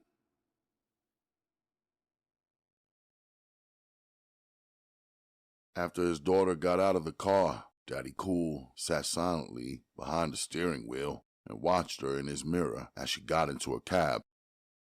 For a brief second, he was tempted to follow her, but just as quickly disregarded the idea. Janet sat back in the seat of the cab, huddled up like a small rag doll. Tears rolled down her cheeks, but this time she wasn't concerned with her makeup. If her father had only taken her in his strong arms and made her go home. No, she reflected. It wouldn't have done any good. She would have only slipped away at the first chance she got. The way he did it was the best way. He was allowing her to make her own mess out of her life, giving her free room to make all the mistakes she wanted to. He also told her that there would always be a place waiting for her, so she knew if she ever got tired of the life Ronald was making her live, she could go back home. But she had other ideas now. With the large sum of money her father had given her, it was enough for Ronald to settle down and take care of her. They had enough to buy them a small store or something. She daydreamed as she rode home. Now all they had to do was get married. She planned on bringing it up as soon as Ronald came to get his trap money. This time he would listen to her. She would make him listen. None of his other women would be able to give him as much money as she carried. It was enough, she believed, for them to make another start. One thing she was sure of, she was finished with the street. There would not be another night like tonight. She remembered the shame she felt when she realized her father knew what she had been doing. And then he asked if she liked doing it.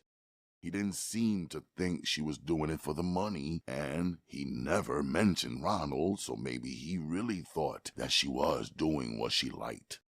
She blushed again. How could she ever get herself into such a mess? But then again, she reflected as the driver pulled up to her apartment building, maybe it was better if he thought that, because if he knew that she was only working the streets because of Ronald, there was no telling what her father would do. She knew all too well how good he was with knives because he had taught her how to toss them too. So she knew that Ronald wouldn't stand a chance against her father if Daddy Cool ever got mad and called Ronald out. For all of his loud talk, Ronald would be like a baby against her father. She shivered at the thought. The last thing she could do was let him know the truth. No matter what happened, Daddy Cool must not find out that she had a pimp, but it was out of her hands. Daddy Cool already knew she had a pimp. He knew about it, but didn't know what he should do to the man who turned his daughter out. He had been around the game all of his life. In fact, when he was younger, he had had a few whores himself, so he was faced with a very difficult problem. As he drove slowly home, there was a fixed determination on his face, which, if Janet had seen, she would have been in even greater fear for Ronald's life. No matter how sensitive the problem was, Daddy Cool knew he couldn't keep on ignoring it. He had put on a good act tonight, hiding the fact that he had been hurt badly when he saw Janet walking up and down the streets trying to stop tricks. He had to see it for himself before he could really believe it. Now he has seen what everybody else was talking about. It was up to him to figure out what was to be done. He knew behind a life of experience who was to blame. His daughter had just run into a smooth-talking pimp, that was all. And in her inexperience, she believed she was in love with the man. He could sympathize with her because he knew what the root of the problem was. Yet, he hadn't come up with the solution. When a tooth hurts you, you have it removed, he reasoned as he pulled up in his driveway and parked. After what he has seen tonight, there could be no more evasions. That he was sure of. Something had to be done. But what? The same thought kept springing back into his mind. Removing the source of the problem, then let the rest of it work itself out. Janet paid off the cab driver and made her way upstairs to her tiny apartment. It was clean, but other than that, it was a come-down for a young girl who was used to everything a girl could want. As she stretched out on the couch, she thought about how she had been planning on going to college this year. It must have really hurt her father when he thought about it. They had talked about what school she would go to so many times in the past. He had promised to buy her a small car so that she could drive back and forth without any trouble. Now she thought about it, she realized that she had thrown all that away. And for what? To work the streets, lying down with any dirty old man who came her way. As she remembered what one man had forced her to do, she blushed, holding her head while he made her then feeling the stuff filling her mouth until she was choking on it. The thought of it made her jump up from the couch and run into the bathroom where she was sick. After that, she took a shower, trying to wipe off the memory of all the men she had had. She couldn't scrub hard enough to make her forget. No matter how quickly she knew she was in the wrong life. It was something she knew she could never adapt to. Ronald would have to make up his mind, no matter how badly she wanted him. She swore to herself she would never go back to the streets. The thought of the large sum of money she had for him made her sure of her stand. After he got that, he wouldn't be any hurry to send her back to work.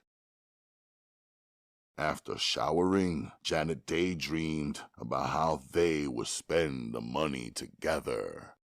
Maybe Ronald would take her on a trip. How nice that would be, just the two of them. New York, or maybe catch a plane and go to Mexico. Taking her time, Janet dressed with care. She was ravishing in a short silk nightgown she wore. Each time she took a step, it flared out around her, revealing her gorgeous profile. Being really unsophisticated, Janet didn't have a hard time in making herself believe her daydreams. She honestly thought that Ronald would do what she asked. Subconsciously, a warning bell went off, but she ignored it. She didn't even want to face up to the thought that he might not go along with her plans. Every time she had a doubt, she remembered the money, and that would bring a smile to her lips. She spread the money out on the bed and recounted it. With what she had, there was over $2,000. She decided to keep the money she had made and just give Ronald the money her father had given her for a gift. The money was still spread out on the bed when the doorbell rang. She sprang up and ran to the door. As soon as Ronald entered, she threw herself into his arms. He pushed her back and stared coldly down into her face. "Hey, baby," he said coldly. "I went up on the stroll to find you, but the bitches working up there said you had pulled up with some trick. What's the idea of you coming in before I came down and got you? Honey, she said breathlessly. I got a hold of some big money, and I knew you didn't want me working in the streets with all that money on me. Yeah, he said coldly. Just how much is big money? He was still using his chilling voice. Trying to make a game out of it, she beckoned to him. Come on, honey. I'll show you, Janet said, and led the way back toward the bedroom. She smiled brightly as she watched him approach the bed and begin counting the money. After about 10 minutes of watching him, she realized that he was really having trouble counting it. She walked over to the bed as she set the money down and began counting it all over again. There's $2,000 there, she said lightly, watching his face for some kind of emotion. If there was any, it was anger that he wasn't able to handle figures. Ronald had always had trouble counting, and for some reason he hated people to know that fact. Big deal, He snarled coldly. It was a good sting, baby, He added almost affectionately. Aren't you pleased? Janet asked, waiting for him to sweep her off her feet. He seemed to have changed since she had begun working for him. Sure, I'm pleased, He stated, getting over his anger that she had discovered he couldn't count large sums. How the hell did you rip it off, Jan? I ain't taught you how to sting. No, honey. I didn't steal it. My daddy came down and found me working, then he gave it to me for my birthday present. Oh, He answered, and his mind went over what she had said. Then he thought of something. well, if your daddy gave this to you, what happened to the cash you made before he came down? Oh, I got that, Ronald. She began, then hurried over to the dresser and opened it. She quickly removed the money she had placed there. When she turned around, he was scowling. What kind of is this? He cursed, then slapped her across her face. You didn't hold out on me. Just because your daddy gave you a few funky bucks, you don't hold out the rest of the money on me. She was too shocked at first to think. It wasn't the slap that hurt either. It was the ingratitude that he showed. I wasn't trying to hold back any money. She managed to say. What you mean? You wasn't holding back no cash. He snarled. If I hadn't mentioned it, you wouldn't have brought it out. I know what you were planning on doing with it, too. He added. What? What was I gonna do with it? Janet inquired, fighting to get her senses together. Nothing was going like she had planned. You were going to hold it and put it with the money you made tomorrow at work, so that you could make me think you're just one hell of a... Put it with the money I was gonna make tomorrow? She cried. The thought hadn't even entered her mind. She had believed she wouldn't have to work again. What about the money I have tonight? I know you don't expect me to go back into the streets tomorrow night. She stared at him dumbfounded. He swore. Ignorant ass at that, you damn well had better go back to work tomorrow. Do you think because you gave me $2 funky grand that I'm gonna let you lay around for a week or better? He screamed. You must be out of your cotton-picking mind. Seething with an unknown anger, she stared coldly at her pimp. You don't appreciate nothing I do you? She asked, finally seeing the light. I don't know what you mean by that, he said blindly, not being smooth enough to see the damage he had done. I need fresh money every day. It don't make no difference how much you make tonight. Tomorrow is always another day, you dig? Yeah, she answered harshly. I'm really beginning to dig. You can bet on that, she said as she put her hands on her hips and stared coldly at the man she had believed she loved. Finally, common sense warned him that he was trying to play the hard Mac too hard. He saw at once that he was about to blow a good young and reversed his behavior. "Aw, baby," he said, taking her into his arms. I was just jiving with you. You know the way them hard-ass pimps do in the movies and ish. Now, you know I'm gonna let you rest up and we party. Come on and give Daddy a big hug," he said, and began to kiss her passionately around the neck and shoulders. "It's a good thing you came to your senses," she managed to murmur between kisses. "'cause I was going to take back my daddy's money and let you go your own damn way." She was being honest with him. For a minute, he went rigid in her arms, then caught himself. "This bitch is crazy," he told himself as he kissed her again, passing up the desire to check her for being out of line. Take back the money, he reflected, almost laughing as he thought about her stupidity. The only thing she would have gotten for her trouble would have been an kicking, but he decided not to push it. It was easier to make love to her, which was something that he really enjoyed since she looked so good. But Janet was thinking coldly about her father's gift. It never entered her mind that she would have any trouble getting the money back if she wanted it. With the knives she carried lying in her dresser drawer, she had no doubt about her ability to take back the money, even if she had to make a pincushion out of him. Ronald picked her up and carried her over to the bed. He had already picked up the money and stuffed it down his pockets. He laid her out on the bed and lay down beside her.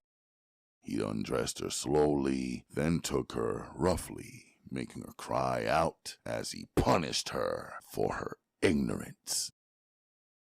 Even as he made love, he made plans. It would be better, he reasoned, if he allowed her to lie around for a couple of days. All he had to do was keep his head out of her after this. If she wanted any off, she would take her ass back to work with a passion. That was one thing he was sure of.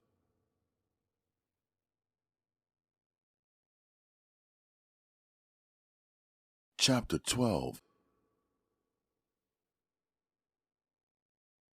For the two brothers and their friend Tiny, problems had been mounting ever since they had all moved out and rented the house on the east side. The rent was due, and among them they only had 25 cents. It had taken the last money they had to get Tiny's old car out of the shop, but now they had it running, and they were sure they would soon have some money. "You sure?" Jimmy asked again as they poured cups of cold wine and rode down the street. "You better damn well bet I'm sure," Tiny stated. "We've been watching that numbers house for 3 weeks now, and I'm sure we can crack it. All we gotta do is go in as painters. I heard the woman talking in the store, and she told the girl behind the counter that she expected the painters to come tomorrow and begin their work." Buddy had remained silent all through the discourse. Now he ventured his remarks. "I don't know, man. It don't seem likely that they will open the door for us. She must know what one of the painters looks like." "Sure, I don't doubt that," Tiny answered. "All we gotta do is wait until she makes one of her trips to pick up more money or tapes. Ish. Once we see that little old green car gone, we know she ain't there, 'cause she's the only one who drives it." "It makes sense," Jimmy replied quickly. He wanted some money and didn't care what kind of chance they took. "Anything makes sense to you, Jimmy," Buddy answered sharply, then added, "But this ain't no toy, man. These people play for keeps. If we kick this joint over, we're gonna have to play it mighty cool after that, 'cause they sure enough ain't about to forget us." "Aw, man," Tiny said, "let's worry about skinning the cat when we get into it. For now, we got to knock the joint off. After that, then we'll worry about spending the cash." In the next few hours, they put their plan to work. all three of them dressed in white coveralls that were spattered with various colors of paint. Tiny stuck a small white cap on his head. Their first trip to the Numbers house was in vain. They parked their car down the street and waited patiently until the woman they plotted on had left. From his position in the front seat, Jimmy was the first one to see the woman when she came out.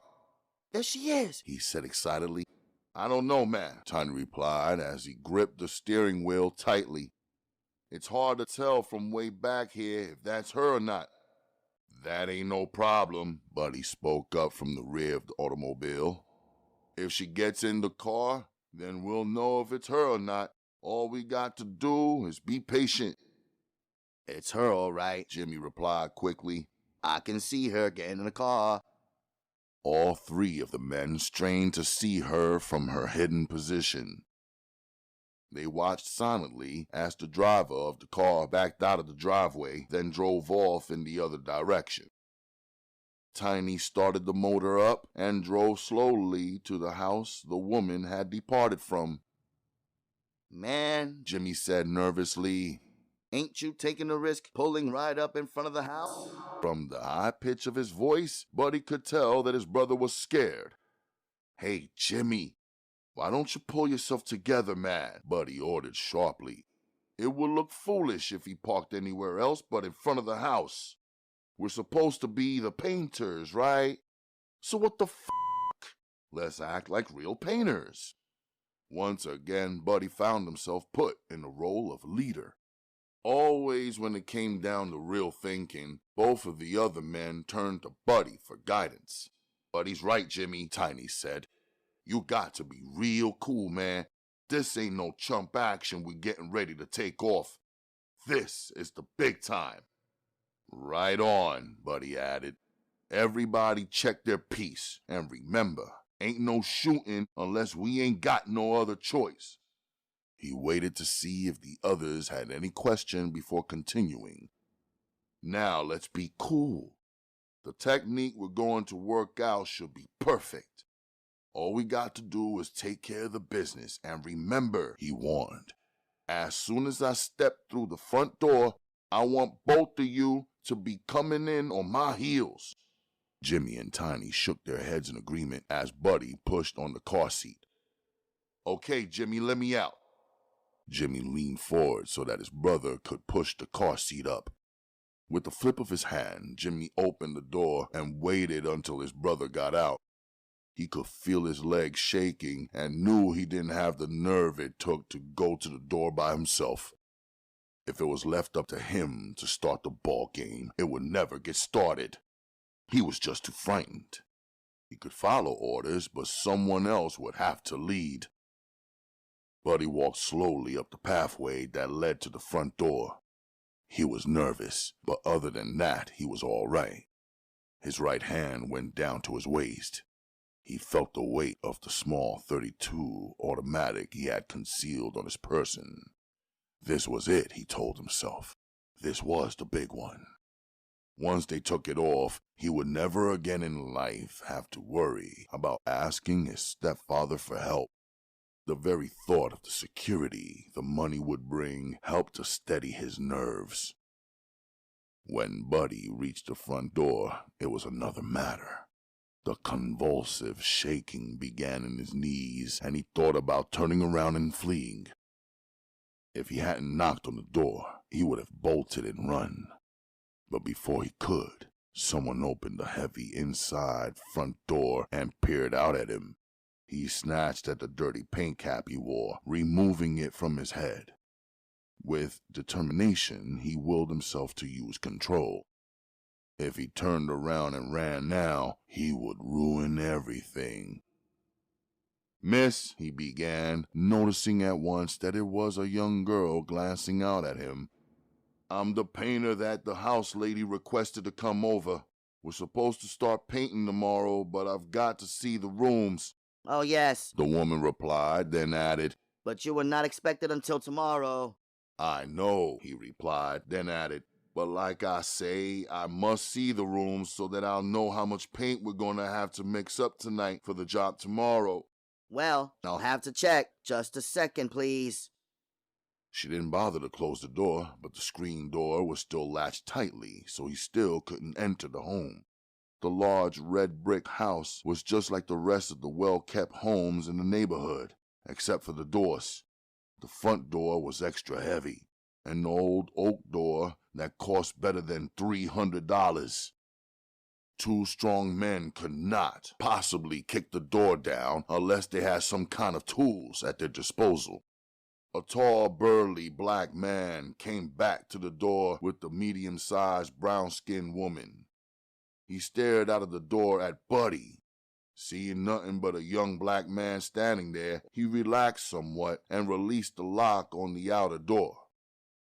As the door opened, Buddy wanted to glance back over his shoulder to see where his crime partners were hidden.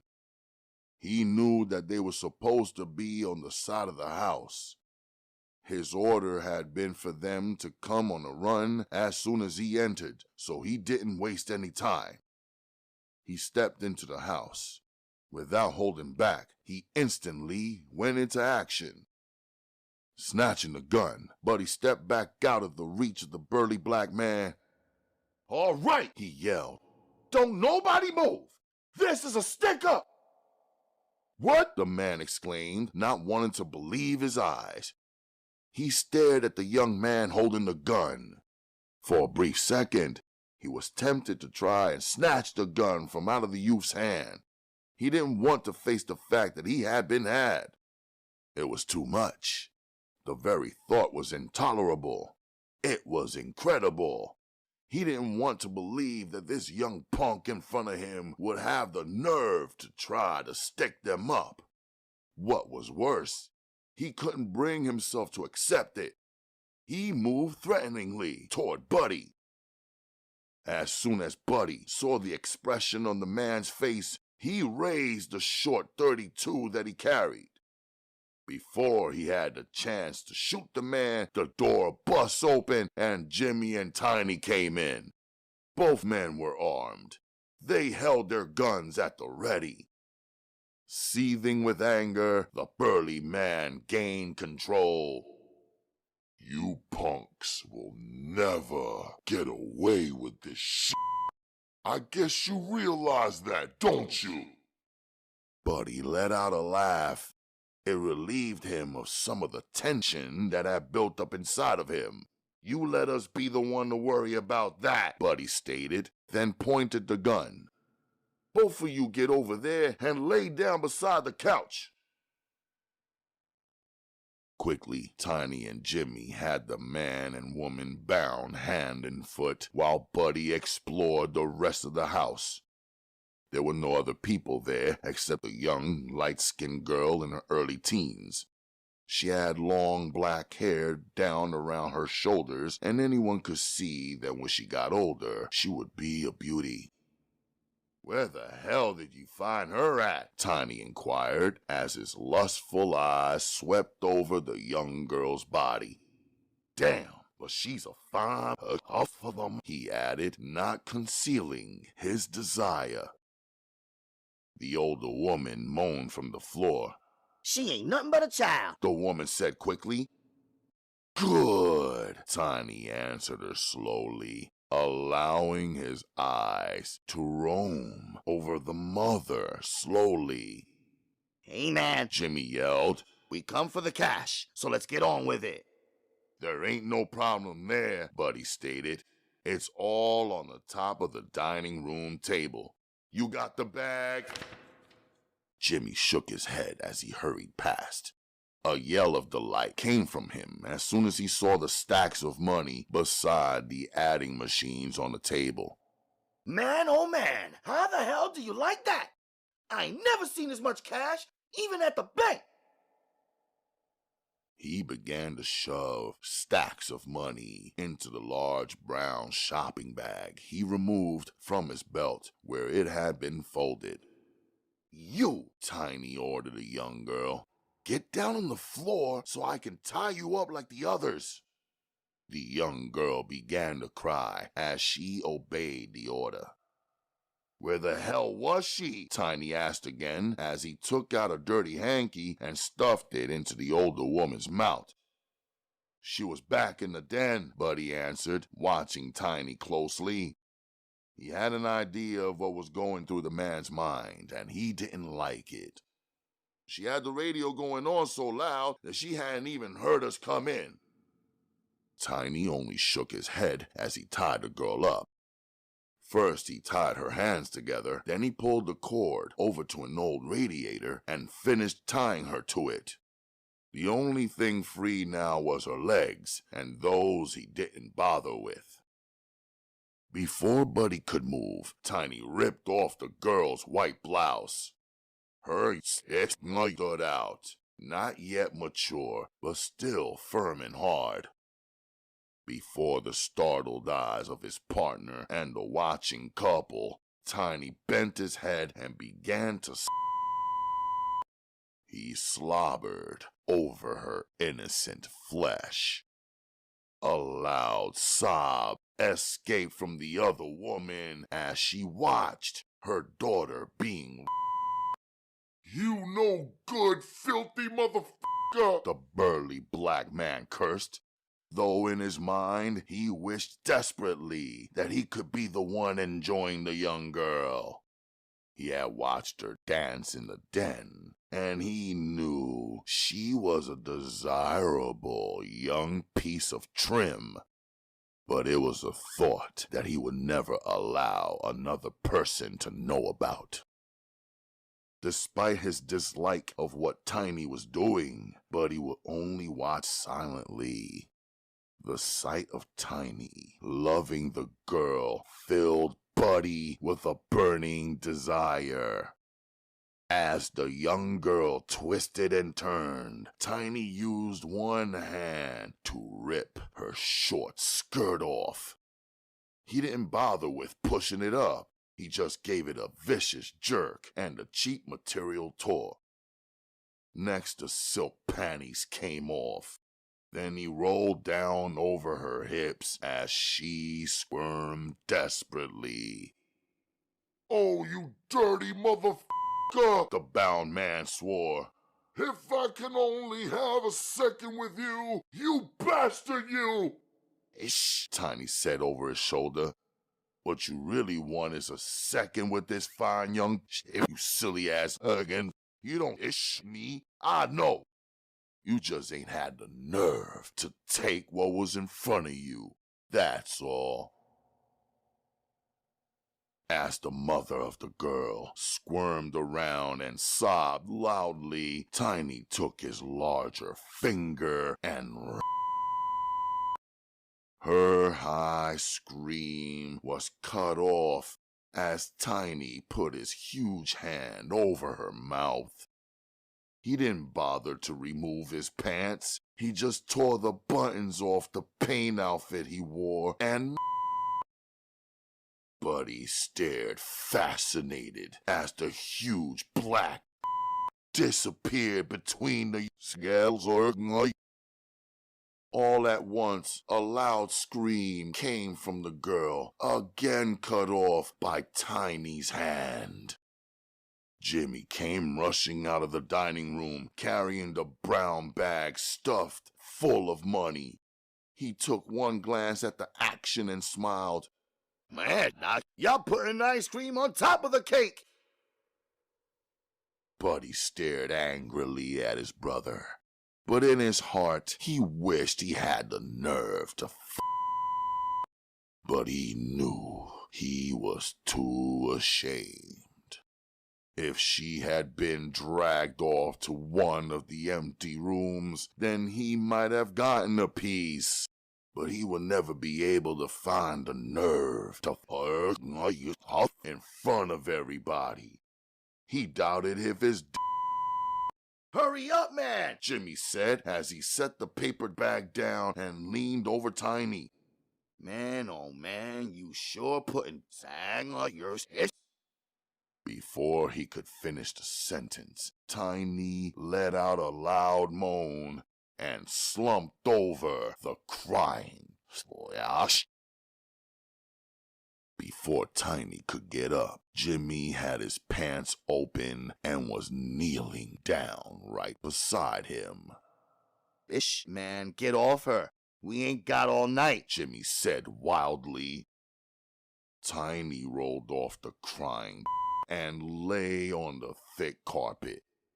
"Oh, wow," he moaned. "That's what I call tender." The girl tried to scream. She cried over and over and over again. The sound of her voice only added passion to Jimmy's burning desire. He forced himself into the tightly built. Before he could really hurt her, he felt himself. Motherfucker! He swore. "Ish, man, you talking about a 60-second, man? You wasn't on that hot a minute. Let me have another go at her," he begged, waiting for Jimmy to get out of the way. "If you do," Buddy stated loudly, "you'll be here by your f***ing self." After making that statement, Buddy picked up the bag of money. He didn't even bother to look back because he didn't want to see the young girl. "I'm leaving," he stated again. "I came for the money, not to eat out on here, so you can do whatever you want. I'm gone." Without warning, he opened the front door, and after a quick glance outside, he continued on his way. Struggling with desire, Tiny pulled himself away.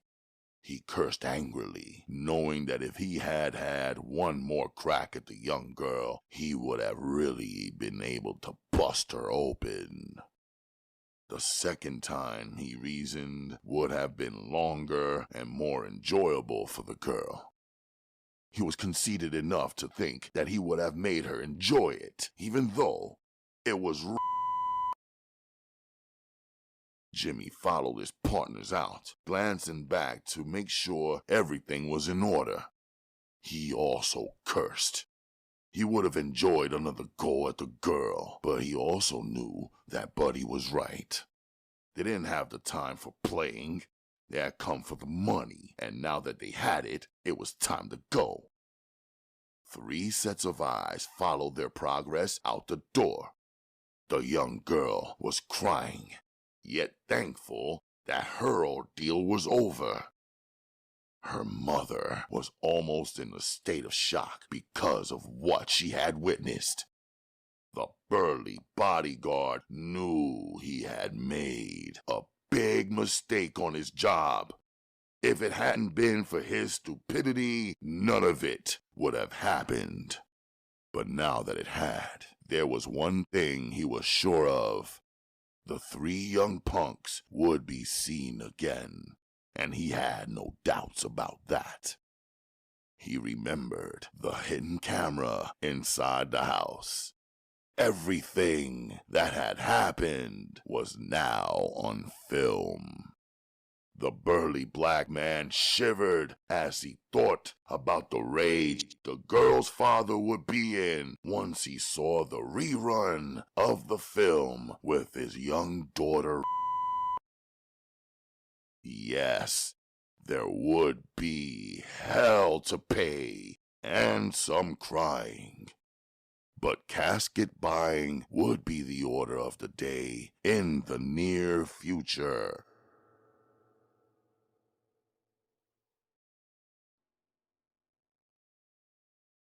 Chapter 13. After leaving his car parked in the middle of the driveway, Daddy Cool staggered toward the front door and let himself in. Once inside his beautiful ranch home, he didn't bother to turn on the light. He sat in the dark, staring at the carpet on the floor. He had no idea how long he had been there. His mind was overwhelmed by the knowledge he had gained that evening. He could only sit and stare into space, trying to figure out which course should be taken. The thought of killing Ronald came and went until he got a headache from it. That was the way his wife, Shirley, found him, sitting alone in the front room. Honey? She called softly, then switched on the light. Why are you just sitting here? She wondered why she bothered to ask such a banal question. That wasn't what she had on her mind. When she didn't receive an answer from Daddy Cool, she continued. Larry, your private telephone has been ringing like mad. I mean, I never heard anything like it before. It's as if somebody had nothing more to do than sit at the telephone and just call you. I know, She continued, talking fast in the offhanded manner of hers. you told me not to answer it if you're not here, but they keep calling and calling and calling until I thought I would go out of my mind. She now had his attention. So since you didn't want me to answer it, and I couldn't get any sleep with it ringing every 5 minutes, I went into your room and took it off the hook. Her words rang a bell in his mind. Any other time, he would have chewed her out for doing something so dumb. But now, it was as if everything inside of him was dead. He just didn't care anymore. All the years of planning and saving to find out that his only child wanted to be a or if not that, the money he had put his life on Front Street for would now go to a pimp who would run through it like wildfire. When I tell you not to touch my telephone, he stated rather harshly, that goes both ways. It's just as bad for you to take the phone off the hook as it is for you to answer it. Neither action on your part is any help. So in the future, please do like I say. Keep your hands off it. Understand? He didn't wait to see if she understood or not. He just got up and walked back to his room. He didn't want to be bothered with the senseless chatter of a woman who had a bird's brain in her head. He closed the bedroom door quietly behind himself and walked over to the nightstand and replaced the telephone. He slipped off his shoes and stretched back on the bed. He felt if he slept forever, he still would not get enough rest. For the very first time in his life, Daddy Cool despised his very existence.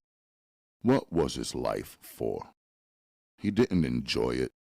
And now, with his daughter going her own way, what was the use? He couldn't figure it out.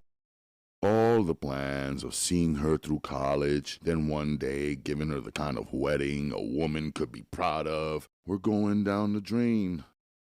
Where had he gone wrong? The question bugged him. Somewhere down the line, he must have made a hell of a mistake to end up having everything f***ed up. He might as well give the money to his two no-good stepsons. It would be better if he gave the money to them than to see a slimy pimp end up with it. His money. He had to laugh at that. People would kill for half the amount he had. He laughed again. People would kill. The thought stayed in his mind. He had killed to accumulate the money, and now it didn't do him any good.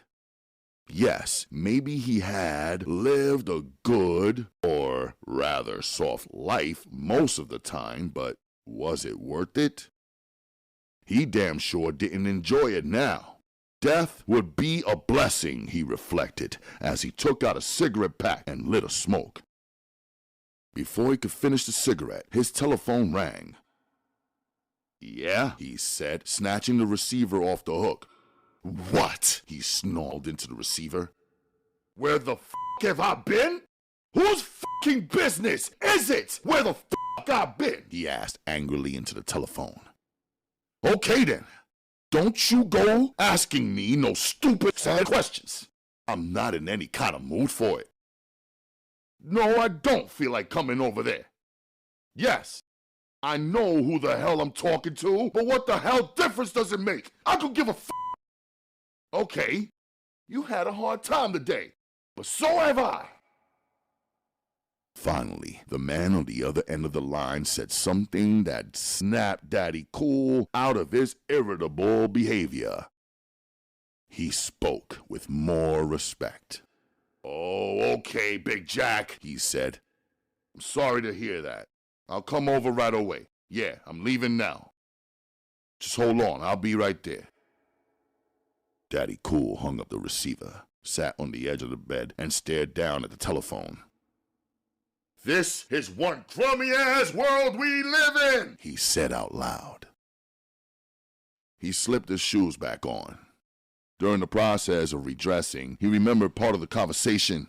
Big Jack was a man like himself who had pulled himself up out of the gutter to have something in his world. Daddy Cool remembered going over to the man's house for Christmas, taking Janet along so that she could play with Big Jack's young daughter.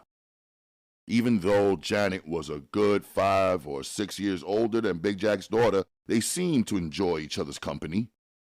Now, and Larry was sure of it, he had heard Big Jack crying. Yes, the big man had actually cried over the telephone.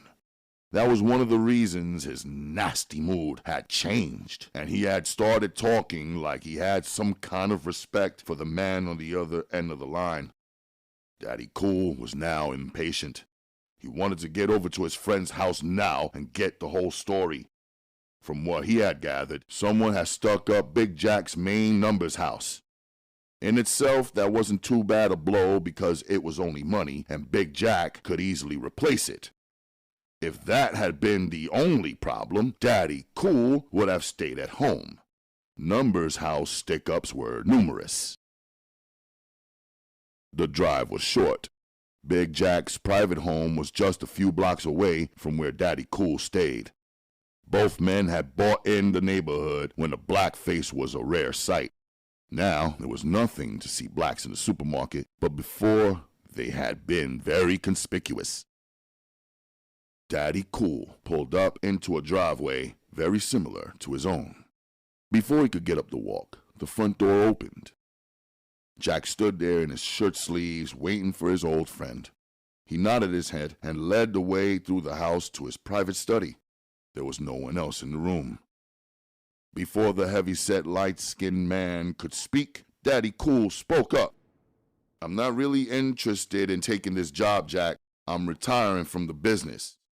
Jack waved his words aside. "First, Larry, I want you to listen. Then I'm going to show you something. After that, if your friendship means anything, I believe you will handle it for me. Now, I know the money ain't the problem. It's like you say, Larry, you're tired, so you want to step back. Cool. I could dig that. But first, check this out."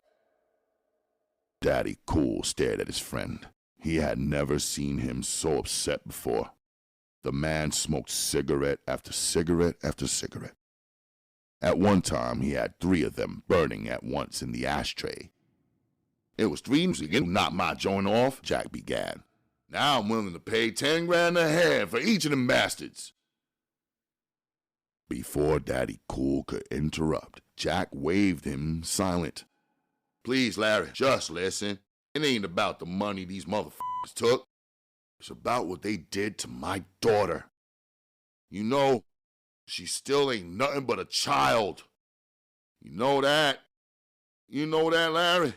And these dirty motherfuckers who all had the nerve to her. His voice rose. "And did it in front of the mother. The child's in shock now. Her and the mother are in the hospital, but that's not the important part. Ain't no bastard under the sun gonna do that to mine and get away with it. That's why I want you on case." When he finally finished speaking, he picked up a picture off his desk. It was a picture of Daddy Cool holding the young girl in his arms. Larry stared down at the picture. It hurt. It damn sure hurt. He had a little bit of feeling for the pretty child who called him Uncle Larry. Yes, he cared for her, and it was like Jack said. It wasn't about the money. If the bastards had just taken the money and gone, he would have got up and laughed in Jack's face before turning the job down. But this was a far different matter. The child meant something to him, and whoever the animals were who committed the crime, they needed to pay for it. Okay, Jack, I'll take the job. I don't know what kind of leads you have on the people who took this off, but knowing you, I'd say you have a pretty damn good idea who it was and where they hang out. Jack dropped his head.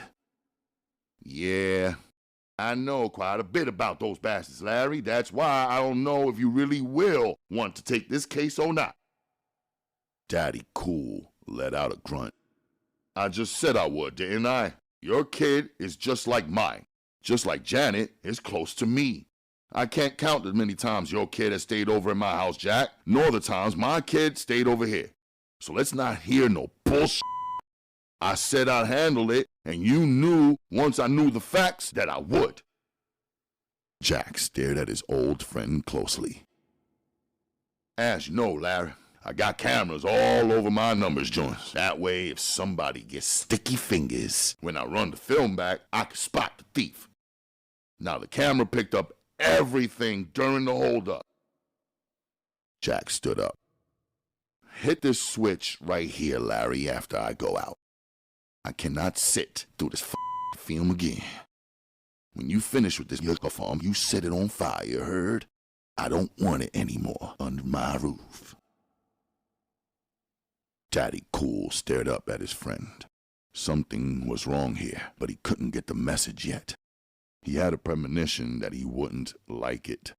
But Daddy Cool followed his instructions and waited until the big man left the study before cutting on the film.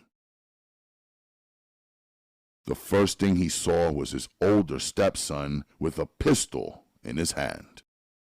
The cigarette in Daddy Cool's fingers dropped to the floor as he stared, shocked at what was unfolding before his eyes. The film showed Jimmy shoving money into a shopping bag, then all at once it jumped to the If Daddy Cool had been shocked before, he was now dumbfounded. He didn't want to believe his eyes. He watched the abuse, and tears of frustration ran down his cheeks. Now he knew why Jack didn't want to sit through another showing of the film. The big man had known all along that it was Daddy Cool's stepsons who had done this hideous thing to his family. With a cold, chilling determination building up inside of him, Daddy Cool watched as his younger stepson viciously attacked the Flash. Now he did cry.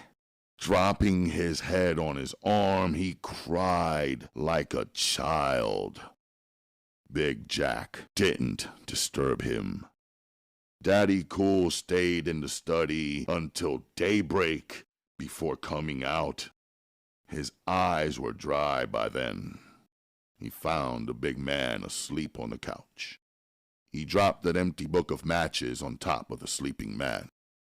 He knew that Big Jack would understand that the film had been destroyed. By destroying the film, Daddy Cool was letting him know he would handle the job. If he wasn't going to do it, the film would have to be saved so that the man who was hired for the job would know what the men he stalked looked like. Daddy Cool knew all too well what they looked like. After starting up his car, Daddy Cool just drove around the city, moving slowly in the early morning rush hour traffic. He knew it was going to be a grim job ahead of him, but it would have to be done.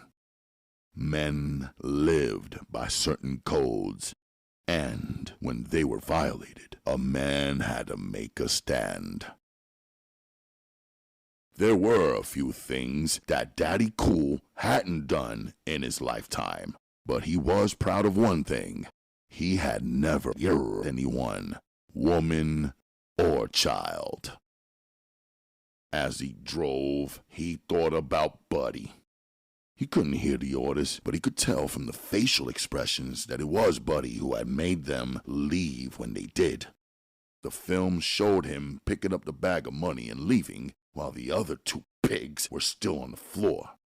Yet it was impossible for him to spare Buddy. Buddy was the one who did the leading, so he should have stopped them from committing the act of degradation. If only he had, Daddy Cool thought over and over again, then they would have been home free. The money they probably could have kept. Since they were so close, Big Jack might have overlooked it. But not now. There was no possible way for him to overlook it, and if he had, Daddy Cool knew in his heart that he wouldn't be able to overlook it. The damage had been done, and now it was payback time. Before long, he found himself out on Bell Drive. It had been years he had come this way. He parked his car and got out. Daddy Cool walked down to the water and stared out over it. How quiet it seemed out on the lake, he reflected as he watched the large ships slowly passing. How nice it would be to be on one of them, going somewhere, away from the madness that appeared suddenly everywhere around him. After about an hour of quiet reflection, Daddy Cool made up his mind. There was no use putting something off that he could take care of now. The longer he postponed it, the more he would brood about it. When he returned to his car, he drove straight home. He removed his clothes and redressed slowly. This time, he took exceptional care about what he wore. Everything was jet black. The harness he strapped to his back carried 6 knives in it. He didn't believe he would need so many weapons, but he didn't want to take any chances. When he finished with the hateful job that was before him, he would destroy everything that reminded him of his work. Before he left the house, he picked up the telephone and made arrangements for an airplane ride to the Bahamas. It was time for him to take a badly needed vacation. Instead of telling his wife about his trip, he decided just to leave, so he packed a suitcase. He knew that after making the hits on her sons, he wouldn't like staring into her grief-stricken face. She wouldn't know why they had died or care, nor would she know who had done it. "Shirley," he called when he reached the hallway. He waited patiently until she got up and came to the door. "I'm taking a little trip, honey, so I'll call you when I get settled. If you should need any money, you'll find plenty of cash in the bottom drawer. Use the small key I gave you from my strong box and get whatever you might need out of it." Okay, Daddy, she answered, wondering why he seemed so strange. To her surprise, he leaned over and kissed her on her lips. It was the first kiss between them in over 10 years. As she watched him walk slowly toward the door, she was surprised at what she saw. My, he's getting old. I never noticed it before. For a reason she could not name, she followed him out of the house and walked as far as the porch with him. She didn't know what to say. Like always, when she found herself with him, she was at a loss for words, but she wanted to see him out. It was as though he was ill and she worried about his health, but she knew he was in perfect health. She didn't want to even think about the idea that flashed to her mind. She remembered what her grandmother used to say about her husband when he had grown old. "He's got death on him, child. You can see it. Whenever you live with a man, after a long time, a woman can see things like that." She had never believed it before, and when the idea came into her head, she quickly shook it off. Daddy Cool waved back at her as he slowly drove out of the driveway. He couldn't really understand his own behavior. He blamed it on the job ahead. He knew he was about to kill her children and felt pity for the woman who had shared most of her adult life with him. Because of his steady use of informers, Daddy Cool knew right where his stepsons were staying, even though they hadn't bothered to give him the address. It was located on the east side. He drove onto the freeway and noticed that the traffic had lightened up. It was after 8 o'clock in the morning and most of the factory workers were already at work. Now, it was the white-collar workers who were rushing to make their morning time cards right. The house he stepped in front of was old and painted gray. The three men had the whole downstairs to themselves.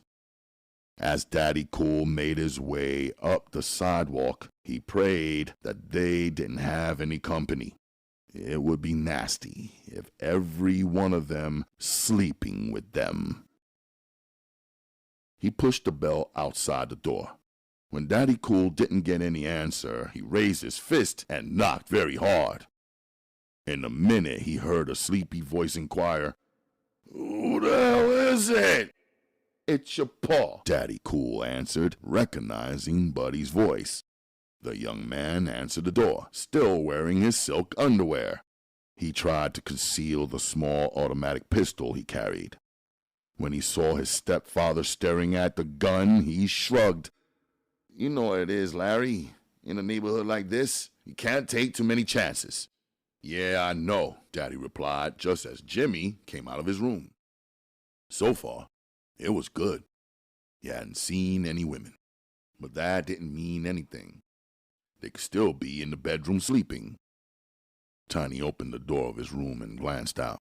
Daddy Cool noticed that the man held a pistol in his hand. When he saw who it was, he tossed the gun back into the bedroom and came out. All three of the men were wondering why Daddy Cool had bothered to wake them up at such an hour. But he was the only one who thought he knew the reason. He had known the numbers man they knocked off was a personal friend of Daddy Cool's, but for the life of him, he couldn't understand how Daddy Cool might know they had taken the job off. "What's the deal?" Tiny inquired, then staggered toward the toilet. "Ish, that f***ing beer we drank done kept me sit all night."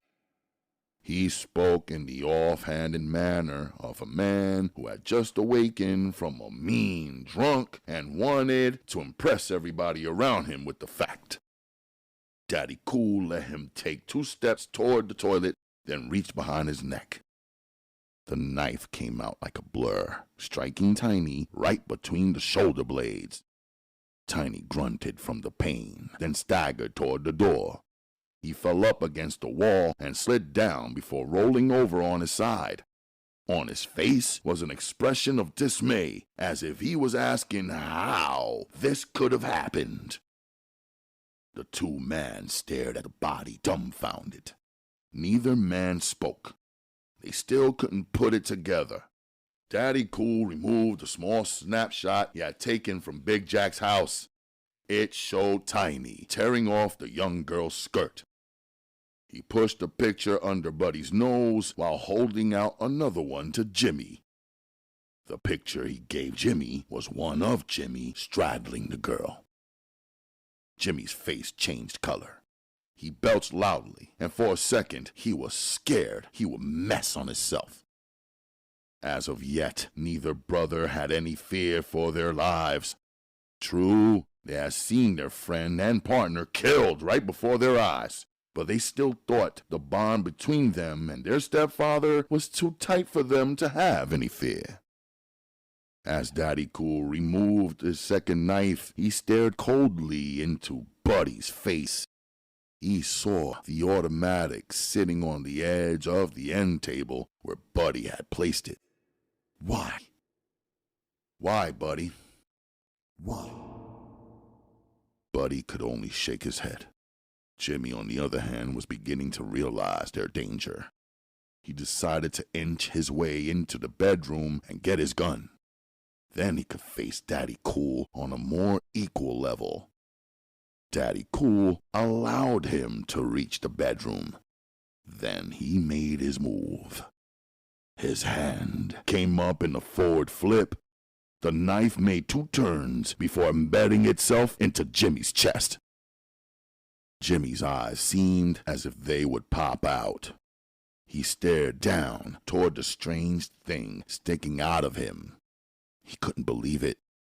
He reached out toward his stepfather, his hands beckoning, begging, pleading. But there was no kindness in the chilling black eyes that stared right back at him. "I guess," Buddy began. "It's my turn next, huh?" he asked, not attempting to make any move toward the gun on the table. Daddy Cool stared at the young black man in front of him. All he could see was his wife's face. After so many years of dedication, he owed her something, didn't he? How much money was in the ripoff? Daddy Cool asked slowly as he reached for another knife.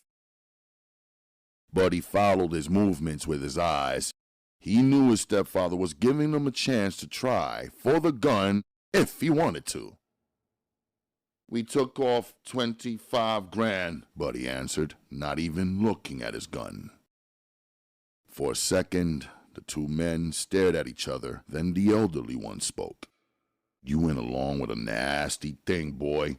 Something that should be with you until you reach your grave." Daddy Cool hesitated, then shoved the knife back down its sheath. "You don't deserve it, Buddy, but I'm gonna give it to you. Since you didn't touch the child and stop them from abusing her further, I'm gonna let that be in your favor. I don't know if the people you ripped off will accept it or not, but as far as I'm concerned, the contract is completed. What you do, boy, is get the money and get as far away from here as you can. Don't even stay for your brother's funeral, or it might end up being yours also. So start running, and maybe one day you and me both will be thankful for what's happening. I don't know. I know your mother deserves more than a double funeral. When your mother talks to you, I hope you will keep this between us. It won't help matters if she knows I'm the one who made Jimmy pay for his ugliness." Buddy stared down at the floor. He didn't answer, just thanked the Lord that he was still alive. When he heard the door close, he looked up. The house was empty. He hurried toward the bedroom. It wouldn't take him long to get out. He could call his mother from the airport. He decided not to take any chances. Maybe Daddy Cool wouldn't change his mind, but if he did, Buddy would be taking the man's words and putting as many miles between him and death as he possibly could.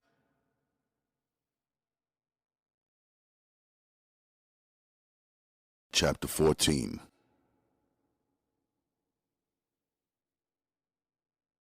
If there was one thing Earl hated, it was having to be out in the streets.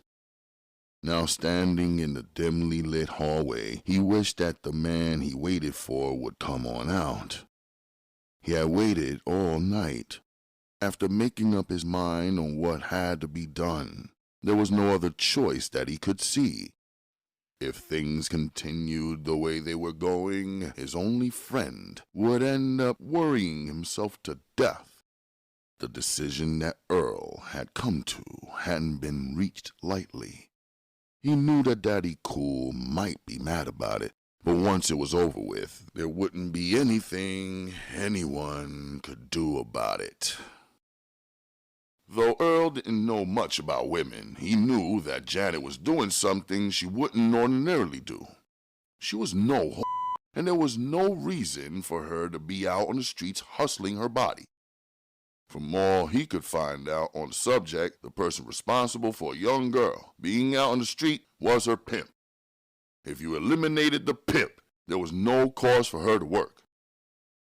He heard a door open and close on the floor under him and swore under his breath. The few people who had come past him in the dimly lit hallway had moved away swiftly after getting a look at the huge man. The sweater he wore had a hood on it, covering his head so that people who passed by couldn't see how deformed he really was. but his mere presence was enough.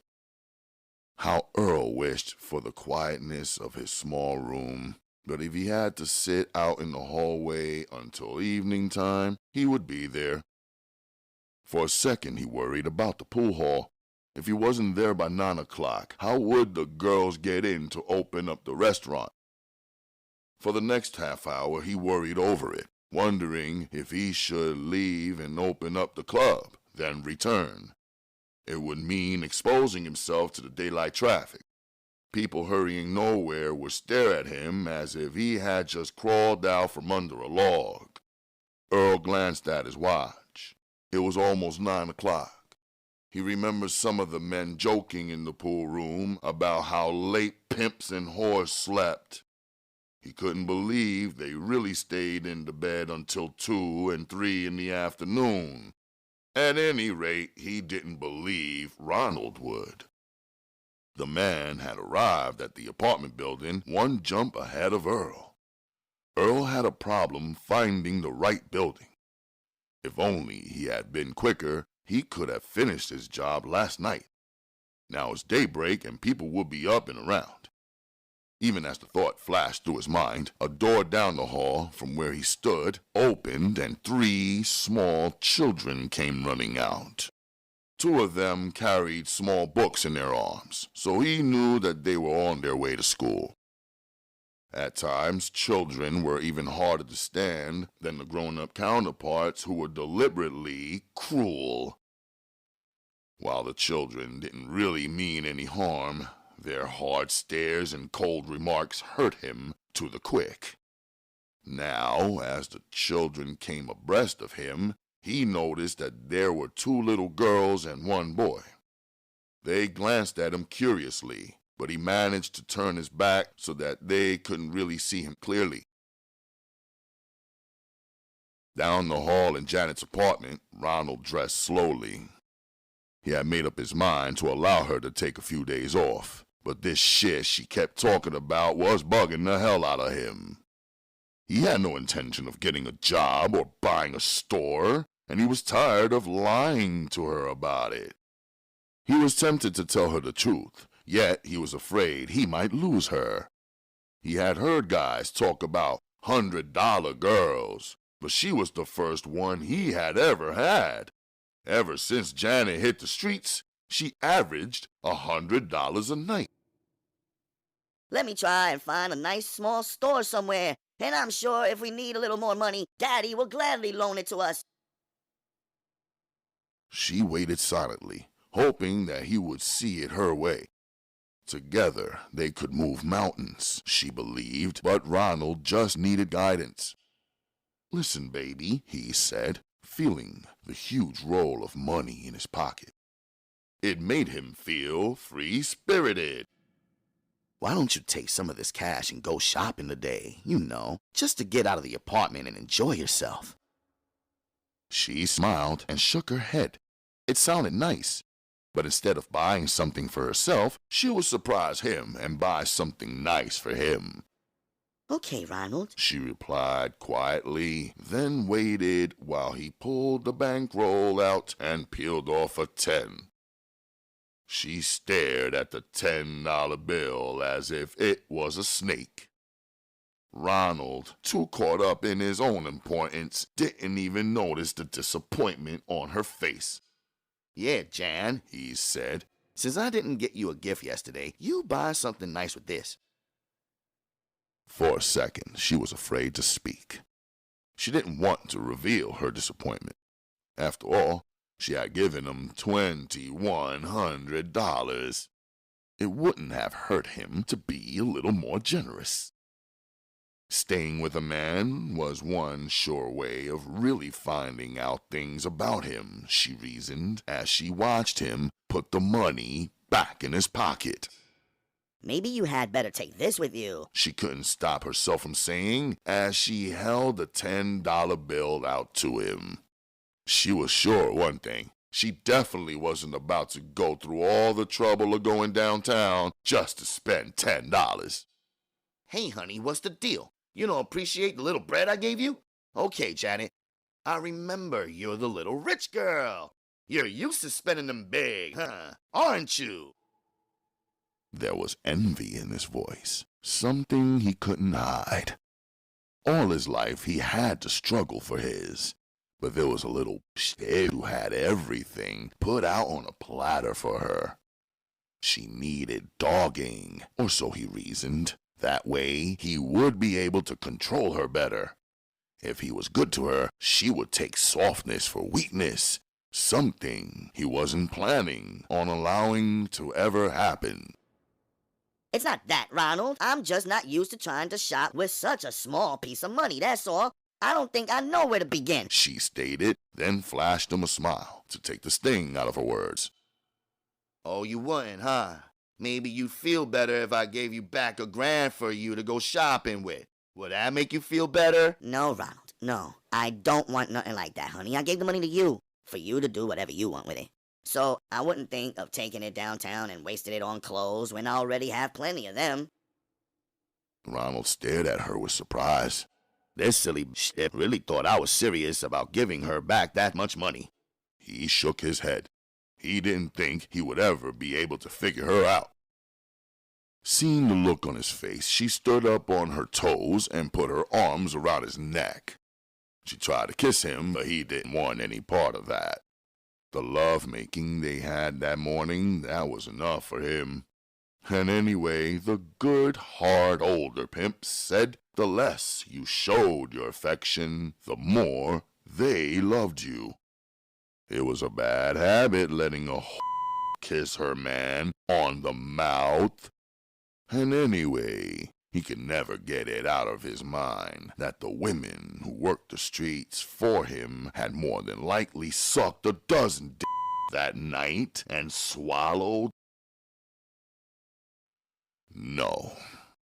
The very thought of it made him turn his cheek to her. Janet wasn't anybody's fool. She noticed most small things, and she saw the way he acted when she wanted to kiss. She remembered how he had forced her to make love to him with her mouth, telling her that he was teaching her something she needed to know. Now she was putting it all together, and she figured that was the reason he didn't want her to kiss him on the mouth. As she thought about it, she decided that he had had his first and last oral love from her.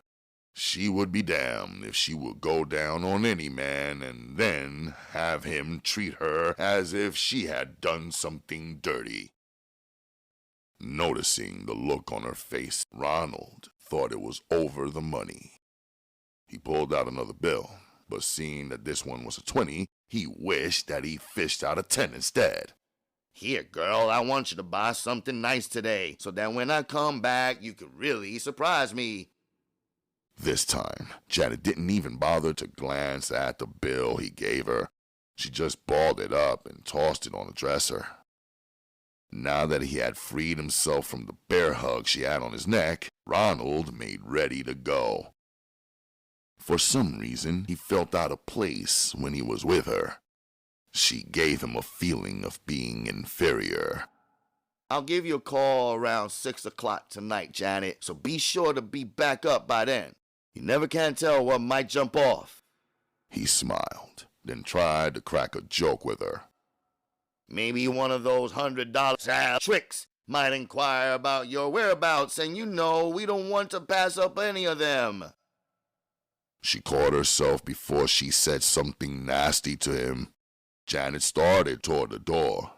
For the first time in her life, she was glad to see him leave. She needed time to think.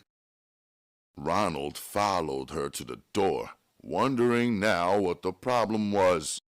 She was just too motherfucking moody, he reflected as he stopped in the doorway. Remember what I said now, he warned, his voice going cold. I'm not joking about them $100 tricks. Janet just held the door open. She didn't bother to answer. She watched him go, torn between her love for him and her common sense. Ronald hesitated in the doorway, staring at her.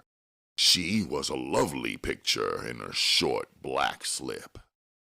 The top of it hung down just enough to reveal her well-developed breasts, which, with no bra, stood out proudly.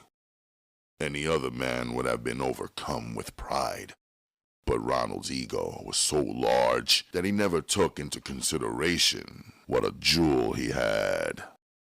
Seething from an unknown anger, he turned on his heel and walked away from her, never bothering to glance back at the vision of loveliness he left behind.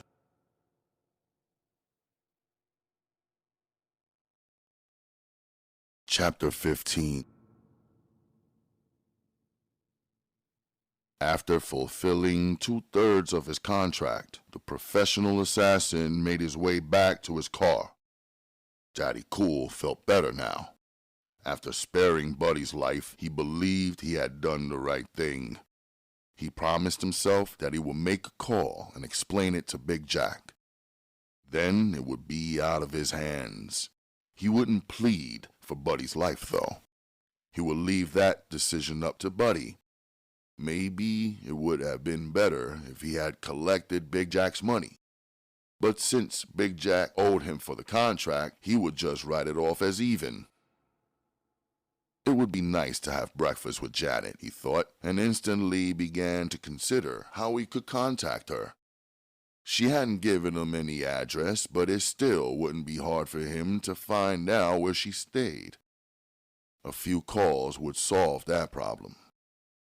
At the first paid telephone, he stopped and got out. After 3 calls, he had her address written down with the number of her apartment. He would surprise her this morning. He glanced at his watch. It was still early, but since she had gone in early, she should be getting up around now. It was just a little past 9. A good time for them to go and find a restaurant that served good pancakes, something both of them liked.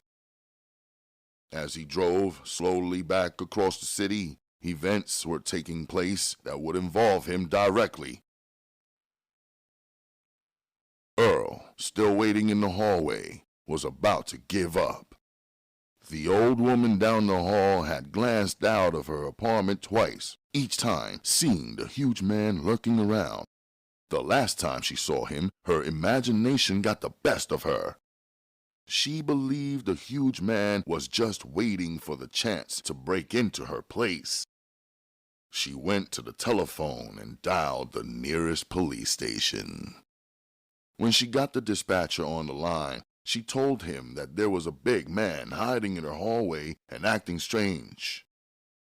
Before Earl could make up his mind to leave, the door he had watched at night came open, and Ronald walked swiftly down the hall. Earl pressed himself against the stairway, waiting in ambush for the younger man. Ronald was almost upon Earl before he saw the huge man standing there. Instantly, fear leaped into his eyes. He stopped and stared at him in horror. Earl stepped away from the wall. 2 more steps and he was in front of the frightened Ronald. His huge hand shot out and gathered some of Ronald's shirt in his grip. At first, Ronald attempted to struggle, but his young strength was impotent against the huge man. Without hesitation, Earl balled his hand up into a fist and struck Ronald viciously against the head. Wait, man, wait! Ronald began to plead. I'll give you back the money he gave his daughter. I was just taking it to put in the bank for her. The man's words made no sense to Earl. He had a job to do, and speed was the best thing. Before he could wrap his huge hands around Ronald's neck, the boy managed to scream. It was a high, piercing sound that carried the fear he felt. He knew he was facing death. He struggled against the hands that held him, but it was useless. It was as though he was in the grip of an iron machine. Nothing he did could make the animal-like man in front of him let go. Ronald tried to kick, but again his action was in vain. Earl lifted the smaller man off his feet as he applied pressure to the boy's neck. The kicks that Ronald used against him just seemed to bounce off Earl's legs. He twisted his body around so that Ronald couldn't kick him between the legs. The high scream that Ronald had let out put a cold block of fear in Janet's heart. From her apartment, she knew at once that it was Ronald. It was a feeling she had. Grabbing up a housecoat and tossing it around her shoulders, she ran to the door of her apartment and flung it open. As she ran down the hallway, she saw the two men struggling, moving as though they were in slow motion. She screamed at the top of her voice as she came near. The sound of her voice only added strength to the giant's hands. He gave one final shake of the boy's neck, and he was rewarded for his trouble by hearing a snap. He knew he had succeeded in doing what he had come to do. He had broken the boy's neck. Ronald was like a doll in his arms. He tossed the useless body away from him as Janet came running. At the sight of the mutilated body, she let out another scream. This one began on a high note and seemed to swell. Earl took one quick glance over his shoulder at her and ran. He hadn't wanted her to see him, but it was too late now. Either way, it was over and done with. He took the stairway down 3 steps at a time. Before he reached the first floor, the outer door opened, and 2 blue uniformed policemen came walking in. The first thing they heard was the screaming from Janet. Then the next thing they knew, a huge black man came roaring down the steps. With one sweep of his huge arms, Earl knocked one of the officers completely off his feet. The other policeman just took a glancing blow, then he came back off the wall, clutching at his gun. Still running, Earl was at the outer door when the policeman's warning reached him. It had no immediate effect on the running man. If he had understood, he wouldn't have stopped. The first bullet caught him in his back, but didn't even slow him down. He was out the doorway and on his way when the policeman took careful aim and fired again. His next bullet struck the fleeing man in the neck, hitting the huge main vein. When the bullet came out on the other side, a gush of blood followed it. Earl still remained on his feet. He fell against the car and balanced himself. As he started to run again, the policeman took aim and fired once more. This time, the bullet struck him high in the back and staggered him until he fell. After running back to her apartment, intending to call an ambulance for Ronald, Janet heard the shooting and raced to her front window. She was in time to see Earl fall on his face. But she also saw someone else. She saw Daddy Cool, who had just pulled up and gotten out of his car. When she looked out, her father was running toward the big man. She thought at once that he had been there all the time. More than likely, he had put the huge man up to doing what he had done, she reasoned. With tears flowing down her cheeks, Janet wished with all her heart that her father would have just waited. Now she could never forgive him. If only he would have let her work it out. She was sure he would have been happy. Now it was all over, and she knew that Ronald was dead out in the hallway, and the responsibility for it was downstairs kneeling on the sidewalk, the only person to come out of this smelling like a rose. It was something she couldn't allow him to get away with. With slow deliberation, Janet began to dress. When she finished, she opened the drawer and removed 2 of the long-bladed knives. After concealing them under her jacket, she started for the door. Downstairs, Daddy Cool knelt beside the huge man. Why, Earl? Why didn't you wait for me? Why didn't you wait for me, old-timer? Then none of this would have happened. Daddy Cool leaned down and held the huge man's head. Blood from the man's wounds soaked his clothes, but Daddy Cool didn't pay any heed to it. There were honest tears in his eyes as he held his close friend, staring down at the huge man as the last flicker of life left his eyes. At the last moment, Earl tried to say something, but he wasn't able to get the words out. The policeman who had done the shooting approached the slain man. You knew this guy? He inquired as his partner came running up. Yeah, Larry Jackson answered. He worked for me. Well, he killed a guy with his hands in the hallway, the other policeman said. Yeah, I know, Daddy Cool replied. He didn't have to see the body to know. He had seen Ronald's car and had put two and two together. As he got up and straightened out his hurting knees from the concrete, he wondered how his daughter would take this. More than likely, she would end up holding me responsible, Daddy Cool reflected. Say, we'd like to get a statement from you, one of the policemen said. From me? Daddy Cool answered sharply, then laughed. Hell, man, I'm not the one who shot him. See your partner there? He stated as he saw his daughter come out of the doorway. She was staring straight ahead. Her eyes came to rest on his face. She never looked away. Oh, shit, Daddy Cool said to himself as he waited for her. It's like I thought. She thinks I'm responsible for this shit. He had to smile as he watched her close the distance between them. She's so much like I used to be, he thought as he looked at her with pride. When her hand went under her jacket and came out with a knife, he smiled again. He had known she would come up with it before she revealed it. The movement had been smooth and easy. He took pride in her experience.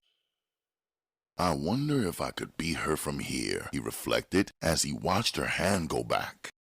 In a detached way, it seemed as if she was doing it to someone else and he was on a stage watching. If she kills me straight out, he reflected in his last seconds, she'll end up facing a first-degree murder charge. With that thought in mind, he decided to make his move. Not to hurt her, but only to protect her from the long arm of the law. He knew he still had 3 of his own weapons on him. You're wrong, Janet! He screamed loudly, then made his move. She was good, but he believed that it would have been easy for him to take her. He flipped the knife from out of his shoulder rig, but it was too late. Already death was winging its way through the air. He didn't try to dodge the knife throw. He just hoped the police saw it as self-defense for his girl. She would need all the help she can get. But instead of throwing the knife, he held it in his hand. At the last instant, he knew he would have had plenty of time to get his toss off, if he had really wanted to.